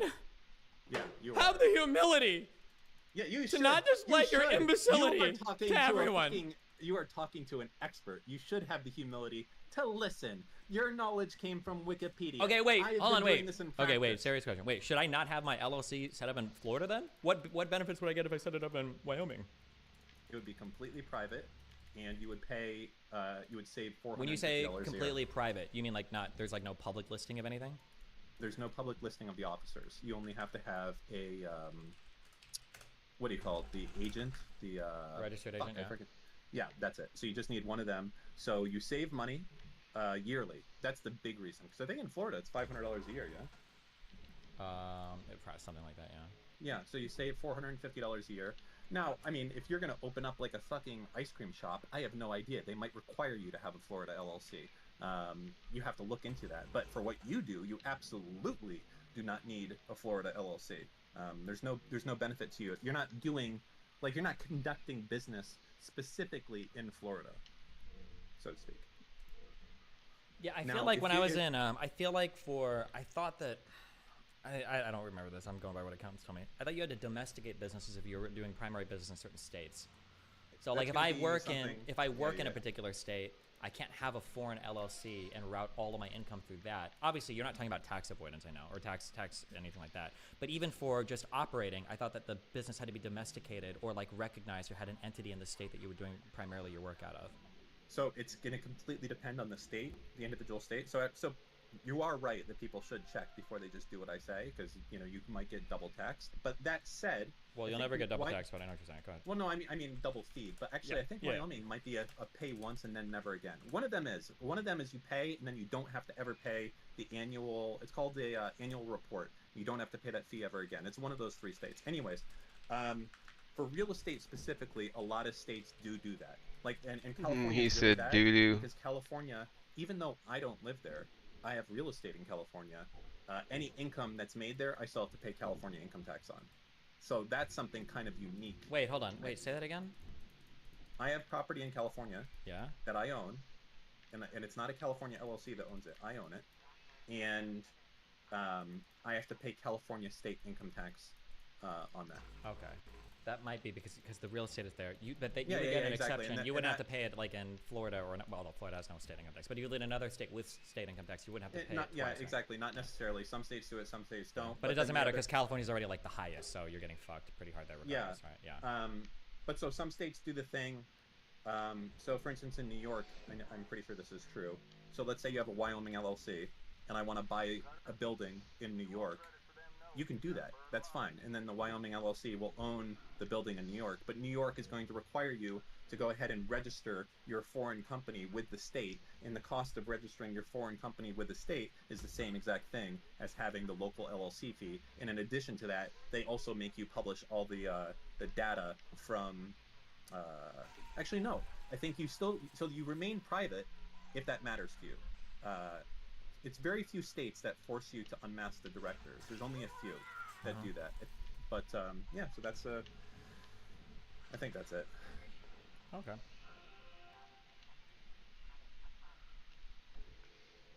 I'm sure some of that is completely fucking wrong for like Idaho, and someone's gonna send me a message to be like, "Hey, you fucking moron!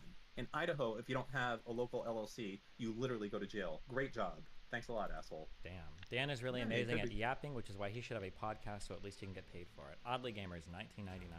True. That's hurtful. It's a personal attack. Also, Dan should come on Bridges. You can be our 3rd guest, okay? oh boy, yes, that's what I want. Yes, I know that's what you want. And you will enjoy your time here. My God.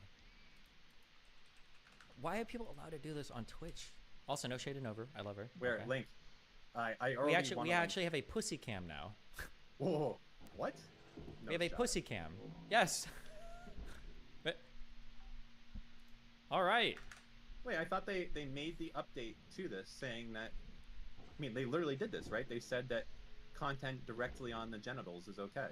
Did they not make that update? Is it okay? Yeah, I thought the last.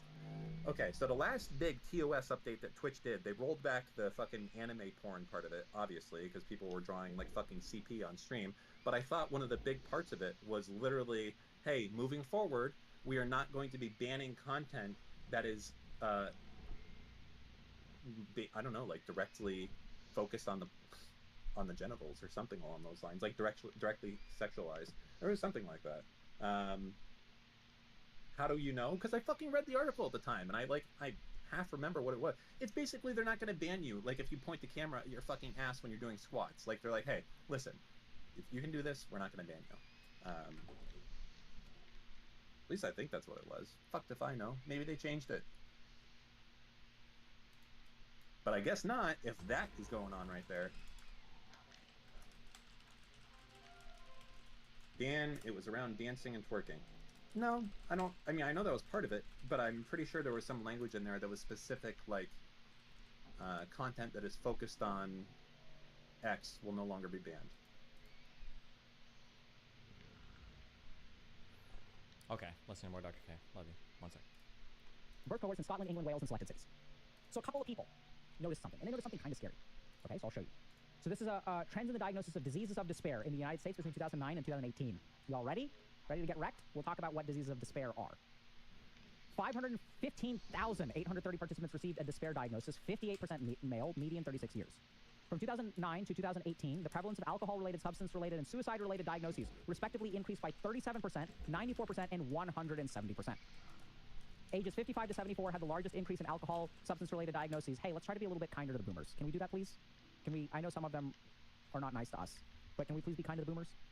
And here's y'all ready? Y'all ready? Internet generation, Gen Alpha, Gen Z, ages less than 18 had the largest increase in suicide-related diagnoses, 287%. The odds ratio for men is 1.49, which means that 1.5 times as likely, or 50% more likely. Okay. And then there's some stuff about the Affordable Care Act. So like this is scary, right? And this is, by the way, is related diagnosis. This is not a study looking at people who kill themselves who don't have a diagnosis. But what does this mean? Diseases of despair. So here's the other like crazy thing, which if you look at this research, like here's what you begin to see. We're going to talk about addiction and suicide for a hot second. So in my experience, there are 2 routes to addiction. Number 1, you have an addiction. Number 2, you are slow playing suicidality. So now it sounds kind of crazy, but let's understand this.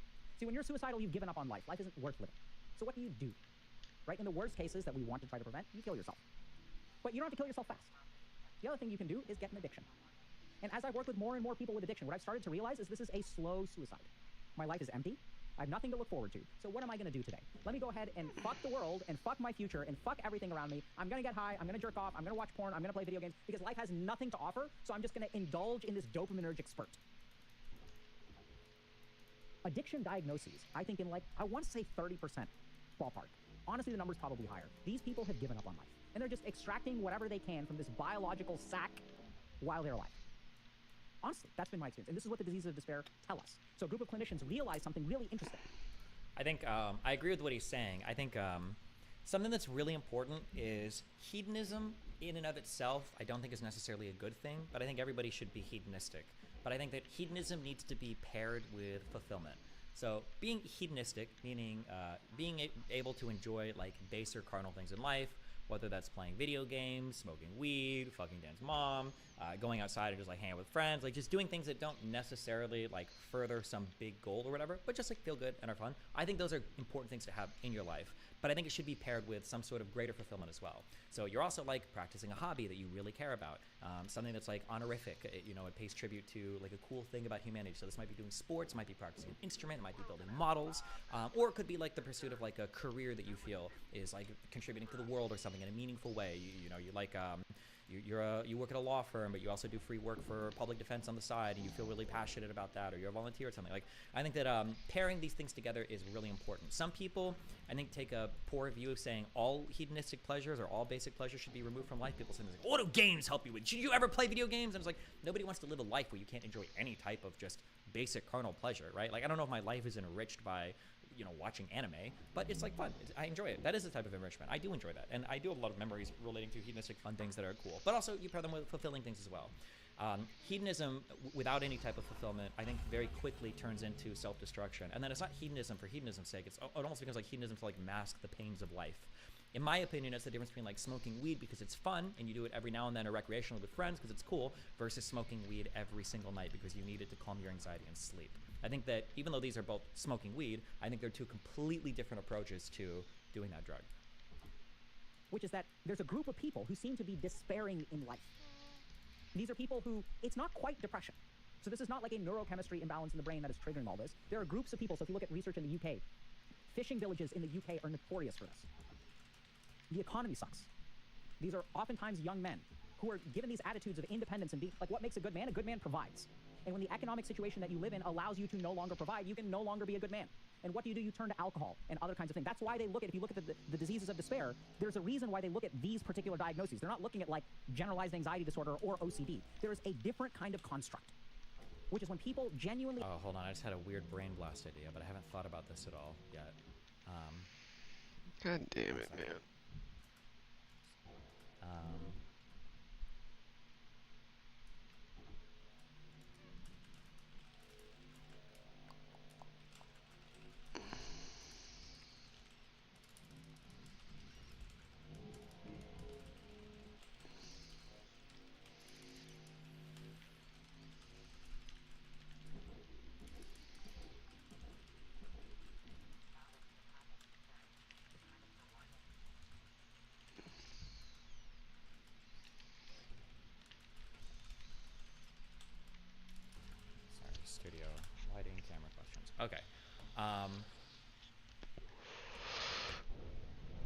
I wonder if we can find data on this.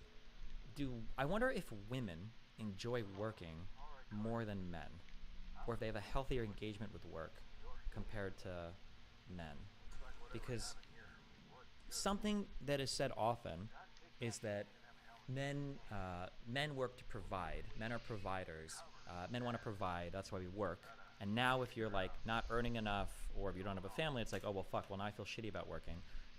But then like a question that immediately pops into my head is, well, why the fuck do women work? Why would you work as a woman if you're not like providing or taking care of anything? And I wonder if women are happier working jobs for themselves and just earning shit and having fun, versus I wonder if men are not as happy with that. I wonder. I have no idea. How does this statement interact with the fact that men who don't work have huge spikes in depression and suicidality that isn't mirrored in women? Well, is it because the men aren't working so they don't enjoy working, or is it because they feel like less of a man? I have no idea. But I mean less of a man. That's a very vague thing. Maybe that ties into all of that. I'm not sure. How do people make that distinction? What makes hanging out with friends so different than the fulfillment from pro bono law work? It all feels a bit holier than thou to make that distinction. I think that there's I would have to go on a whole philosophy arc, or not really. I would have to sit down and write this out to expand on this more. But I think that, broadly speaking, when I think about things that are fulfilling, I think that there are different huge buckets that these things fit in. Usually things that are fulfilling, I think, tend to be very high friction things, meaning they require a lot of prep, a lot of practice, a lot of work before there's a payoff. So they're usually high friction things. Usually they're things that other people can enjoy. So like creating a beautiful piece of art might be something other people can enjoy. Playing a sport really well might be something that people like to watch. I think that they're things that usually are honorific. They pay tribute to some unique facet of the human experience. So art, obviously, creating beautiful music, or like the Sistine Chapel. These are things that animals couldn't create, humans do. Yeah, I could probably think of more, but like these are broadly speaking like fulfilling things. I think hedonistic things tend to be the opposite of all of those. So hedonistic things tend to be very low friction. It's just an easy thing to do. It just comes naturally almost. They tend to be very low friction. Other people tend not to care about them. People don't give a fuck if you jerk off or if you, grind league all night. They tend to not be, I think, as like honorific. They don't pay tribute to a facet of what humans are capable of. Animals can masturbate or do drugs or hang around with friends and do nothing. Like broadly, these are very, very, very broad categories. And there's going to be some things that are that in an illusionary sense kind of overlap. For instance, like a professional gamer or a professional athlete, we might treat that a little bit differently than somebody that just smokes weed and grinds league every night, or plays beer pong, like just getting wasted with friends or something. Yeah. But remember, I'm not saying that one of these is good or one of these is bad. Like I think you can probably pursue too many things in life that are fulfilling to the detriment of everything else, and you just become fucking miserable. People that force themselves to go to med school, they don't have a social life, and they hate themselves, like that might not be good. They commit suicide or whatever. Or people that pursue too many lower things, too many hedonistic things, and they don't have any fulfilling things, and then they feel empty and hollow at age 30, 35, and they realize that their life doesn't really mean much, and they want more meaning. I think you have to, but I think a balance is important. I think people tend to look at hedonistic things and go, those are bad, and they look at fulfilling things and they go, those are good. I don't think either of these things is necessarily good or bad. I think that they're just different, and I think you probably need both of them in your life. That'd be my guess. But I haven't like super developed that thought. Maybe I would feel differently if I thought more about it.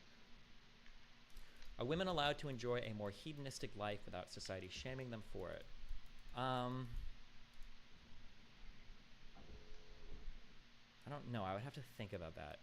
I lean more towards men having more opportunities to enjoy hedonistic things. That's where I lean, but I mean, I could probably be persuaded out of it one way or another. I'd have to think about it. I'm not sure. It also depends on the society that you're in. Like, this is a feeling I have. I feel like women are pushed more, for instance. If you've got a family and you've got 4 children and there are 2 women and 2 men, I feel like the women are pushed more to have kids than the men are. That's a feeling that I have. But I hear that repeated so often. I wonder if it is actually true. I don't know if you could, again, do research and find out, like, are boys pushed more to have start a family versus girls to start a family? In a family where there are boys and girls. Now, if you just have boys per children, then maybe you push them a little bit more. But that's what I've heard from friends and stuff. I don't know how true that is socially.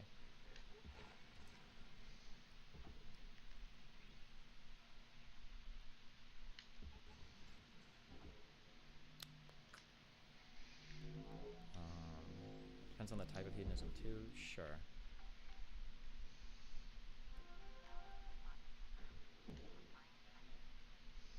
Once you have kids, it's super socially unacceptable to engage in anything hedonistic, even going out for drinks with friends. It's not really the same with men. Yeah, that might be true, but that's, yeah, there's a delineation of responsibilities where men are working and then they get to relax after work, whereas women are kind of like taking care of the family, and it seems like they might have to do that always. Like, women always have to do that. You can even see a vestige of that echoed in the red pill community, where like men who are dating are allowed to go out to clubs and have fun and stuff, but if you're a woman, you're not going out to the club, you're not having a fucking girls' night, you're not going on a fucking trip. What the fuck? Like, you can see that that's like a hyperbolic, exaggerated version. But I think it's a similar.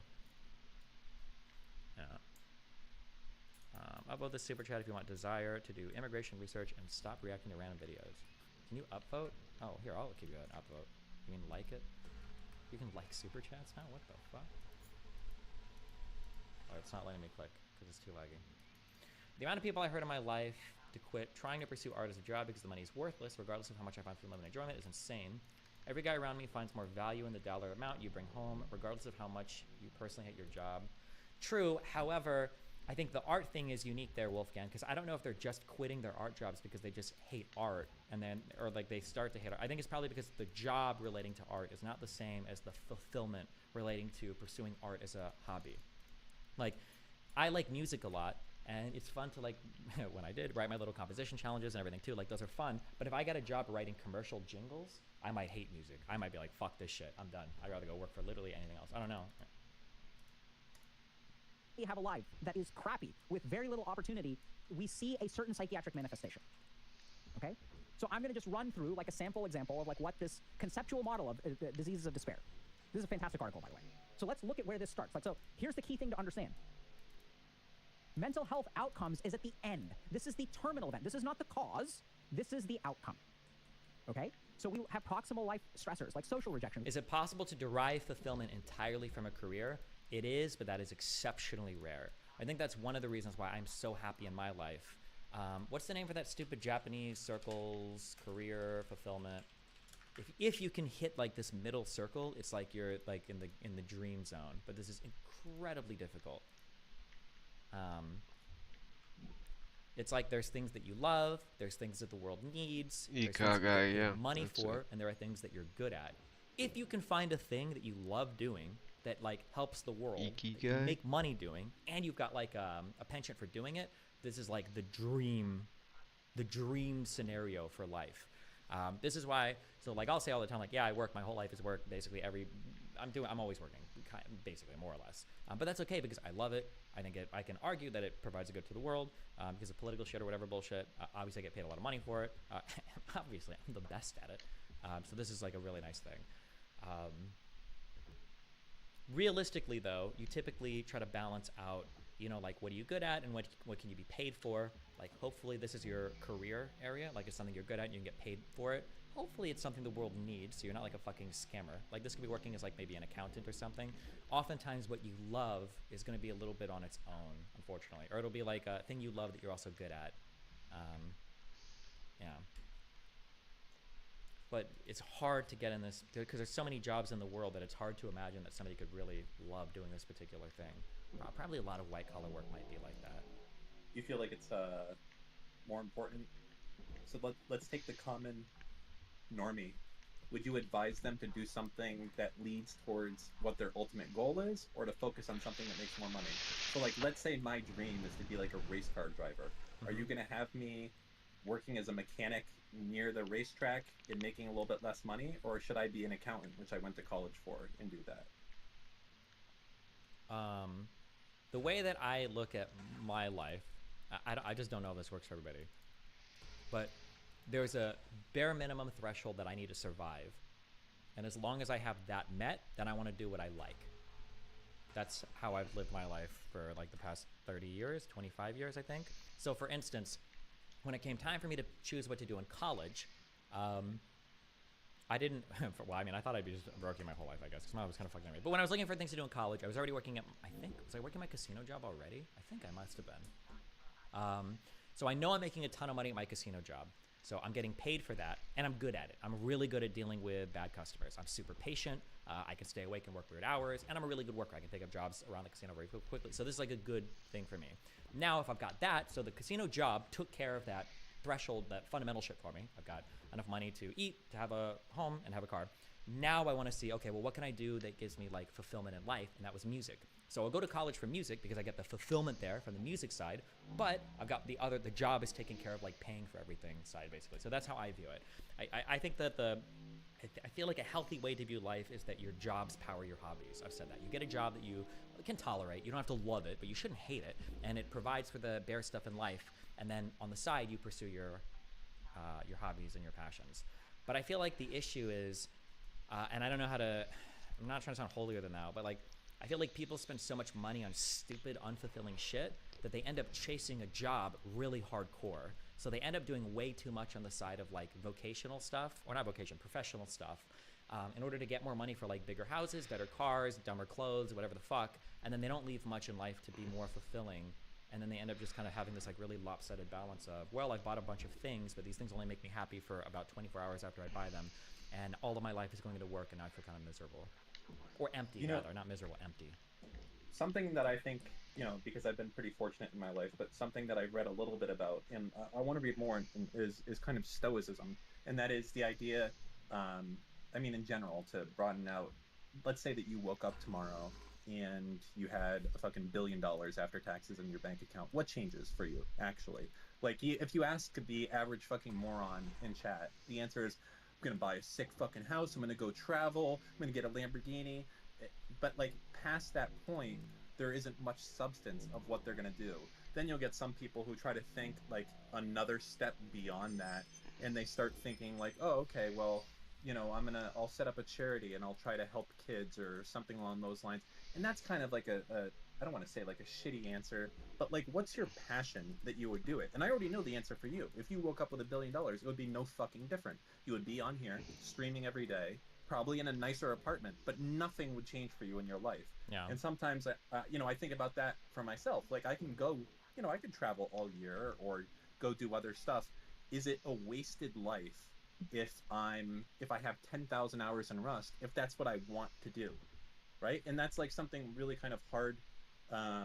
It's something hard to balance, is that when you're older, you're going to look back at certain moments. You're going to look back, well, you'll probably say you won't, but you will. You're going to look back at your 10,000 hours in League, and you're going to say, what a fucking waste. That I could have gone and I could have done research. Something that's really else. difficult for that, that's what I look back in my life without Vyvanse, I'll say that. Something that I think is, I don't know how you would balance this, but like, what if you had a person who truly was happy living a hedonistic life with no fulfillment, and they truly felt happy doing that until the day that they died? Has that person committed an error? The easiest example of this is... That's a super tough question. Yeah, like let's say, for instance, you really like heroin. Let's say that you don't have a family, you don't have anybody that relies on you. And let's even say you work enough of a job that like the medical system doesn't have to like pick you up or scrape you off the ground or anything, right? And then let's say that maybe around like, you do this on and off for maybe like 5 or 6 or 7 years. And then eventually you're like, okay, 28, 29, yeah, this is still really awesome. I think I'm going to OD today. Fuck it. I'm like, OD, I'm going to die doing heroin. And you do it, you go out blissful as fuck, and then you die. Like, has this person committed an error? Are they wrong somehow? And then they say they super enjoyed their entire fucking life. So you could do an autopsical interview. You autopsy them, you interview them. It's like, what's up? How do you feel about dying at 28, 29, doing heroin and all this shit? They're like, hey, it was awesome. I had a fucking awesome life. Didn't have to worry about any bullshit in old age. Didn't even have to save money for fucking retirement. Yeah, it was like super sick. How do you argue with that person? It's really hard. It's really, really hard. I mean, I guess the way you argue with that person is like, yeah, but dude, you could have done it for longer. Why'd you like OD so early? Like, you could have kept going. Like, that's an easy one to argue about. But like, talking about the lifestyles that we live, which are just kind of pure, like, we could do more fulfilling shit. And I think we both know it, but we just I don't want to. You know what I mean? Like, I don't want to. Listen, my life is very fulfilling. Fuck you. But go ahead. Well, yeah. Okay. Like, I'm going to use the League example again, and you can hand wave it all you want. When you're fucking 80 years old, you will look back and be like, I can't believe I wasted 10,000 hours in League that I could have maybe spent with my kid instead. And I get the same thought, like, when it comes to Rust. But I know that thought also right now. Like, I'm going to play, like, a video game today or something along those lines, and I still am aware of this thought today, but I'm not going to change my action. Yeah, but right? that's like, it's weird to retroactively erase every single hedonistic thing and say my life would have, because like at that point you could say like, I don't know how to are these called transformative experiences? Like, for instance, you could wake up today and you could go, I hate that I ever ate any unhealthy thing ever. I should have constantly drank kale milkshakes. I would be so much happier right now for it. And while that's true, it's weird to say that you wished you would have done a different thing as opposed to living the life of doing that thing. Because the life lived of doing that thing might be not as much fun as you would have imagined. Does that make sense? Yeah. I think our default path in life is easy, simple, enjoyable. Like, I guess an example of this is like, I don't know if I would agree with that, but go ahead. Hey, man. Okay, well, like for instance, let's say I'll use an example for myself today. Like, let's say I just played Rust all day today, and I had a great time and it was fine, right?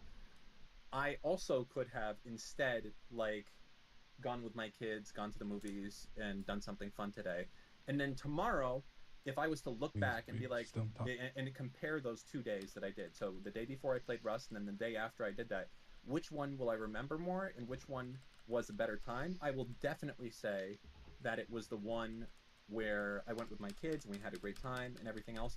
But even knowing that, we still play League. I don't like the which one will I remember more. That's hard because wait, hold on. I'm just saying which that's one did I enjoy more afterwards? No, yeah, but I'm saying that you don't know that before you go into it. So for instance, like a lot of my do you remember, did you ever play the original DayZ? No. Ah, fuck. A lot of my DayZ time, I can even say with League actually, a lot of my League time was like kind of wasted, I guess. But there are also some of my fondest and funniest memories come from League of Legends, okay? I will always meme about it, remember, like, the Mr. Mooten screeching agony fucking streams and the agonizing botline. But, like, I couldn't have known that before going into a game. Like, oh, is this going to be, like, a memorable game or not? I have no idea. There's also a lot of friends, like, arguably my whole relationship with Lily Pichu and Double Lift and LS and all these other types of friends that I kind of, like, made on and off relating to League. Like, all of this just came because of, like, dumping hours into League. You know, I can look back on any individual day and be like, God, I wish I would have played League yesterday. But you can't know that before you do it. Like, any of these, like, particular moments might become a standout memory that you remember for the rest of your life. It's possible, right? I mean, I guess. Okay. Same thing with, like, same thing also with the fulfilling thing. You might chase down something that's, like, super fulfilling and then realize after, you know, like, a year or two, you're like, I hate this. This is fucking fuck me. Why did I waste my time on this? Like, I should have just fucking done some other bullshit, you know? Okay. So. Let me posit you a hypothetical. Think about it for a second, and it's okay if you go one way or the other, but it's a real question. So let's say hypothetically that you have 10,000 hours in League. Were you in Nebraska for some of that? You were, right? Yeah. For the League? Yeah. If right now, retroactively, I could take half those hours and instead have had those be time that you could have spent with Nathan doing things together, even on stream, playing games together with him. Sure. Would you make that change? Would you go back and yell it past Steven and be like, hey, fuck this shit. Why don't you just play a game with your kid on stream instead? Same shit. Well, this is complicated for like 50 million more reasons. But like, let's just say like spend time with children in general, right? Because I probably wouldn't want 5,000 hours of Nathan stream time on stream, right? I think that's a lot for him to deal with. Or even 1,000 hours. Or just 2,000, we'll just say like doing things like I mean you kind of have to say yes to this, right? Yeah. So that's the problem, right? Is that but like let's say what if I could rewrite? What if you could rewrite? You don't need to rewrite. No. So like that's the thing to think about. Yeah, I understand because you just like default value those experiences more than anything else. One, because it sounds good to say, and true, because in some ways it's I mean it is obviously it's nice to spend time with family or children and everything, but like what if you could say that like okay, well what if you could spend 1,000 hours more with like a parent or a child or whatever and do this, but what if in those thousands of hours, what if you would have missed like key connections you would have made with people that remained with you for the rest of your life? Like for instance, what if you would have spent more time with your children at some point and then you never met like me or Mr. Mooten? Like there's probably some. I absolutely understand that there's trade-offs with it.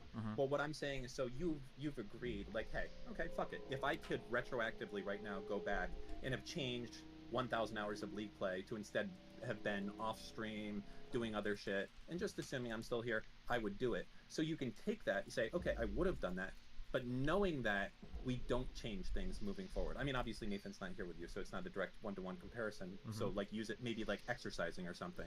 So, but right now, moving forward, if we use exercise as an example instead, moving forward, you're not making that change. You already know in your mind, if I could go back and change things, I would have taken 1/10 of my time and done exercise. I'm absolutely 100% on that. well, you can make that change today, and we don't. And that's kind of the hard part to reconcile. Well, but that could just think be, that's more because important. chasing hedonistic stuff is just more fulfilling than chasing fulfilling stuff. Or it's more easy. It's like we choose less friction sometimes, of course. Yeah, always. It's like I think for us especially, it's kind of the default path to do, and it's hard to kind of balance that when we already live this life of we can do whatever we want to do every day. No one's firing us. There's no real that's why you fallback. need, I think that's why having the guardrails helps a bit to provide that kind of guidance, because left to their own devices in the ultimate free choice world, I think more people would gravitate towards highly hedonistic stuff, and the fulfilling stuff would get lost a lot. I think that's what it feels like. I think so as well, and I actually think I wonder Jesus if Christ, is is going this to a be more in joke? the minority, like Molina versus Steven, both of them billionaires, right? I already know what Molina is doing all day. Molina is going to be traveling.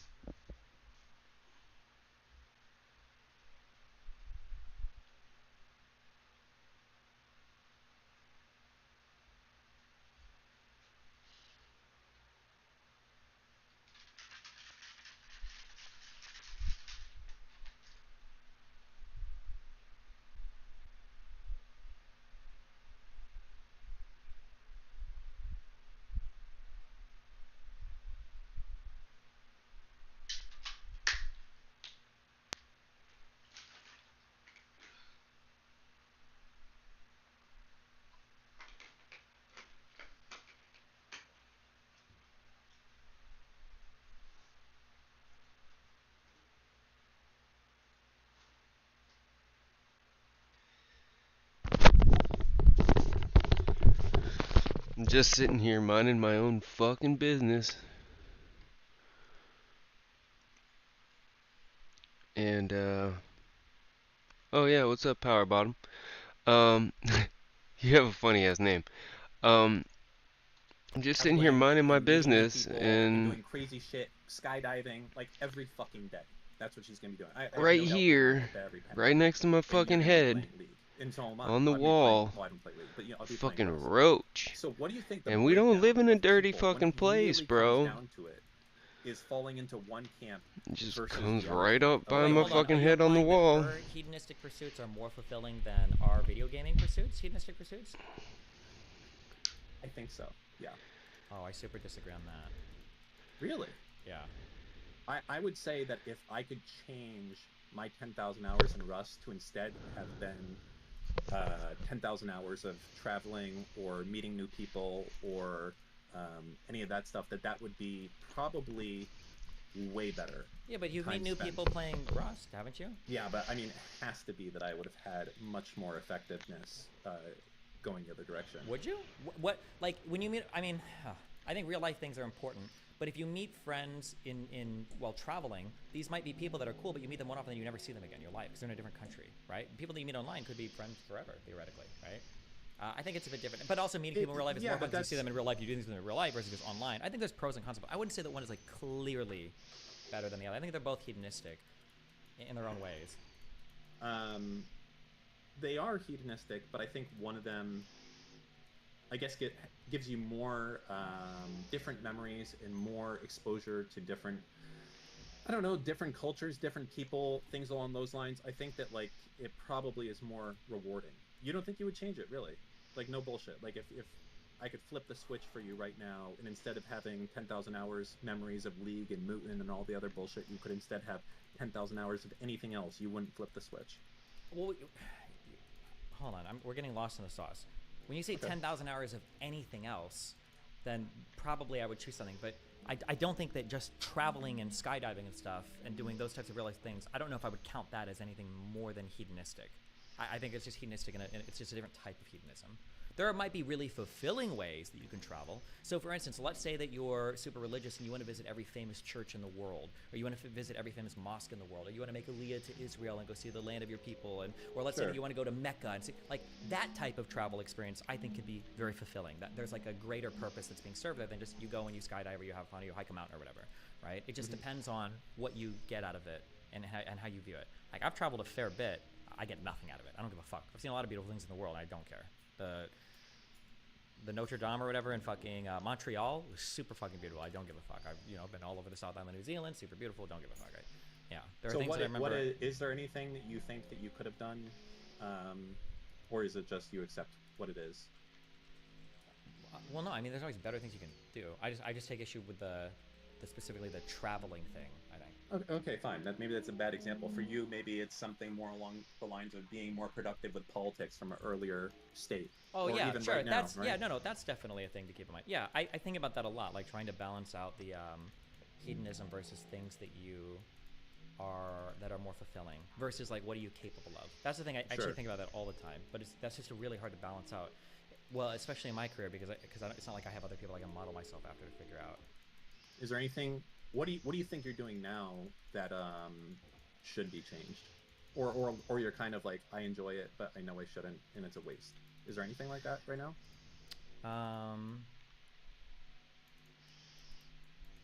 There's always like things I can optimize. Like, should I not cover any drama whatsoever on stream, and should I like we turn the stream on and we instantaneously start reading and politicking? That's one thing to think about. Sometimes I wonder if I should be cutting away from my stream stuff to hang out with friends and people in real life more. Is that something that I'm skipping out too much on? Sometimes I wonder if there's like changes in rhetoric. That's not really the same.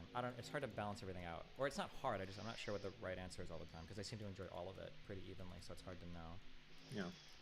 I think it's interesting to think about sometimes. It's really the question of what would you do if all of your I guess the better question is, what would you do if you did not have any need for attention and all of your financial things were met? Because obviously a lot of what we do outside of trying to pay our bills and be, we have the, Maslow's hierarchy of needs and everything like that, but attention is a big part of that. And you have to think to yourself, what would I do if all of a sudden I woke up and I just didn't give a fuck if anyone knew who I was, and I didn't need attention anymore? I didn't want to talk to anyone. What would you do to fulfill your life? It's hard when you say that because like one of the things I enjoyed the most and have since I was like in fucking high school is like arguing with people. So like, isn't that already kind of built in, like a form of attention seeking? So it could be. Like, I think I've joked before that like if I was like working at McDonald's and I wasn't a streamer, I'd probably get home from work and then I would like hop onto Twitter and I'd be like fighting with people or debating on Reddit. That's probably what I would do naturally. Yeah, I think the reason I bring it up is that I think for a lot of people, they think that it's shallow to like care what someone else thinks, right? Or to have that type of interaction. Like, why would I care what you think? That's boring. Or who gives a shit what someone else thinks? But we do. We care greatly what other people think. It's one of the main driving things that we have, especially. Well, kind of. What are the richest people in the world? What do they do? I would be they seek but I would be careful when we say we care what people think because that can be broken down into a lot of constituent parts that mean very different things to each other. So for instance, I say this a lot. I say like, I don't really care what people think about me. In one sense, that's very true. In another sense, it's very not true. Like, how can you say you don't care what people think about you when your whole public everything is oriented towards debate and convincing people to believe your ideas, right? When I say I don't care what people think about me, what I mean is that my personal assessment of myself and how I feel emotionally about myself is not heavily influenced by other people around me. But like the arguments that I give, the way that I'm viewed, the way that I'm perceived in terms of like the values and everything, that is important to me. I want to make sure there's an accurate perception there, or one that maps onto what I think in my head. So when you say you don't care about what people think about you, you do care about what people think about you. I think you have to clarify what exactly you mean by that. Because in some sense, yeah, we have to. Otherwise, society would fall apart. If nobody cared what anybody else thought about them, we'd all walk around with shit in our pants, being crazy, right? No, I would default to the idea. I think a lot of people say, who gives a shit what someone else thinks about you? I think it's actually wrong. Like, I think it's the most important thing is having social relationships, and it's the thing that matters most in our lives. Because, you know, ultimately in nihilism, nothing fucking matters anyways. I think it's probably the most important thing that we have is experiencing new relationships. Oh with yeah, that's people. probably true. I think you have to be careful though when people say who gives a shit what other people think about you. When people That's say a very that, common thing to say. Yes, That's but a when people very say common that, thing. they're not saying like free yourself of all societal expectations and walk into the wilderness and do whatever you want. Blah blah. Usually that's being said to somebody who Bro. cares way too much what other people are thinking about. you, and I that's being mean, I restrictive. can appreciate someone That's being appreciating my restrictive on that person's bulge, choices but for life.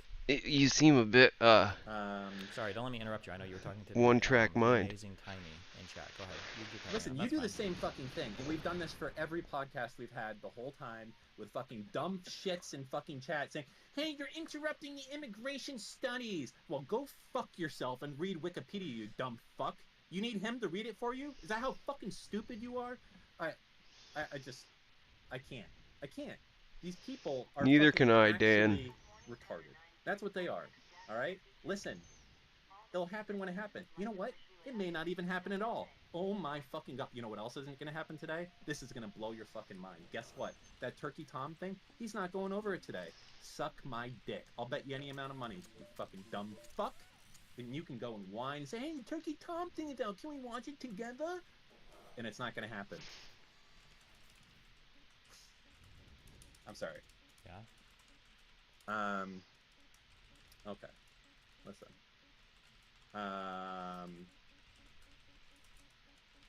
I think social relationships are the most important thing that we should foster in our lives. And I think it's important also to give back, but not for the reason most people do it. I think most people probably give back to the community for recognition. I would say probably almost everyone does it for that.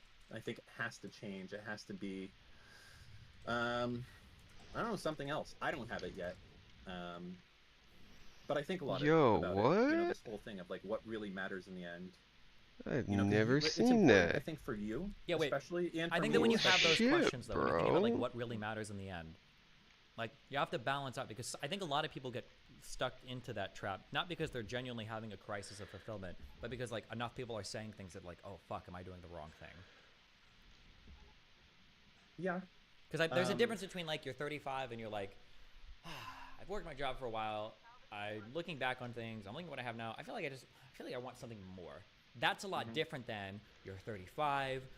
Your seventh set of friends just had their second child, and you just saw somebody got promoted to partner at their law firm, and you're still just like a tech worker, and people are saying that like, what's your legacy going to be? And you're like, oh God, I have to do something. I think that the second one, who cares what people think about you? Fuck off. Like that would be what I would say to that person. But for the first one, it's like, okay, well, if you feel like you genuinely have a hole that you're looking to fill, then yeah, I think you should start looking for things. I think there's a difference there, though, between the external pressure to find fulfillment versus like feeling like you want to find fulfillment. Well, Patrick thinks that 10 gifted subs.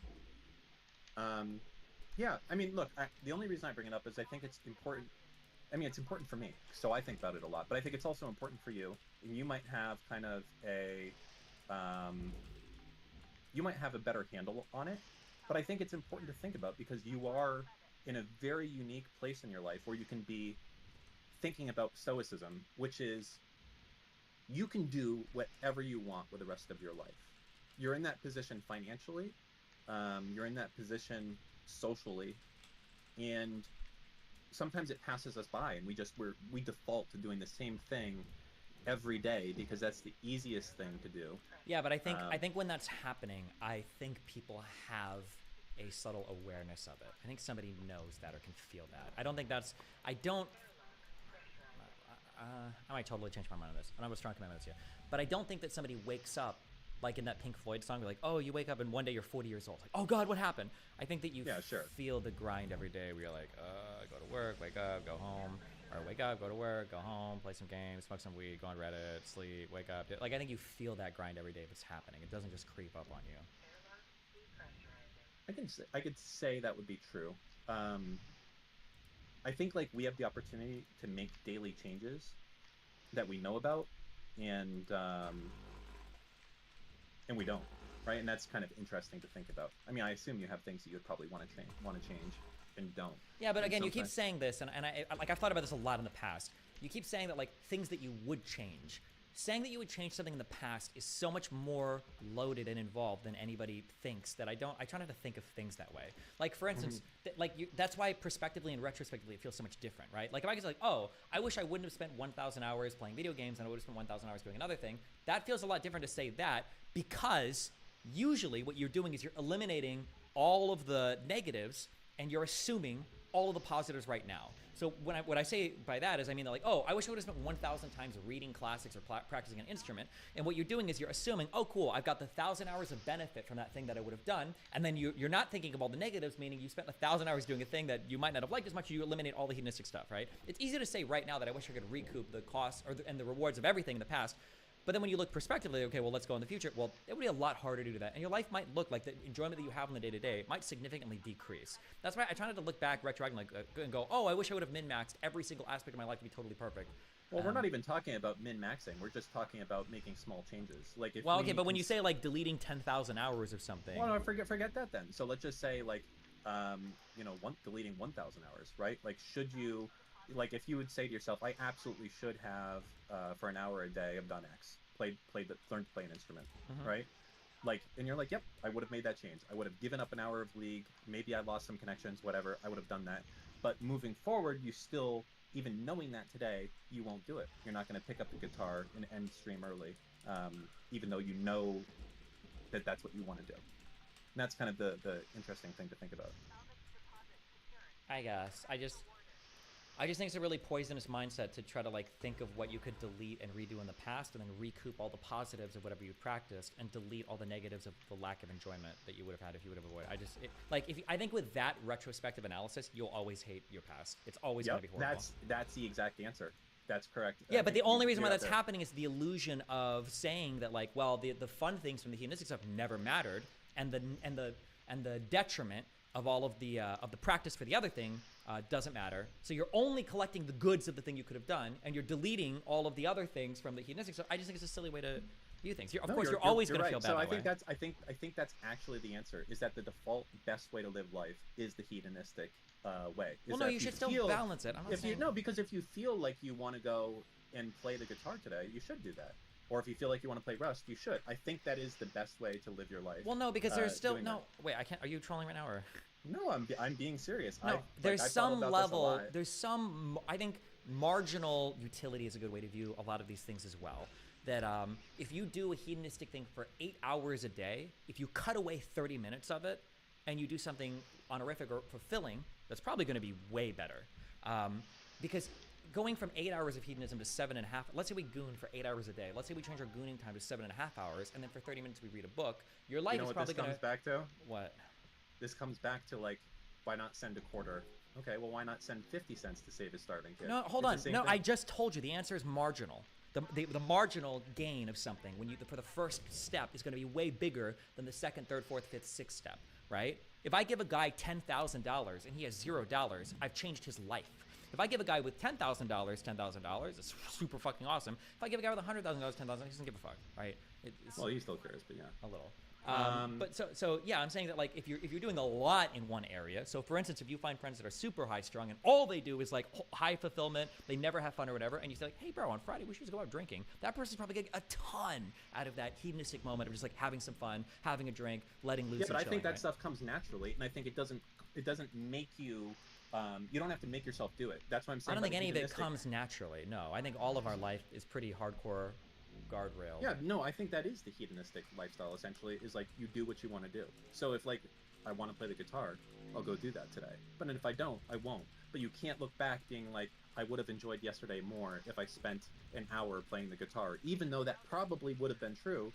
That's not a way to live your life. I think you just live your life every day and basically do what you want to do. I think that is the path forward, and that naturally will descend to do things. I don't think so. I think that there are some things that are on the fulfillment path that you have to force yourself to do a little bit until you get into a routine of it, I think. Maybe. I mean, sure. Like you going to the gym. Yeah, right? it's like something you have to force yourself. That was probably really hard to do, and now you're in the pattern of doing it, so to speak. That's probably true of a lot of like fulfilling related things, I think. But could you put that into the case of you wanted to push yourself to do that, and that falls If you into get being ultra hedonistic? reductionist, then sure, every little thing in life is hedonism, sure. But clearly Yeah. on the abstract. But that's like saying, like, do you want to eat my cum? Everything is atoms. Oh, we're not going that far, but Well, but yeah. it doesn't. Yeah, I mean, like, it doesn't make any. I don't think that's meaningful. Bitch. Oh, you, bro. Man, there are so many people who are so fucking hopped up to like learn about immigration. This is wild. The funny to me. thing is that all these people that are hyped up the most on it are conservatives that want me to discover immigration is actually destroying America, and if my research doesn't pan out that way, they're going to be really ass mad. But PJ Forehead, the most. He wants to know. Well, actually, I'm curious. Hey, PJ, in Kick Chat, so I kind of already know the answer here. What do you think about immigration, buddy? I'm just curious. Do you think that we should increase it or decrease it? I'll read his answer to all the other chats for you guys. You can be brief. You don't have to type out like an entire sentence. He wants to increase good immigration, but he did the Pepe face. You know what that means, right? Yep. Sorry. That is a fucking cop-out, sir, when you say increase good immigration. But, well, let's kick chat. What are we gonna say? You know, I know, and you know. We all know what you're saying there. Yeah. Well, actually, here's a better. Would you? Hey, PJ. Do you want more asylum seekers coming in? What do you think PJ's gonna say, Steve?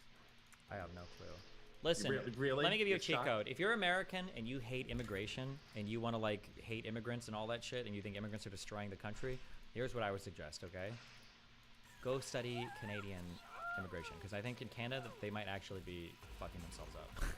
With every he said bad fuck thing no, that by you the way. think about immigration in America might actually be happening in Canada, okay? What did you say? He said fuck no, by the way. And I mean, obviously. Immigration shit. Are you gonna live comment on the Turkey Tom Destiny doc? No, I'll watch it. I'll probably watch it tomorrow. I don't want to eat his views today on it. I'll probably watch it tomorrow.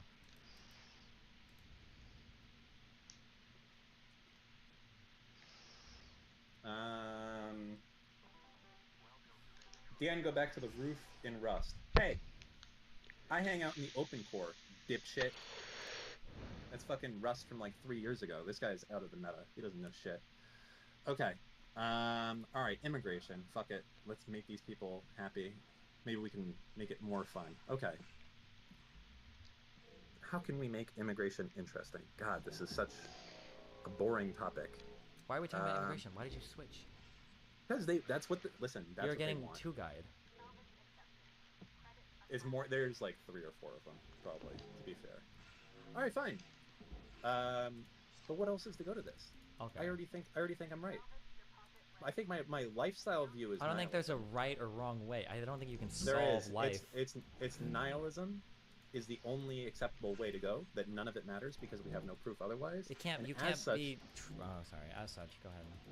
And as such, we should go for maximum enjoyment for right now. Okay. Because you know, here I want you to give you a thought. Well, here, hold on. You said something a long time ago that I disagreed with about humans just choose pathologic resistance. I think that it's part of the human biology or something. Something in us also makes us want to contribute to something more than us. It seems to be the case, whether it's for family, whether it's for society, whether it's the guy that willingly signs up to war to defend his country, whether it's the person that martyrs themselves for their religion, whether it's a person that volunteers and flies to another country to help, feed people. Like, there is something in the human psyche, in the human mythos, in the human genome that makes us want to do things that are greater than ourselves for like all of humanity. That does seem to be some part of us. We feel good when it happens. There's always been like a pull towards humans to contribute to society in that way. So I think that's worth keeping in mind when we think about like ways to live our life. So I wouldn't say it's totally nihilistic or meaningless or whatever, because some of it, we're powered somewhat internally by that drive. Like a lot of human advancement has been powered by that, I think, too. So, Yeah, but I think those people just have a different type of hedonism that Okay, you're sends them reducing on it. that. Okay, That so sends I'm that, gonna come. No, I mean, From now on, if do you want to go out to wanna eat be a tonight? fucking super soldier, Do you want to go out? That's Do you want to eat fine. tomorrow? What? Do you want to go out to eat tomorrow? I mean, I guess. Okay, I just need a 48-hour warning because I want to save an edge, a huge fucking load for you because I want to come in your mouth for like You're, 2 minutes. You're being fucking No, it's all retarded. atoms. It's all atoms. That is It's not all what I'm atoms. saying. It's all atoms. No. I just want to I'm come in your saying mouth for 2 minutes because it's all atoms, Dan. How do you even go here? What do you are mean? It's all mentally atoms. broken. Can't it just all be atoms? Listen to me. Okay. Okay. We are having a deeply philosophical discussion. Yes. That will My be dick is going to be deep in your analyzed by the throat, greats feeding in you. Come. In It's the all atoms. 22 and 2300s, they're going to be studying this as the two greats. Okay. No, I'm because by telling saying you- that everything is hedonistic, you're missing the point. That's like No, saying I'm I want to saying- put rocket boosters on planet Earth so that I can double the fucking rotational speed of the Earth around the sun so that I can legally fuck a How can you be- 9-year-old. It doesn't make any sense, Dan. You're trying to find a How can you loophole to a be- thing that isn't actually helping the conversation. Yes, and at its very root thing, everything makes us feel good, but the reasons why we feel good are what we're talking about. That's the difference between hedonism and fulfillment, okay? Okay. I don't know why you're being so retarded. I'm saying different people like different things. That is obvious. Yeah, but there's a Melina- different type of enjoyment from fulfilling I'm gonna things fucking kill you. Okay, You sorry, shut go up, ahead you and tell me fucking why bastard. everything at the end of the day is just hedonism. Go ahead. Yeah. No, I'm not saying everything is just hedonism. I'm just saying that.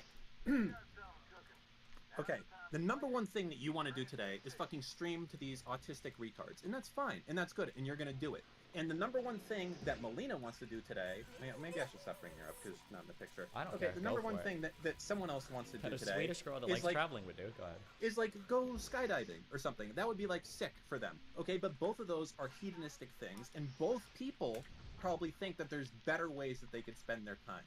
If you ask them, like, hey, listen, yesterday you skydived. Is there something better that you could have done? And that person say, like, yeah, I probably should have like helped out at a soup kitchen or something along those lines. I'm saying that different people have different paths of hedonism, and that the default path should be to do that. So if you want to be a fucking super soldier, okay, and go to Iraq and fight for your fucking country and be the most patriotic dude, that's because you want to do it. And you feel fucking hard doing it. And you want to go over there and kill as many people as fucking possible and all that shit.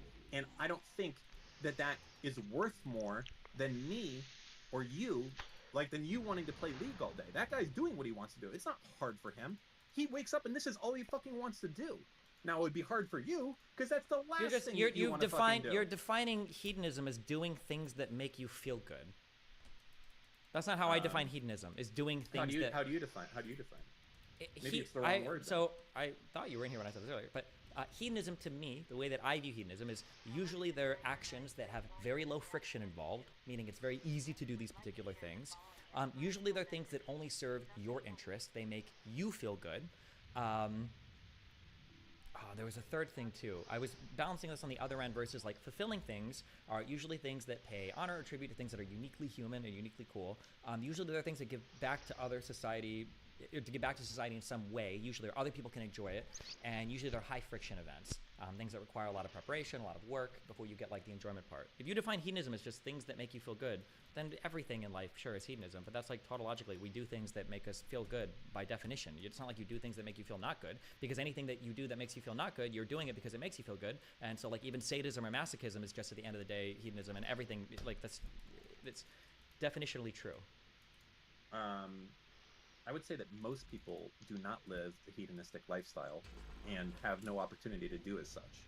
Okay, how do you define hedonism? Prioritizing pleasure over what does pleasure mean to you? I mean, it can be whatever you personally Okay, enjoy. then every single thing is hedonism. You got it. Because if somebody gets pleasure out of going to soup kitchens, I guess that's hedonism for them. Yes. Okay. If that's what they love to do more than anything else, I feel like that is the definition of hedonism, to do that. Okay. I don't know why some people are saying like this is wrong. Like I feel like this is the exact like because it's so reductive that it's made the conversation is meaningless now. Every single thing is just yes. You're saying that humans fundamentally seek things that make them feel good. That's true, but we're talking about the types of things we seek. We're having an abstracted conversation away from just humans do things that make them feel good. So we kind of touched on it a little bit when you got into exercising a little bit, and maybe I shouldn't have been so dismissive of that. is that you forced yourself to make a change in your life that you did not want to do at that point. I'll concede that I shouldn't have said that that was part of hedonism, because that wasn't the case. You probably didn't want to go and exercise that first day or the second day, but you forced yourself into it, and you got through it long enough that you were able to make a change. But you're not doing more of those things moving forward, even though now you're happy that you've made that change. Does that make sense? No. Okay, I'm Googling hedonism, because you're making me feel like I'm No, don't actually Google it. losing It's my just mind. about what we're talking about. Why would you Google a definition? I'm trying to find out retroactively what you're saying in this conversation. Googling one doesn't help us now. Okay, I am Or saying... we could use a different word if you want. I'm just saying, when I was using hedonism, I was referring to something, a more sophisticated concept than just pleasure seeking. Because arguably, you could do pleasure seeking in ways that are fulfilling or not fulfilling. It just depends. Some people might enjoy going to the gym. Some people might enjoy practicing an instrument. Some people might enjoy painting or being a doctor and helping patients. Just because you enjoy it doesn't make it hedonism, though. I disagree. Okay. If they enjoy it more than anything else, that is it. That is the number one thing they want to do. That is the most pleasure that they can get. That is seeking pleasure from the best way that they possibly can. Okay, then what do you call things that are hedonistic in a way that is easily accessible and doesn't benefit anybody else and is just self-serving, versus hedonistic in ways that are benefiting other people and are doing good for humanity and, you know, take more practice and effort and are more unique to you? I don't know what you call that. Okay, well, the difference between those two things is what our conversation was about, instead of just about people do things that they want to do. Hedonism can't also benefit society. I'm just saying that it could still be hedonism. Okay. See, what you're doing right now is being fucking dismissive. I'm not being dismissive. It's just the whole. But then, if that's the case, then definitionally, every single thing is hedonistic, and then we're having a conversation of like, that is not do true. humans Definitely seek not. things It's that not make the them case. feel good? Let's say that yes. right now I'm like, hey, dipshit, you need to go fucking work on the studio. Do you want to do that? No, you don't. Stop. It's No, fucking stop. not No, hedonistic but then no, to go no. do it, I is would it? say no, I don't. So it's like not hedonistic. But then you would go, well, Destiny or Steven, if you actually really want a podcast though, and you actually realize that would make you feel good in the long run, then you say, oh, well, going down and working on that is something that actually does feel good to you because it's going to make you feel good in the future, and you realize that. So the conversation, yeah, you've defined every single thing as being hedonistic. So of course it is. I would not say that. That was what I was asking about. Is how do we influence changes in our life to get past the default state of hedonism? Because I think you have to find things that are not hedonistic that give you greater fulfillment. Things that are hedonistic tend to not give you a lot of fulfillment. Okay. I mean, I'm not going to use a condom tonight when I fuck your mom, just so you know. She's going to have babies. You're going to be all over the place. Dan, hedonism is definitionally just indulging in instantaneous pleasure retard. I'm pulling up the definition of hedonism because I think you're the retard. And we're going to use Wikipedia also. Okay. Hedonism refers to the prioritization of pleasure in one's lifestyle, action, or thoughts. That sounds like exactly what I'm saying. Doing whatever you want to do because it's the most pleasurable thing. And for a super soldier, that's fucking going over there and killing people. That's all he wants to fucking do. I don't understand the disconnect here. So you're I literally don't fucking understand. Prioritizing pleasure over everything else. Now that can be a net positive for society. Dan is going to say some people might find it pleasurable to go to med school and become a doctor and treat patients. That's how. So everything is pleasure. No, I think very few people would do that, and that's not hedonistic. Arasto called it admonia, the satisfaction derived from one fulfilling his purpose was. I don't know, bro, did you have a stroke typing this? True happiness is side effect of fulfillment. Hedonism is making pleasure the purpose. That's a great example, though, is the med school thing. Okay. I think probably nobody fucking wants to go to med school, right? Like, it sucks. You're fucking tired all the time. You're cramming. I feel like very few people are like, oh, this is sick. I fucking love this. I can't wait to get up and, like, be in classes all day or whatever the fuck they do. Like, that's probably not the case. They're all thinking about the eventual goal of, like, man, my life is going to be fucking sick once I'm a doctor and making money, and I'm going to be able to do all this cool fucking shit. So I would say that that is not hedonistic, the whole process of going through med school, but people do it. And there is a benefit towards that. I'm saying you're in a unique position because you can do whatever the fuck you want. You don't have to go to med school to achieve some other goal. And you also have this point where all you want to do all day is stream politics. And you're doing exactly what you want to do. So it's a unique place to be. There is no med school for you. You are being the doctor, and every day you're doing exactly what it is that you want to do. And that's interesting and unique and very rare in the world. No, not many people can get up and just do exactly what they want to do today. So today, if you want to get up and do fucking nothing and not even stream, you can do that. Or if you want to go fucking skydiving, you can do that. That is a rare position to be in, and it's unique. And the questions that I can posit to you about changing things are also unique. Wouldn't you say? Wait, you were talking to chat or me? All right, I'm gonna fucking kill myself. Wait, summarize that in 3 sentences. You're fucking trolling me. You're talking about med school, right? All right. You know, you don't deserve me. I thought you were talking to chat on this. And you turned off and stopped listening? Can somebody? Okay. What Let is me, it? Okay. let me, I'm listening. let me try again. My brain let me is. try again. Go ahead.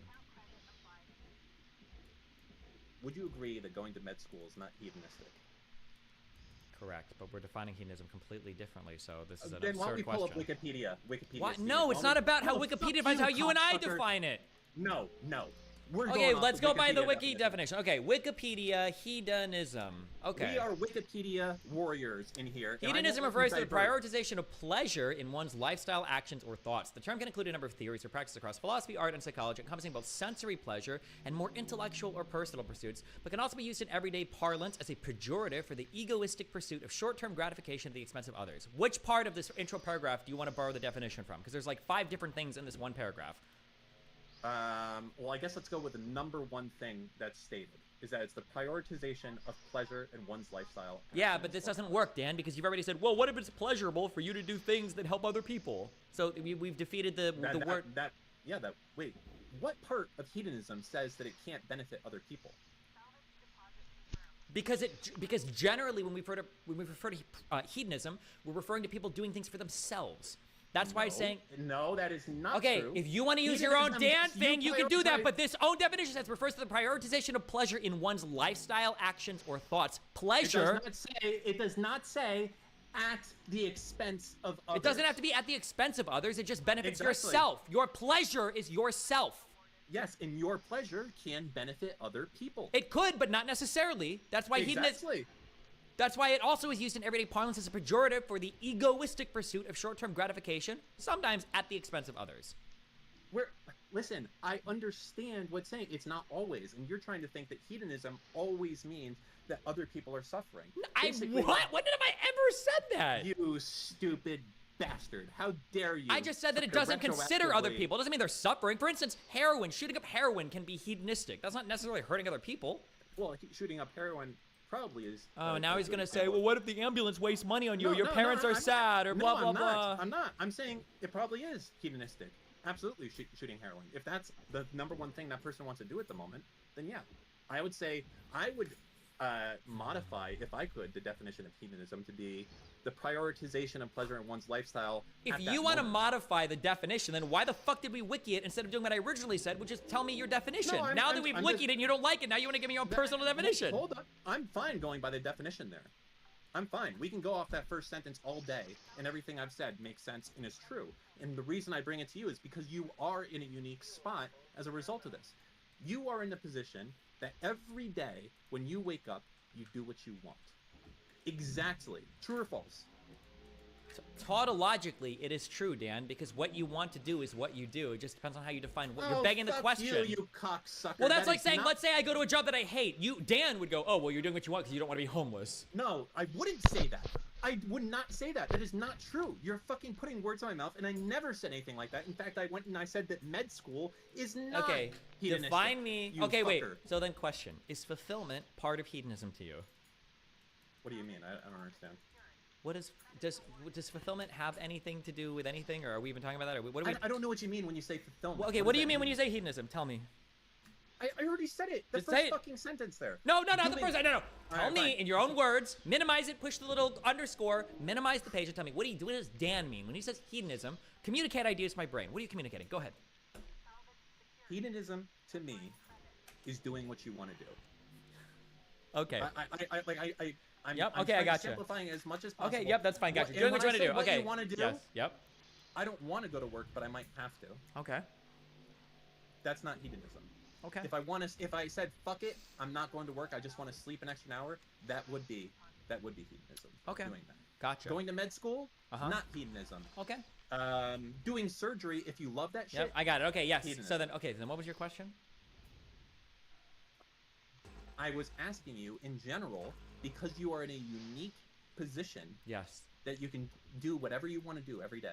Yes. Okay. You don't have any response. If you don't want to wake up and stream, you don't have to do it. Yes. If you don't want to be fucked around with that, you don't have to. Yes, Right? That's a you're unique right. thing. You have no responsibilities, no nothing. Yep. You can fuck as many people as Okay, you want. I got you. can- Yes, I do. Yes. I mean, I'm just really trying to Yep. drive it home because you're having Aristotle difficulty differed between understanding. admonia, pleasure derived as a side effect of fulfilling one's true purpose, asking the big questions, being the best you can be, to hedonism, which is turning pleasure as the purpose itself. Okay. I've completely lost my train of thought. Well, where are we at? What's the next? Okay, anything else?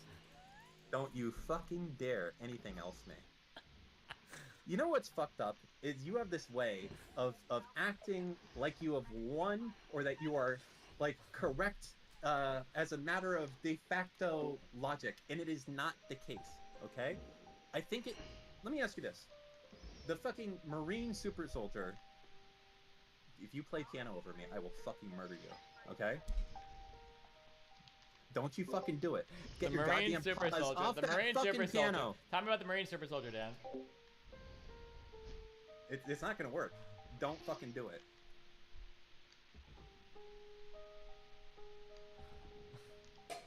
Tell me about the Marine super soldier, Dan, please. You know what it is? You're just not on my level. I'm not. That's it. I'm struggling to hang on. I can't barely do it. You are Wikipedia Andy, except when it suits you. Or no, then all of a sudden Wikipedia doesn't matter. Then, no, get your fucking paws off the goddamn piano, you son of a bitch.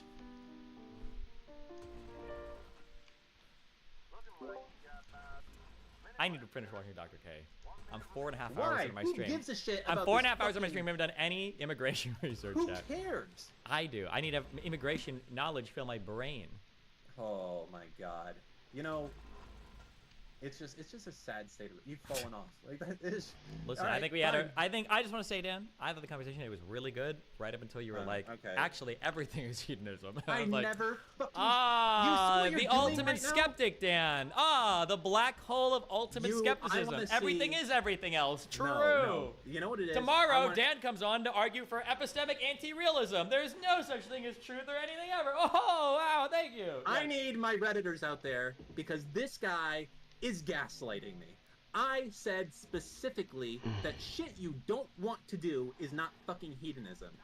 And this dumb bastard is trying to fucking slow roll me. Slow rolled him. You're a He bad got person. rolled. I'm gonna just say right now, you are a bad person. And bad things Well, happen to that's bad people. Just that's wanna let you know. definitely a That's well-known, also, solidly it's sourced, it's karma. Okay. Now that said, soundly argued fact. I'll let you get to your immigration research because I don't want these fucking conservatives trying to kill me because I kept you away from learning that, I don't know, immigration bad. Except for the good ones. That's what they're going to say. Okay, alright, I think that's about enough for today. Yeah. Okay. Redact.dev. See ya. Love you. Bye. Okay. Where were we on this? Loss of status, economic hardship, loss of purpose, life events, low resource environment, lack of stable employment, social network. This is the actual start. Protestant work ethic, I guess, is associated with it. Self-reliance and independence, masculine culture. Oh, fuck me. You're telling me that on the flowchart of mental illness is masculine culture and societal expectations? Fuck me. Historical events, childhood adversity, economic challenges, suicide, contagion, and media. And then we get to the person. This is stuff that is completely outside of our control. Thoughts. No one cares about me or will help me. The Alright. system / others have betrayed me. Nothing will ever get better. I should be. I gotta racist. pee, Other but people don't understand me. I'm broken. I'm helpless. I'm weak. I'm bad. these headphones make it into the This is where we can say, okay, doesn't this mean that this person is mentally ill? make it Sadly, into the bathroom. So I don't know. Sadly, I think the reason that a lot of people believe this is because they're conditioned to believe this, because they've been taught this in some way. Now, oftentimes, Maybe we would just disagree here. That I would think some of these schemas are maybe mental illness isn't a precise enough term for me to use, or maybe he would agree that it is a type of mental illness. I'm not sure. Sometimes they qualify as a mental illness, but like it's really sad, but this is not a malfunction of the brain. This is programming. Is it mental illness because it impairs their function? Oh, it's not a malfunction of the brain, it's programming. Yeah, I guess maybe we might end up agreeing conceptual and everything, and our disagreements are just definitional. So like, for instance, if there was a person that ran around calling everybody a racial slur to get what they wanted, but you find out that they like grew up where everybody trained them in their household that you call people racial slurs to get what you want, and then they go out in the real world and do it, I would say like this person has a problem.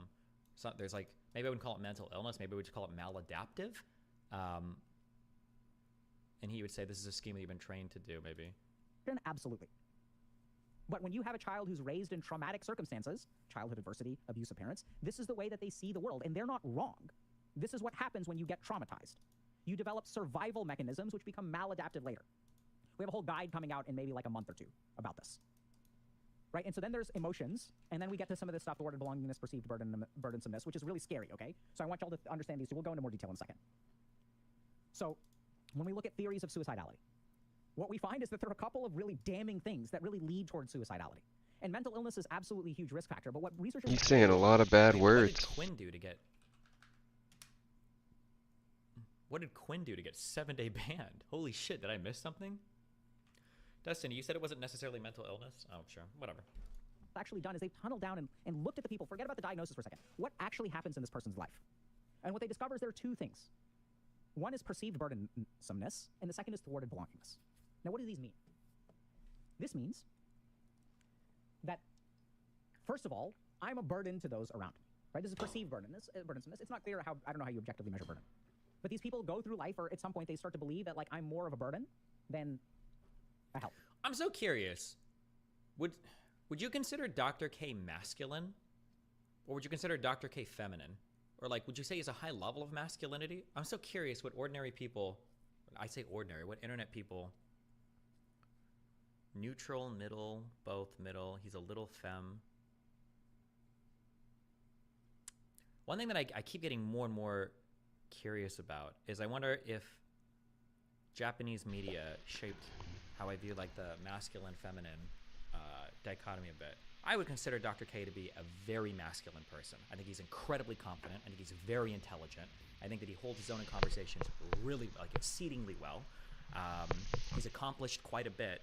Obviously, he's got a nice family, he provides, and all of that shit. I would consider him to be like an incredibly masculine figure. I think he's a high degree of like feminine traits as well, but I would consider him to be a very masculine figure. I'm curious in people's brains when they make these assessments, is where they necessarily come from. Intelligence is a masculine trait? Question mark. Being very intelligent? I feel like it is. I mean, it could be a feminine trait too. I guess it could be both. I don't contribute anything. Just because something is a masculine or a feminine trait doesn't mean the other side doesn't have it at all too. I'm just a taker. And the other one that's really devastating, which I think we see a lot of now, this one I think is getting worse, is thwarted belongingness. This is where people try to belong. I come to a group of people and I say, hey, can I hang out with you? And everyone says, ew, no. And this is where you're like, hey, I'm a human being. I'm trying to connect with y'all. And people are like, thank you, but no thank you. And in a sense, this is reasonable, right? Because I'll hear this a lot, especially in terms of gender dynamics. And everyone's like, I'm not responsible for fixing this other person's problem. It is not my responsibility to be this person's friend. It is not my responsibility to include this person. It is their responsibility to fix themselves, find their own things. I'm not responsible for another human being. This is the value system. Yeah, but at that point, why even call it a masculine trait? Yeah, that's true too. Yeah, I'm not sure. I'm trying to think of like what I would consider an exclusively masculine trait. Or like if there's a trait that's masculine, but it would be good for men and women to have it. What's the point of even calling it a masculine trait? Dick size, big penis, racism, homosexuality, having a penis, your mom. Okay. Based. Male to female cross-dressing.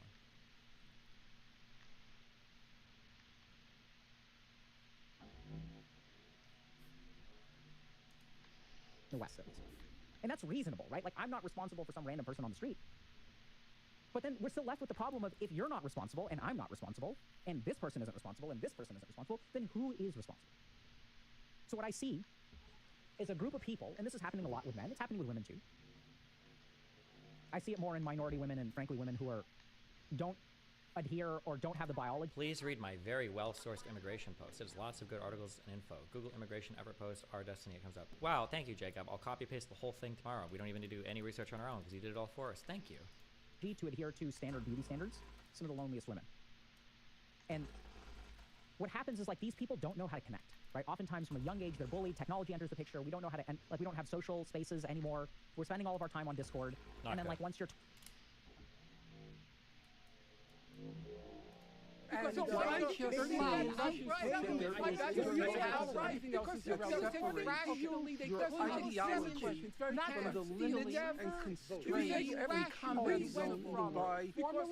the past 30 years. 29 years old and you've never been in a relationship and you don't quite know how to dress, when people look at you, what do they see? They see a creep. A creep is the most devastating label you can get. Because what does it mean to be a creep? Does it mean that you did something wrong? No. Does it mean that you're bad in some way? Like, did you actually do something? Are you a thief? No. Are you harmful? No. Because in a way, I get what you mean, though. Like, in the traditional sense, I'd agree intelligence, honor, confidence, etc. are masculine traits. But in the modern day, I just see it as pointless, even living with such. Maybe. Well, but I mean, obviously in the West, we hardcore feel drawing certain masculine or feminine traits. I guess I'm just trying to think of, like, when you watch, like, when I watch, like, old anime, or if I think of, like, old Japanese video games I played, it felt like there wasn't, like, the only difference between men and women basically just came down to appearance. Like, that's what it feels like. Like, in any JRPG you play, the women all have, like, the same fighting capabilities and everything as, like, the men do. It's not like there's, like, a difference in stats, or, like, all women are only spellcasters or something. Men and women could both be intelligent, they could both be manipulative. Even in Gundam shows, there's, like, female pilots. Destiny, really? All healers in JRPGs were female. Is that necessarily true? Like, well, I guess you kind of see it represented on both sides. Like, in Final Fantasy VII, Eris is, like, a healer person, but Tifa is, like, the fist fighter person. I feel like that's probably that might be, like, one of the most masculine types of fighting you can do, is, like, with your hands, versus, like, with a sword.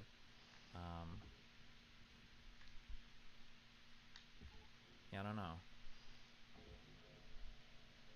Final Fantasy X was the witch lady, what was her name?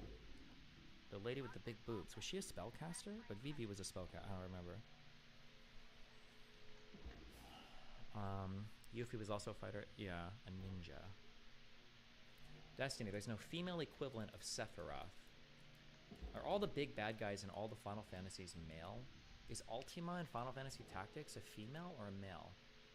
I know she inhabits your sister's body. Ultimisha was female. Final Fantasy VIII.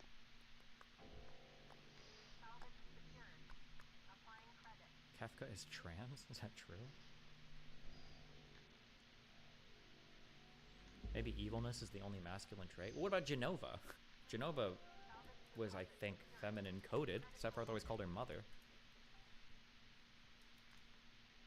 How many girls that you met growing up were into philosophy, debating, or robotics? No one speaks objectively about intelligence most of the time. It's knowledge of things, often autistic and very male. I mean, maybe because I went to private school, and so my female friends went to private school, but they were all interested in, like, engineer. Like, I picked up Ayn Rand from my fucking female friend. Like, that's where I got that author from. So that whole objectivist libertarian shit. Debating and stuff was also with a lot of because they were all, like, social justice warriors, and I was, like, very edgy, so a lot of my arguing and debating was with them too. Computer stuff in video games was definitely heavily masculine coded growing up. That's for sure.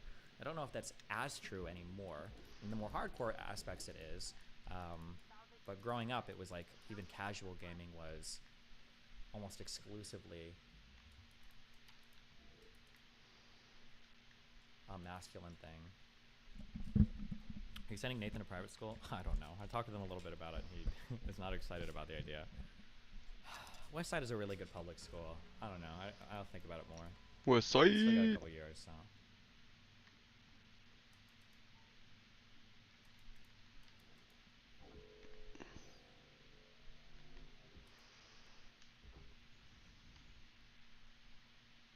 Isn't there a pretty huge sex difference between interest in things and interest in people? At early ages, there seems to be, yeah. I'm not saying there's no difference between men and women. I'm just trying to figure out why I feel like my view is so much different. And then when I think about all the Japanese media I consumed, I feel like masculine and feminine stuff bled way more into itself. Like, I'm trying to think that, because like I'm trying to think of like, for instance, like tropes. So if we think of like damsel in distress tropes, for instance, so like if I think of Metal Gear Solid, if you have a damsel in distress, so like Meryl would be a damsel in distress. That's still like a strong female character that can also like kill people and do things on their own as well. And then you also have, in like Metal Gear Solid 2, the person that saves you if you're a damsel in distress is Olga in the cyborg suit. So you're being saved by a woman there. In Metal Gear Solid 3, the lead badass is literally a woman, the boss. Metal Gear Solid 4 is wacky. 5 doesn't count. In Final Fantasy VII, I'm thinking, you try to save Eris, but I guess she ultimately ends up saving you in the whole world. Tifa basically walks you through your mind palace. Yeah, I don't know. I feel like in a lot of Japanese media I consumed, it's all just kind of like, it's a lot more balanced. There are still like feminine and masculine roles. So like in Gundam Wing, all 5 Gundam pilots are boys, but there are also some Gundam pilots that are women. Not Gundam pilots, but pilots of other mobile suits. But then I think Wu Fei, I think he literally says to Noin at one point, he's like, "This is why you're weak, it's because you're a woman." Which retrospectively is funny because he's a 15-year-old kid saying this, right? Isn't Japanese culture super segregated in gender roles? I think culturally, I think it might be, yeah. But when it comes to entertainment, it seems different. And even for the modeling, like, don't Asian people... I have one model friend that talked about this like 15 years ago, so I don't know if that's actually true for everybody. Like, won't you find a lot more androgynous beauty in Japanese culture than you would in like Western American culture? I don't know if we ever held up androgyny as a beauty standard in the West, whereas that might be more common in Asian stuff. I don't know how true this is. It'd be good if there was like an Asian person that you could talk to, but I think that primarily a reason for these young boys being very androgynous too, it's to appeal to the market that's going to be consuming them, young Japanese boys, right? And a lot of the tropes that you're talking about are also going to be to appeal specifically to that demographic as well. It's not 100% the reason why, but it's a huge reason why. Wait, why would you right? make? Why would femme-coding boys make it more appealing to teenage boys? That's what I don't know, but it seems to be even a thing. Even when you look at releases for Square Enix games like Nier, right? Nier Replicant, there was a dual release of Nier. There was a Western release where they made the protagonist like a big buff, disgusting, uggo-looking dad, right? That appealed to a lot of like Western young boys, and in Japan it was this very effeminate, very androgynous looking main character. Like there's 2 main characters for each release of the game. I do not know why it appeals that way. I'm not sure, and I wish I knew somebody that could appeal to that could explain the reason why a lot of these game devs make their protagonists look like very androgynous, but it's a thing. I just don't know why. But I don't know, it might pertain to that to some degree and in some way as well. But it's not just a thing in video games too. In a lot of manga and anime and media, like you said, like JoJo's, they went from being like these very Fist and North Stars like inspired characters that are like super fucking buff and masculine, and most JoJo's characters are now super like androgynous, femme-looking characters that are very, I don't know, effeminate. I'm not sure why. But that would be a really cool conversation to have with somebody who's familiar with the culture over there. I'm just not that person. Well, also, but you have to be careful too, on... because like the culture is also more than my only consumption is culture that's been packaged and made Western accessible too. So, like my commentary right now on like Japanese culture is literally restricted to video games and anime that have been dubbed and translated and shipped to the West. So maybe like film or whatever, everything looks a lot different. Yeah. That is true. I don't consume a lot of Japanese media outside of like that industry as well, like games and manga and whatever. But the fact that it's like been done over and over is still something that I'm super curious about. And God, I hope there's someone in your audience that could come on and speak about why that is the way that it is, because that is super interesting in my opinion. Aside from that, oh fuck, I forgot what I was gonna talk about. I'll come back another time because I gotta go to the gym really bad. I'm late, but I'll come back and. What do you mean, don't do it? There's only one way I'm gonna big and strong.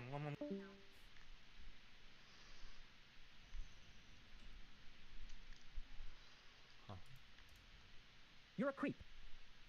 What does that mean? It means that I don't want to spend time with you, but I don't have a very clear reason. That's why we use the word creep, right? So if someone is like a rapist, that makes sense. They're a rapist. That's why I don't want to spend. Someone's a thief, we understand. If someone is a League of Legends player, we understand why no one wants to spend time with them.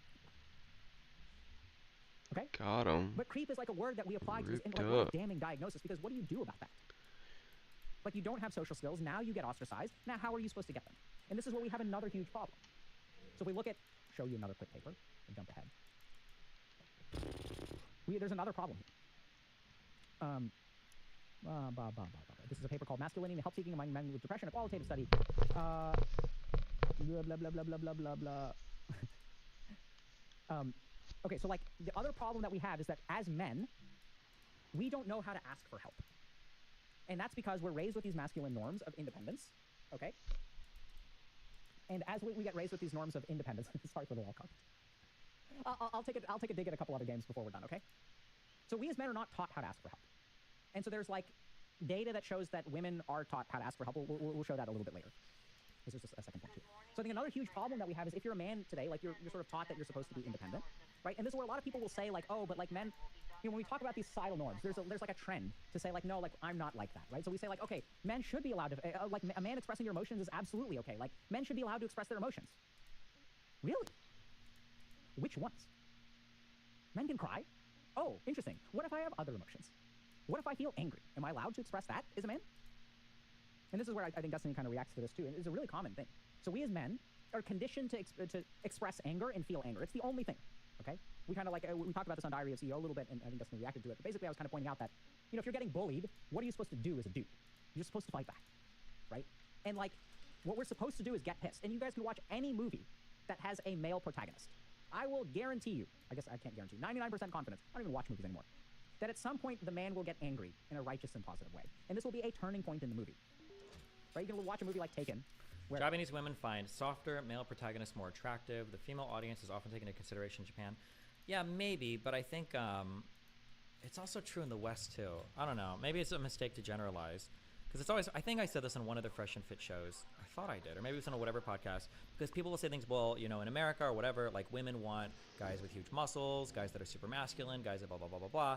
But then when you look at the pop stars of like the 60s and 70s and 80s, this is like some of the most femme presenting stuff. Like if you look at like David Bowie, you look at like Michael Jackson, I don't know, it's not gonna come up like shit. And the way that these people present on stage, it's very like twinky, femboy, feminine coded stuff. So, but it happens in the West too, but not always. Yeah, I don't know. It's probably more complicated than just like countries or hemispheres. Spoiler alert. It's about someone whose daughter gets abducted. Even Marilyn Manson or hair metal / glam rock bands. Sure. The man do? The man does what he's supposed to do, which is get pissed. And everyone is like, this is what a man should be. I want a dad like Liam Neeson. You can look at anything. And then like, now we have this like very, very contrived vulnerability. Of like, oh yeah, like it's okay for men to cry, but they're so manly when they cry. Like they have such big muscles when they cry. Right? They don't show like the snot and the vomit and the dejection and the self-hatred and the self-loathing. They don't show the crying for hours and hours and hours. It's like 5 minutes and then there's a pat on the back and then there's like positive anger and then we're gonna go fix our lives. Let's go be men about it, and then we're gonna have big dicks at the end of all that. So what happens, and this is such a common experience that I see in relationships, is that women are conditioned that it's okay to cry. And by the way, women get fucked by not being able to express anger as well, okay? So it's not like, just because men have these challenges does not mean that women don't have challenges. And in fact, when it comes to anger, women especially are punished for it. So we're punished less as men. It's the only tool we're taught. But if you're a woman and you get angry, especially in some place like the workplace, you'll be judged so harshly. Okay? But this is what happens. We're only taught to express anger. And then what happens, we've started to demonize anger in men, right? It's testosterone. They're fundamentally violent. These creatures cannot be trusted. All men are bad. Men cannot be trusted. And what is it that triggers these? It's expressions of anger. So we're allowed to like sort of express our emotions, but they have to be the right emotions. And in this way, now we have entered the lot of women. Because for the last 200 years, this has been true of women. Women are allowed to only express a slice of emotions, and men are only allowed to express a slice of emotions. And so like this is the kind of thing where we have to... I think this is like my biggest complaint always about gender roles is not like, I don't think gender roles are bad. I think the issue is that gender roles, rather than becoming, rather than being taken as guidance, they become heavily restrictive.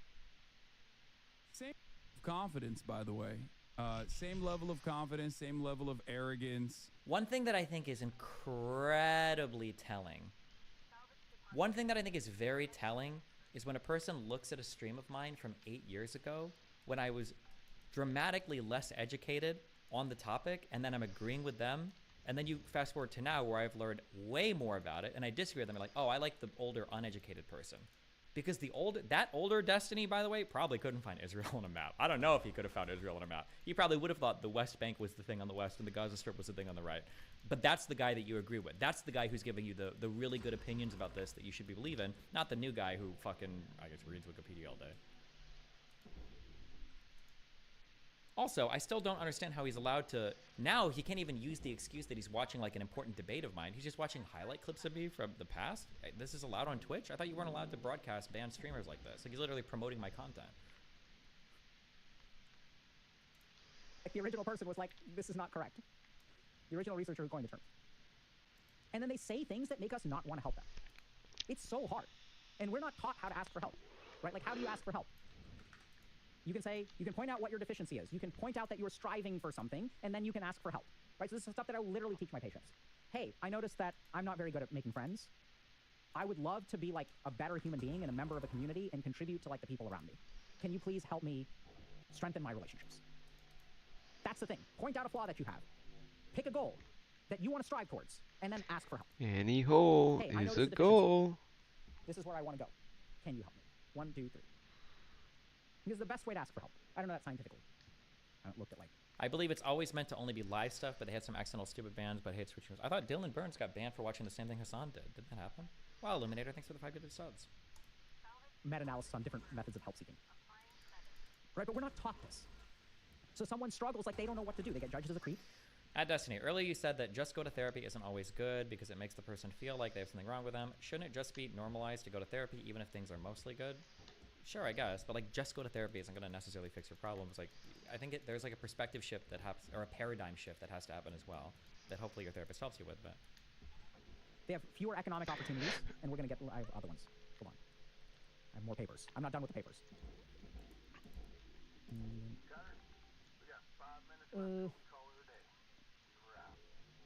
me a second. Okay. I'm going to pause here. So I'm going to ask y'all, okay? What do y'all want from me? We've got 45 minutes left. So if y'all want, I will talk to you about my take on the pathogenesis and how to... I didn't know this was such a divisive thing. I thought it was funny. When I first saw this, I didn't even think of it as like a conservative liberal thing. I just thought it was a funny fucking retarded fucking meme. Jesus.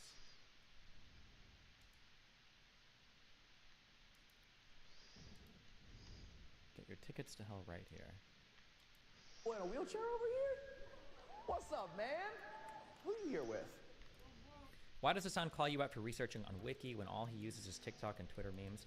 You know, I make fun of him a lot for this, but really I should back up. It's not even necessarily bad to do some research on Twitter. There actually are a lot of interesting threads written by reputable people on Twitter. There's a lot of open source intelligence gathering and stuff that happens on Twitter. Twitter isn't even necessarily a bad place to gather some information. Same with Wikipedia, same with maybe even TikTok. I'm sure there are people that do good videos on TikTok. The problem is that what Hassan does is he just farms information that only agrees with him. He reads news headlines and he'll bring on like experts, but it's just experts that agree with him and just parrot the same points that he's parroting. So he's not really challenging himself or engaging in like substantive, interesting conversation. It's just people brought on to kind of like push the same narrative, even if they are journalists or whatever. It's just kind of boring. Boy, in a wheelchair over here? What's up, man? Who you here with? You here with your cousin? What up, cousin? What's your name? Jake. Good to meet you, dog. Jake and Logan. Sounded like it. Oh man. Shut up. Everybody shut up already. I can already tell how y'all gonna feel about this, and I'm not gonna stand for it. Neither will he.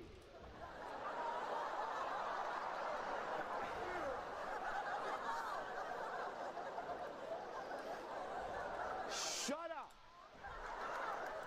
He's at a comedy show. He know what he came for, all right? That's not true. He could totally be here against his will. We don't know. It could have been just Jake that wanted to come to the show. He was like, oh, but parking's going to be a disaster. Logan!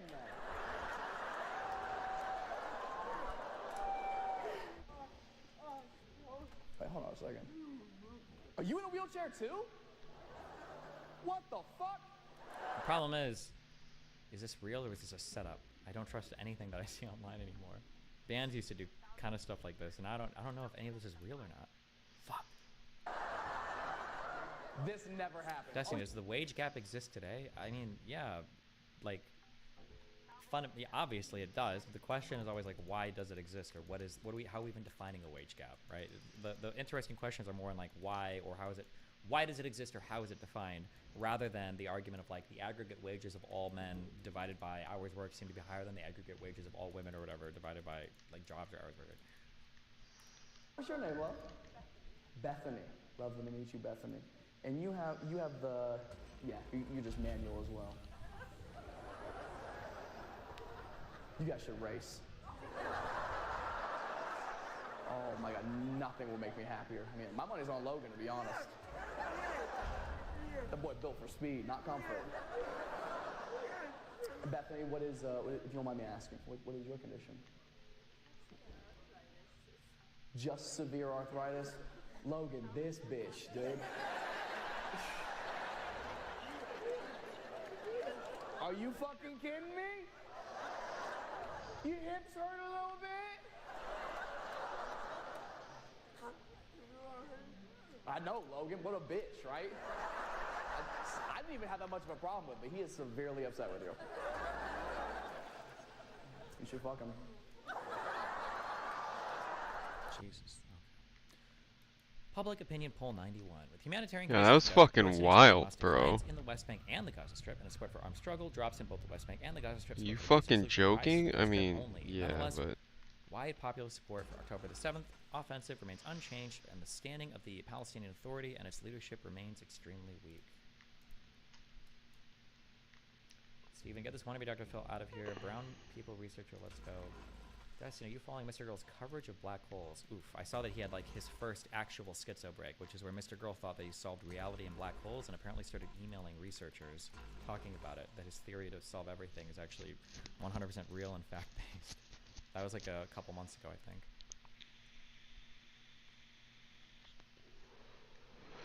wow, he actually did fucking go off the... In your view, was Hamas's decision to launch its offensive against Israel on the 7th of October a correct or incorrect one?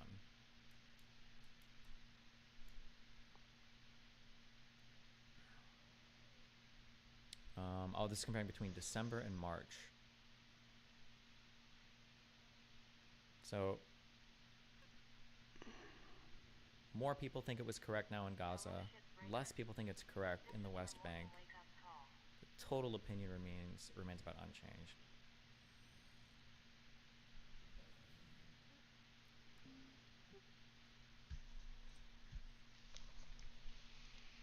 Do you have enough food sufficient for a day or two?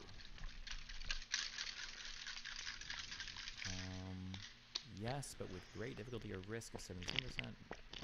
No is 4%. Oh. Jesus, this graph is fucking weird. Sorry, okay.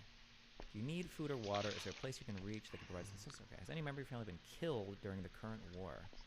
A member of your family been killed? 60% say yes. Holy shit. How are we defining family here? Or maybe in a place as small like cousins and cousins of cousins or anything are like super, super, super common? Jesus.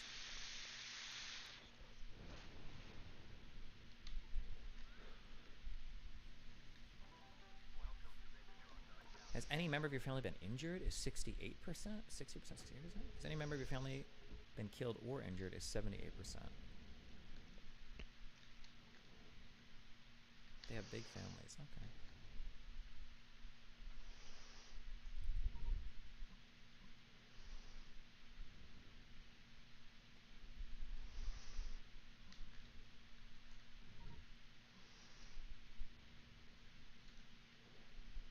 Which main body or bodies oversee the provision of assistance at your place of residence or shelter?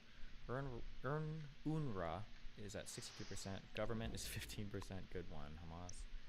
Other international organization or local Palestinian group. I feel like at a certain point, all Palestinians are just going to hate all Jews forever. How do you fix that? I don't know. I mean, all Arabs kind of have weird views of Jews, so I don't. It's a challenging one.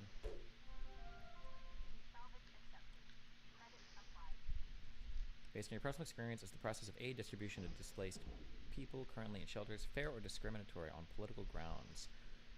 People don't like UNRWA, they don't like Hamas, they super don't like local Palestinian groups, they don't like other international organizations. Jesus. The belief that Hamas fighters committed atrocities on October 7th is higher among those who watch videos showing such atrocities. Yes, they did commit it. I watched it. 17%. No, they didn't. I didn't watch it. 2% watched. Jesus.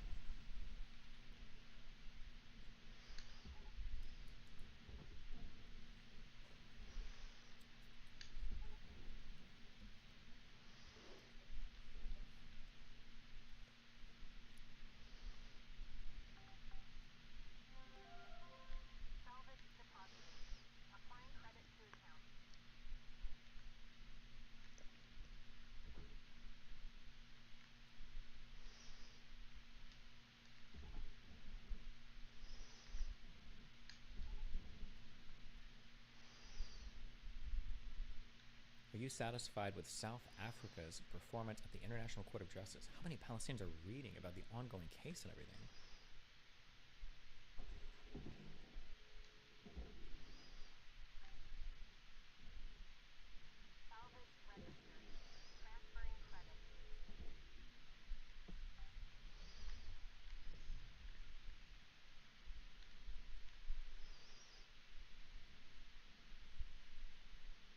Jesus.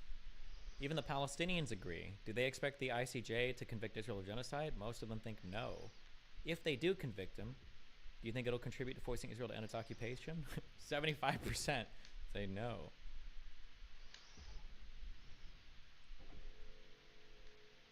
It's worthless. True.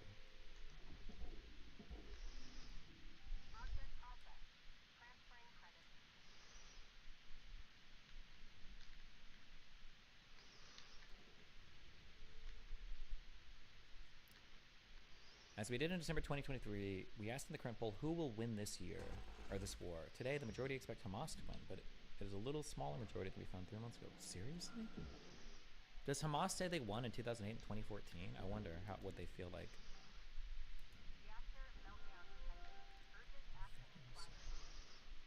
Jesus.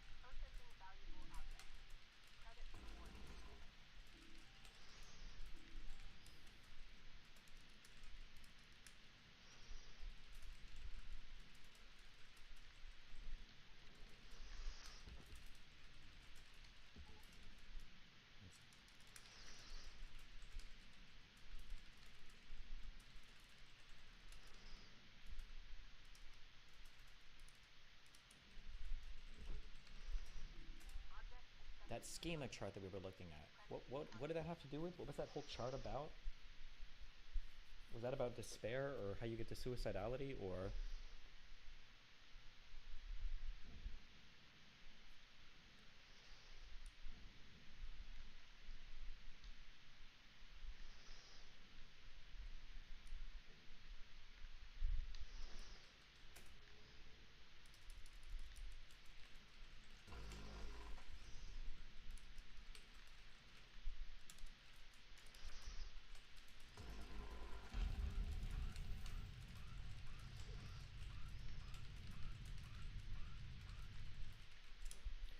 How can anyone argue against the following? Israel deserves their land/state because they won their land by right of conquest. How can anyone argue against it? Well, people would say you shouldn't be able to win land by conquest. That's not a good way. What do you mean?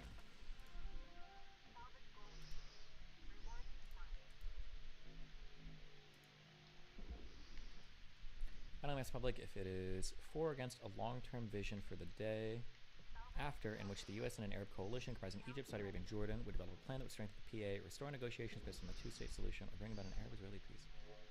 Yeah, most people are like, fuck that.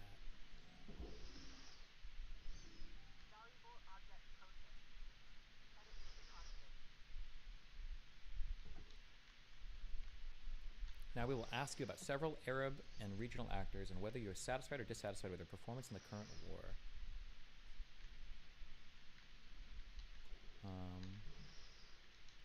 What? I don't know what the colors mean. Is blue really satisfied? Oh no, wait. Whether you're satisfied or dissatisfied. Satisfied is the bar, the percentage, I guess. So many people are happy with Yemen.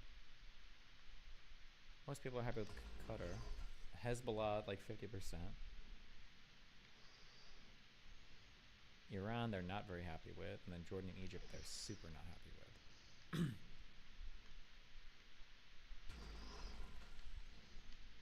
As a fan from the Crucible, I have to say I watch a lot of Destiny. Andrew Wilson always says Destiny's a degen, but I think I see more degenerate stuff on his channel. True.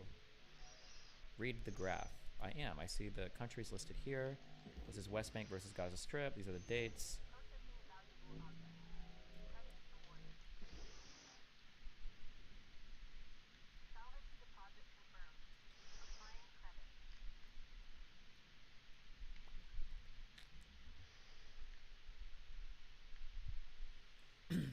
In a combination between Marwan Barfoudi, it's Barfoudi, right? Or Barghouti? Barfoudi? Barhoudi? I don't know how to pronounce his name. Ismail Haniyeh and Mahmoud Abbas. Hold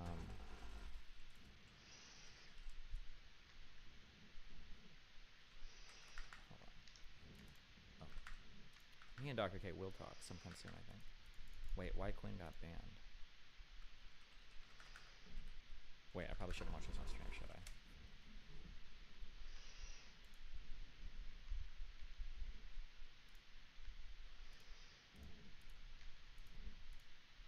Wait, what is this?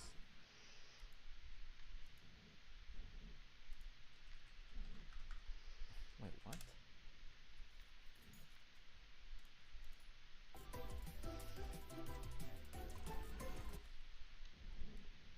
They need to round up all the weebs, put them inside of an incinerator, and burn them to death. My These God. fucking weebs are disgusting. He's got a full AI Forsen mask. Encouraging or glorifying extreme violence. Examples of violative conduct include, but aren't limited to, inciting others to burn down a police station. Encouraging others to physically assault people at a protest. Explicitly saying the group of people should be killed. Were half of these written for my Rittenhouse rants? Jesus.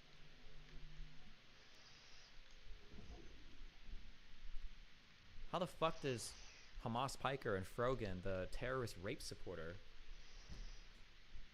not catch any flack for this? Okay.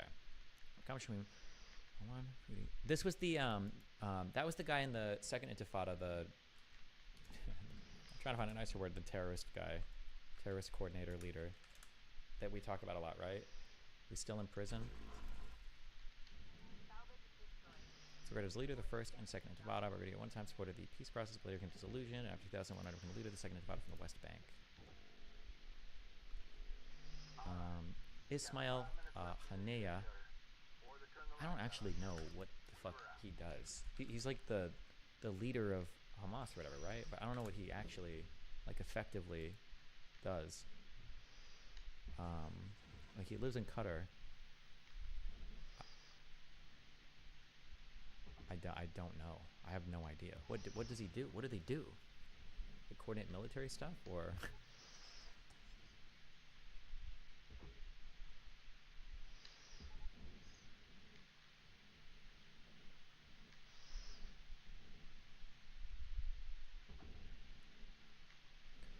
Haniyeh was returning to Gaza from his first official trip abroad as prime minister. He was carrying an estimated 30 million USD in cash, intended for Palestinian Authority payments.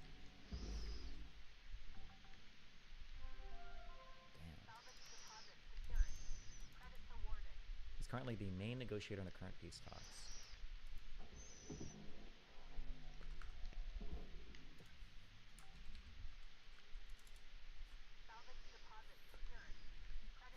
So who would win in an election right now? 38% say they won't participate. Abbas has very little support. A lot more in the Gaza Strip, though, interestingly enough. No support in the West Bank, Jesus, especially today. And then Ismail Haniyeh, the Hamas leader, has quite a bit. Even today, 23%. And then the Marwan Barghouti guy has got a lot. Warning. Fuel levels are low. Fuel supplies are available for purchase at the Master Jack. Is he religious or is he like chill? Airlock depressurizing. Destiny, you say there is no genocide because population increased. Did you know Jewish population also increased between 1930 and 1950? Was there no genocide on them then? Oh, what?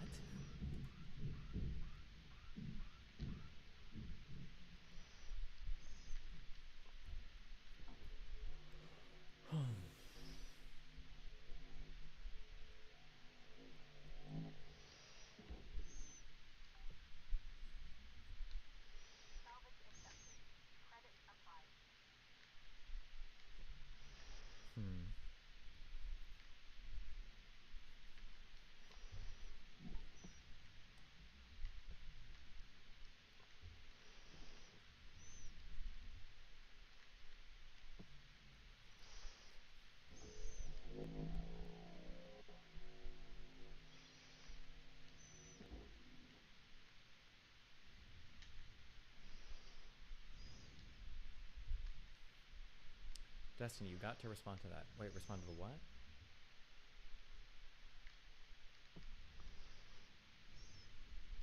Did the Jewish population actually increase in country? My understanding is the Jewish population basically got cut in half.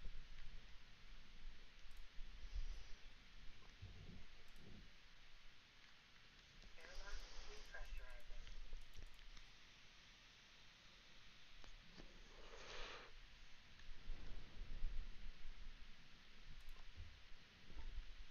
At Destiny, then you have to ban that guy. I don't have to ban anybody. He's probably just like a neo-Nazi duder. Is my guess. YouTube chat welcomes all kinds of riffraff. Okay. I have to? Wait, bro, you're not my Mossad agent. Chill. How much political power do you think European Muslims will gain in 50 years? And do you think this will impact survival of Israel? Or is this too far to tell? I don't know. 50 years is hard as fuck. Into the future to tell.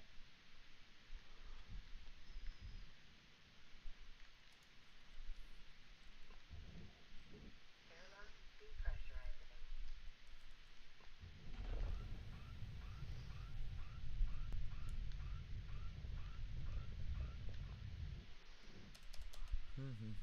Airlock depressurizing.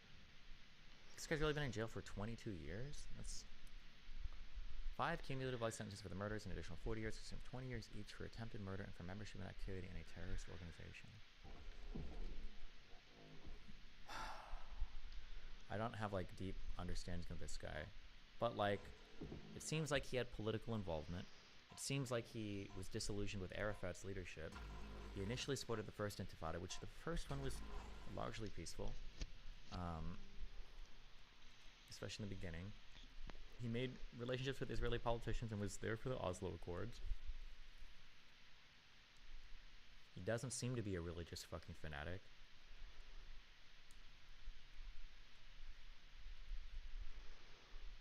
Do you think,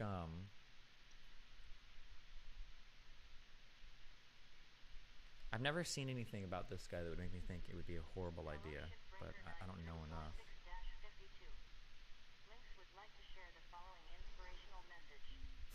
In late 2004, Barghouti announced from his Israeli prison his intention to run in the Palestinian Authority presidential election in January 2005, called for following the death. Oh, I'm sorry. I thought it said he called for the death of Yasser Arafat, but it said called for. The election was called for following the death of President Yasser Arafat. Okay.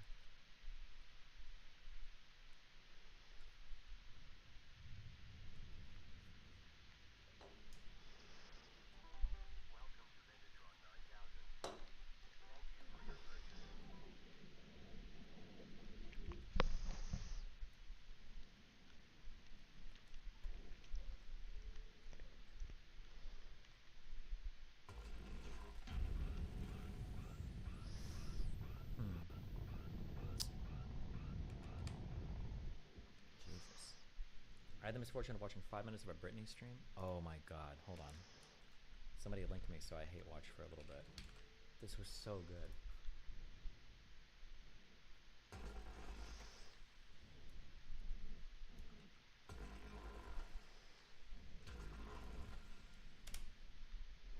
I love the cuddling. It isn't, and it is. It depends on the bubble.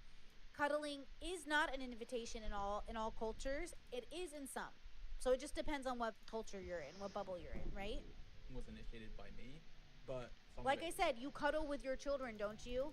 Like, don't you? Like, cuddling is different too. There's like spooning cuddling. There's more sexual cuddling. There's more platonic. I cuddle. Like, if you sit on a couch all in blankets with your sibling shoulder to shoulder, isn't that cuddling? Or if you have a baby in your arms, aren't you cuddling with a baby? Not all cuddling is always sexual.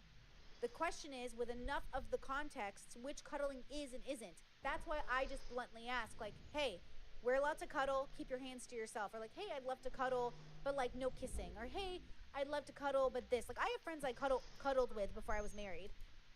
I like how she goes from like, oh, we even cuddle with our children, it's no big deal, to where like, but now that I'm married, I can't even cuddle with friends anymore. You see that correction there? Or hey, I'd love to cuddle, but this. Like, I have friends I cuddled with before I was married.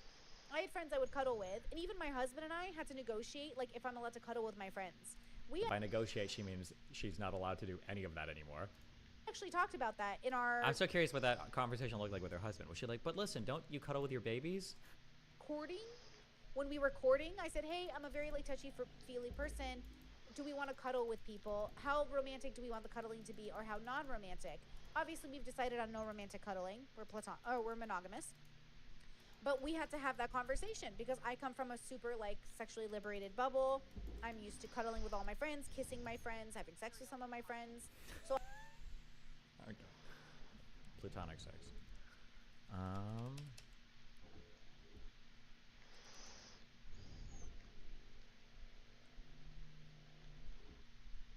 Okay, come on. You gotta be like fucking with us here. I will not participate in the elections is yellow here. But then down here, they make I will not participate in the elections gray. Why not just keep the similar color scheme? Fuck. But anyway, damn, a lot of people would not be happy. Okay. Abbas, I think we already know this. Abbas is like almost no support in the Palestinian world.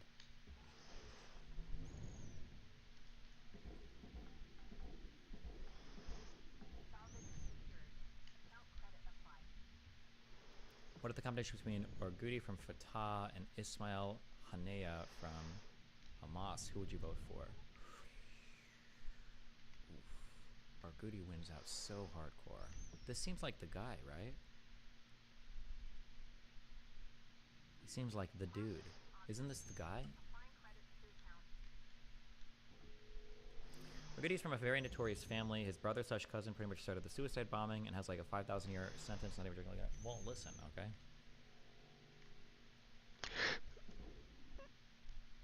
Do you like Abbas? Not really. I don't. He doesn't seem like. He just seems like a lamer version of Arafat.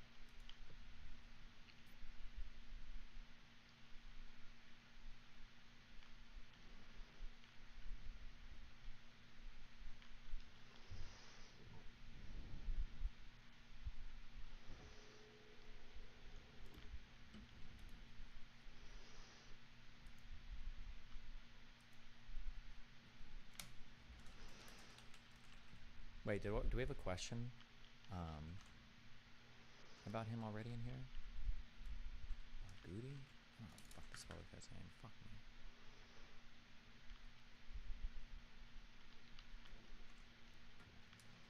Oh, he is in here. Okay.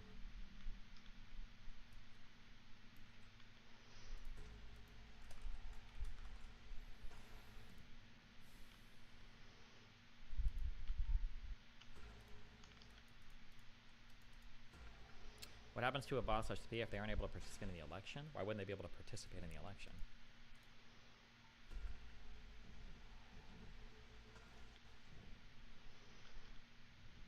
You can't pick the leader for them. The Palestinians must elect someone on their own, probably a new face. Well, if this guy's a history of being willing to work with Israeli people and currently enjoys popular support, and I imagine he's got a lot of authentic buy-in with Palestinians. If he was part of the leaders of if he was a leader of the first and second Intifada, if he was part of the leadership for that, like,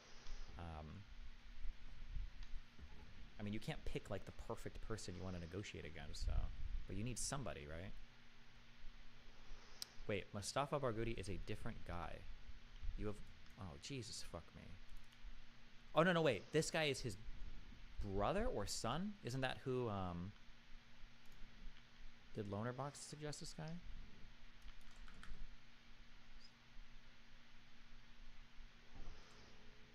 Wait, hold on. Am I fucking retarded? Am I mixing up Marwan and... Oh, wait. These are different people. Hold on. Fuck me. Cousin. Oh, okay. Okay, wait. Okay, I just realized these names were changing. Fucking... Fuck me, dude. Okay. The terrorist one was Marwan, right? Yes, this guy. Okay.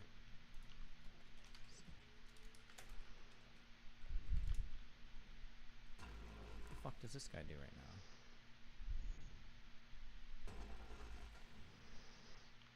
General Secretary of the PNI also knows. Does this guy have anywhere near the same level of support? Mustafa. Do they pull on him? I was just looking at the last name. Oh, they do down here.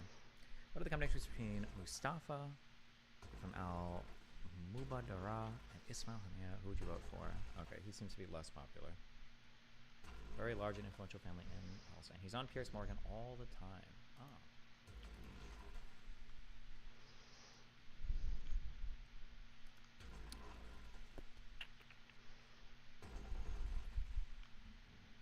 Okay. Alright, we're good there.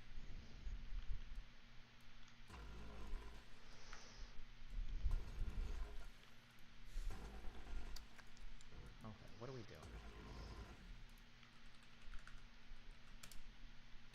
Wait, am I allowed to swear?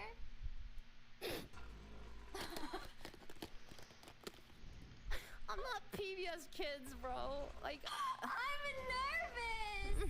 I picked a bad game. I gotta tell you this right now. What do you mean? I gotta tell you this right now. So I should have been more upfront. I thought you knew that there were Nazis in this game. That's what? What? Destiny, we can have you on if you want. What are you talking? No. What are we? Why am I? I don't care about this. Holy shit, I don't care. What is this? Hold on.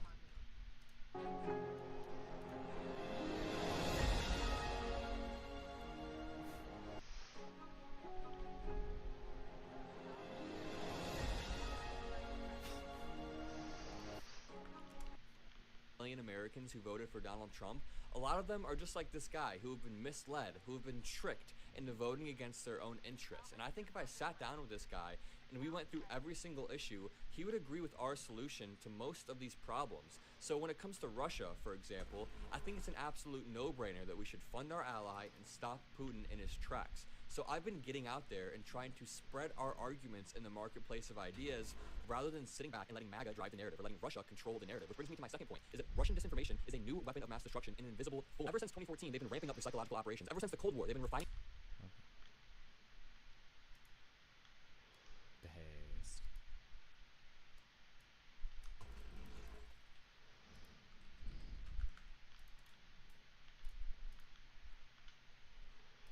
Okay, last video, then immigration stuff, okay? Because I know how excited we are.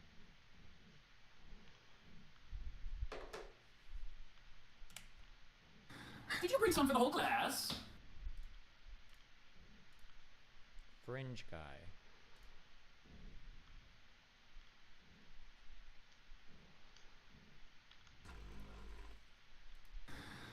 Did you bring some for the whole class?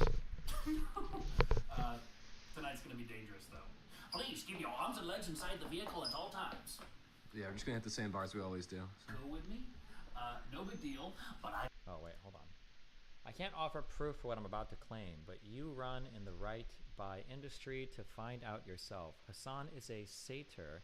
This is not a euphemism. Spirits exist. They aren't very good at critical thinking. They rely too much on elder wisdom. Schizo rant done. Okay. Satyr is a lustful, drunken woodland god. In Greek art, they are represented as a man with a horse's ear, or with horse's ears and a tail. But in Roman representation, is a man with a goat's ears, tail, leg, and horns. Okay, thanks. I'll keep an eye out for that. Thank you for the $100. I'll give you a good old thumbs up there, buddy.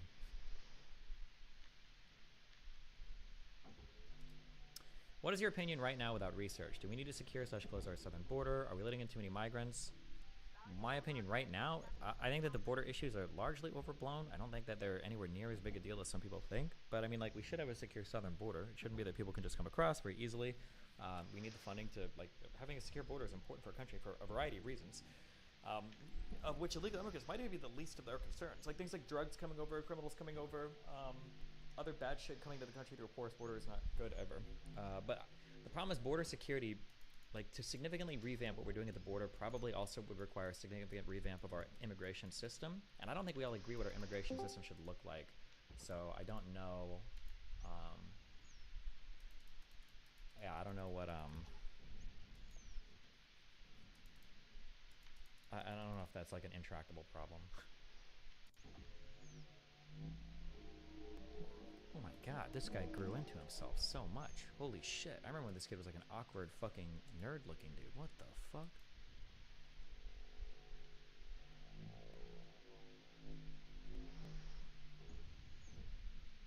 God damn. This kid's like 7 feet tall. Nerd.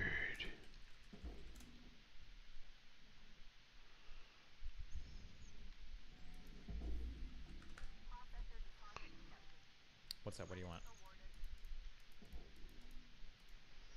I don't know if now is a good time to talk, or you want to wait till tomorrow. I know you mentioned somebody else. Give me 10 minutes to watch this video, and then we can chat. Yeah, sounds good. Did you bring some for the whole class? Tonight's gonna be dangerous, though. Please keep your arms and legs inside the vehicle at all times. Yeah, we're just gonna hit the same bars we always do. So. Go with me? No big deal, but I got stuck with your tab last night. And you were a thirsty boy! I gotta leave. It was like 500 bucks. I gotta leave. I gotta leave. I gotta take off soon. Oh, where are we going, huh? Time to let the dogs out. No. I'm just getting dinner with Jessica. Like my ex, Jessica? Yeah, go fucking her. Hello? Hey, you're having chicken salad tonight. I have made it so that the chicken would be cold, but do you prefer warm chicken in your salad? Oh, I don't care. Either's fine. Cold? Alright, thank you. Okay. Bye. Please not her! Please Okay. not her! She's a naughty minx. Get inside her. Please get inside her for me. Cool. I'll stay here and watch Seinfeld, though. That always makes me feel less lonely. I was depressed. I was actually gonna see if you would go to the store and grab us some more beer. Oh, the castle supplies are low. Please, no weapons, hey. sir. Lord Arthur, I will run to the...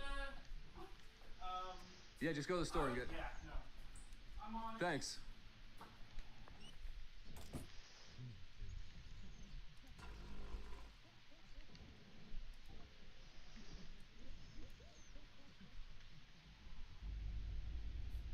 Don't worry, they're laughing with him, guys.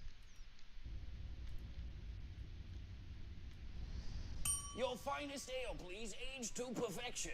What?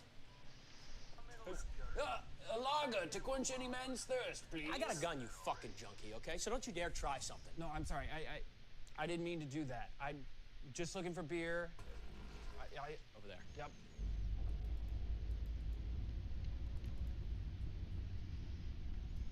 Just waiting on the machine. Perfect. Thanks.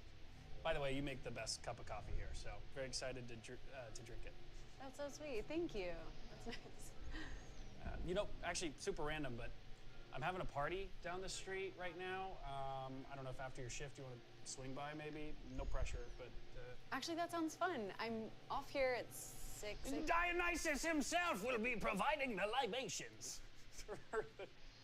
The halls of Valhalla will be loud. No, but seriously, no pressure. It's just a small thing. So. Actually, I can't tonight. Thank you. Oh, maybe next time. By the way, you make the best cup of coffee so just... How do you like it? Hey, you just took money out of the tip jar. No. Hey, just $100. I saw it. He took it right out Dude, of what that the jar. fuck? That is more than I make in a...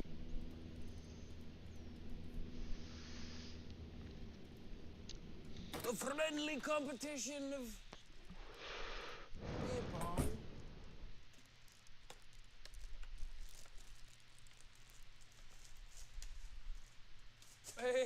buddy. What's up, dude? What we doing? You doing good? Hey. I'm gonna go cool off, but then I'll be right back.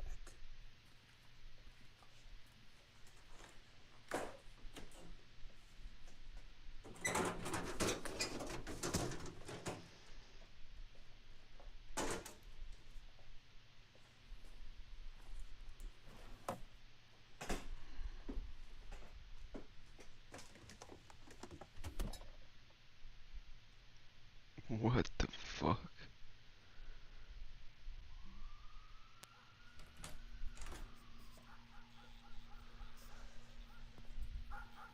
Yeah, I'm just grabbing some beers and then I'm heading over.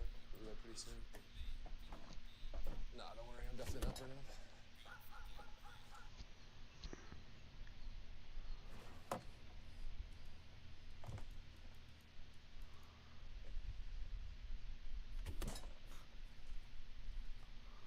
Jesus.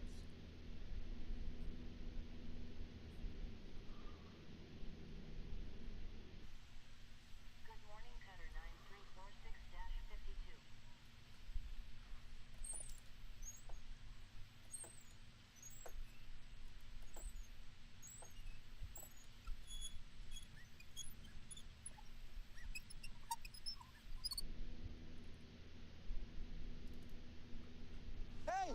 Okay, we're good, we're good. Hey! Hey, everything okay, man? Hey, thank God you're here, man. My wife's in labor and we ran out of gas. Stranded traveler, marooned by his crew, and a fair lass. You know what? Pregnant. Wow, we're all right. Oh, no, sir, I'm on that It's way. all I right, don't mind thank driving. you.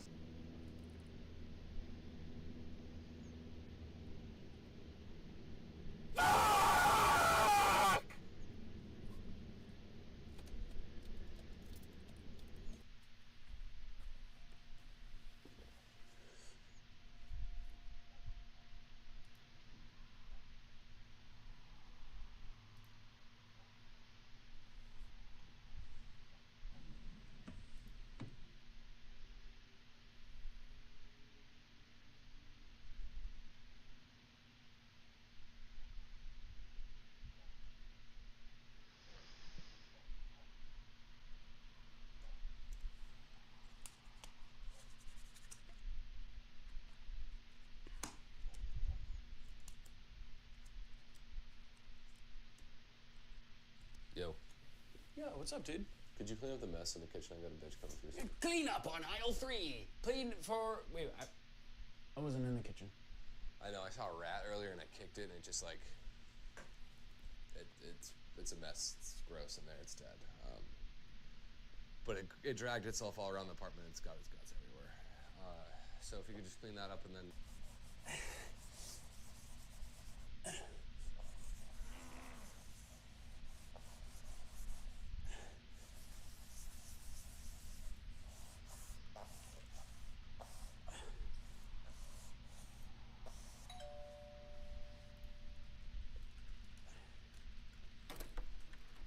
Hey, got a package? Ah, the Gondor calls for aid. Oh, the armies of the North. Stop.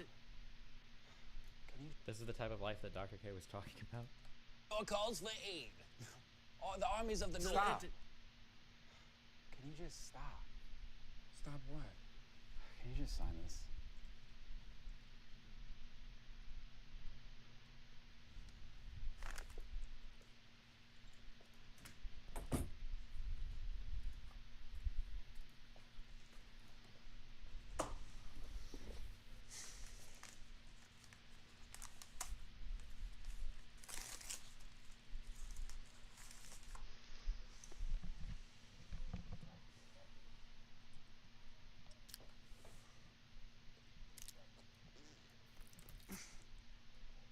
Jesus.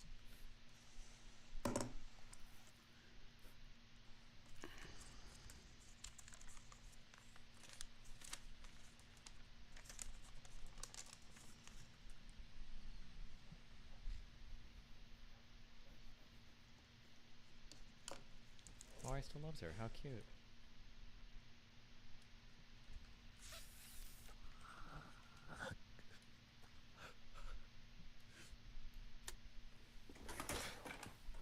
Yo. Yo, what up, beast? The king requires counsel at any hour, and a mere peasant such as myself must stand at attention. Do you have a condom? Yeah, yeah, dude, I can hook you up for sure. Thank you, I appreciate it. Help my friend sow his wild oats and spread his seed. And thank you. Jessica's over, so I'm just like definitely gonna need one of those, you know. But my Jessica? Yeah, I mean the Jessica that's fucked everyone. Yeah, dude. Why do you think I'm asking for a condom, dude? I'm not trying to catch whatever the fuck she has. Yeah. Smart man. Don't run against the Black Plague. Dark scurvy spreads amongst Yeah, she's the a crew. whore. She's fucking hoe, dude. Yeah, well, here, go take care of her. Thanks, I appreciate it, man. Get in there. Hey, have fun in there. The Colosseum will be watching for...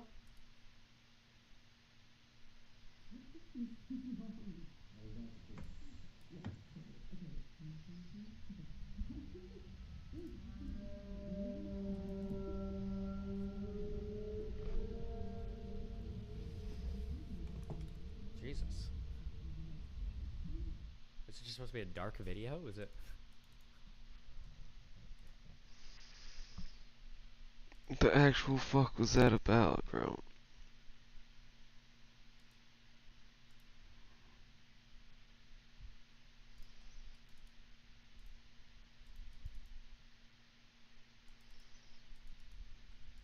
Pre-watched your Dr. K video.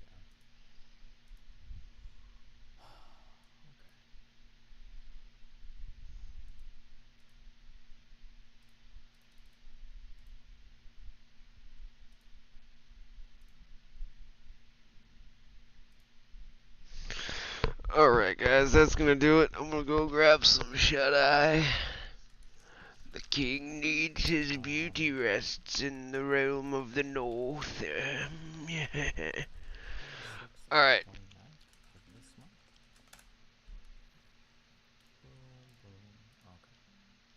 Let me use the restroom real quick, 1 sec.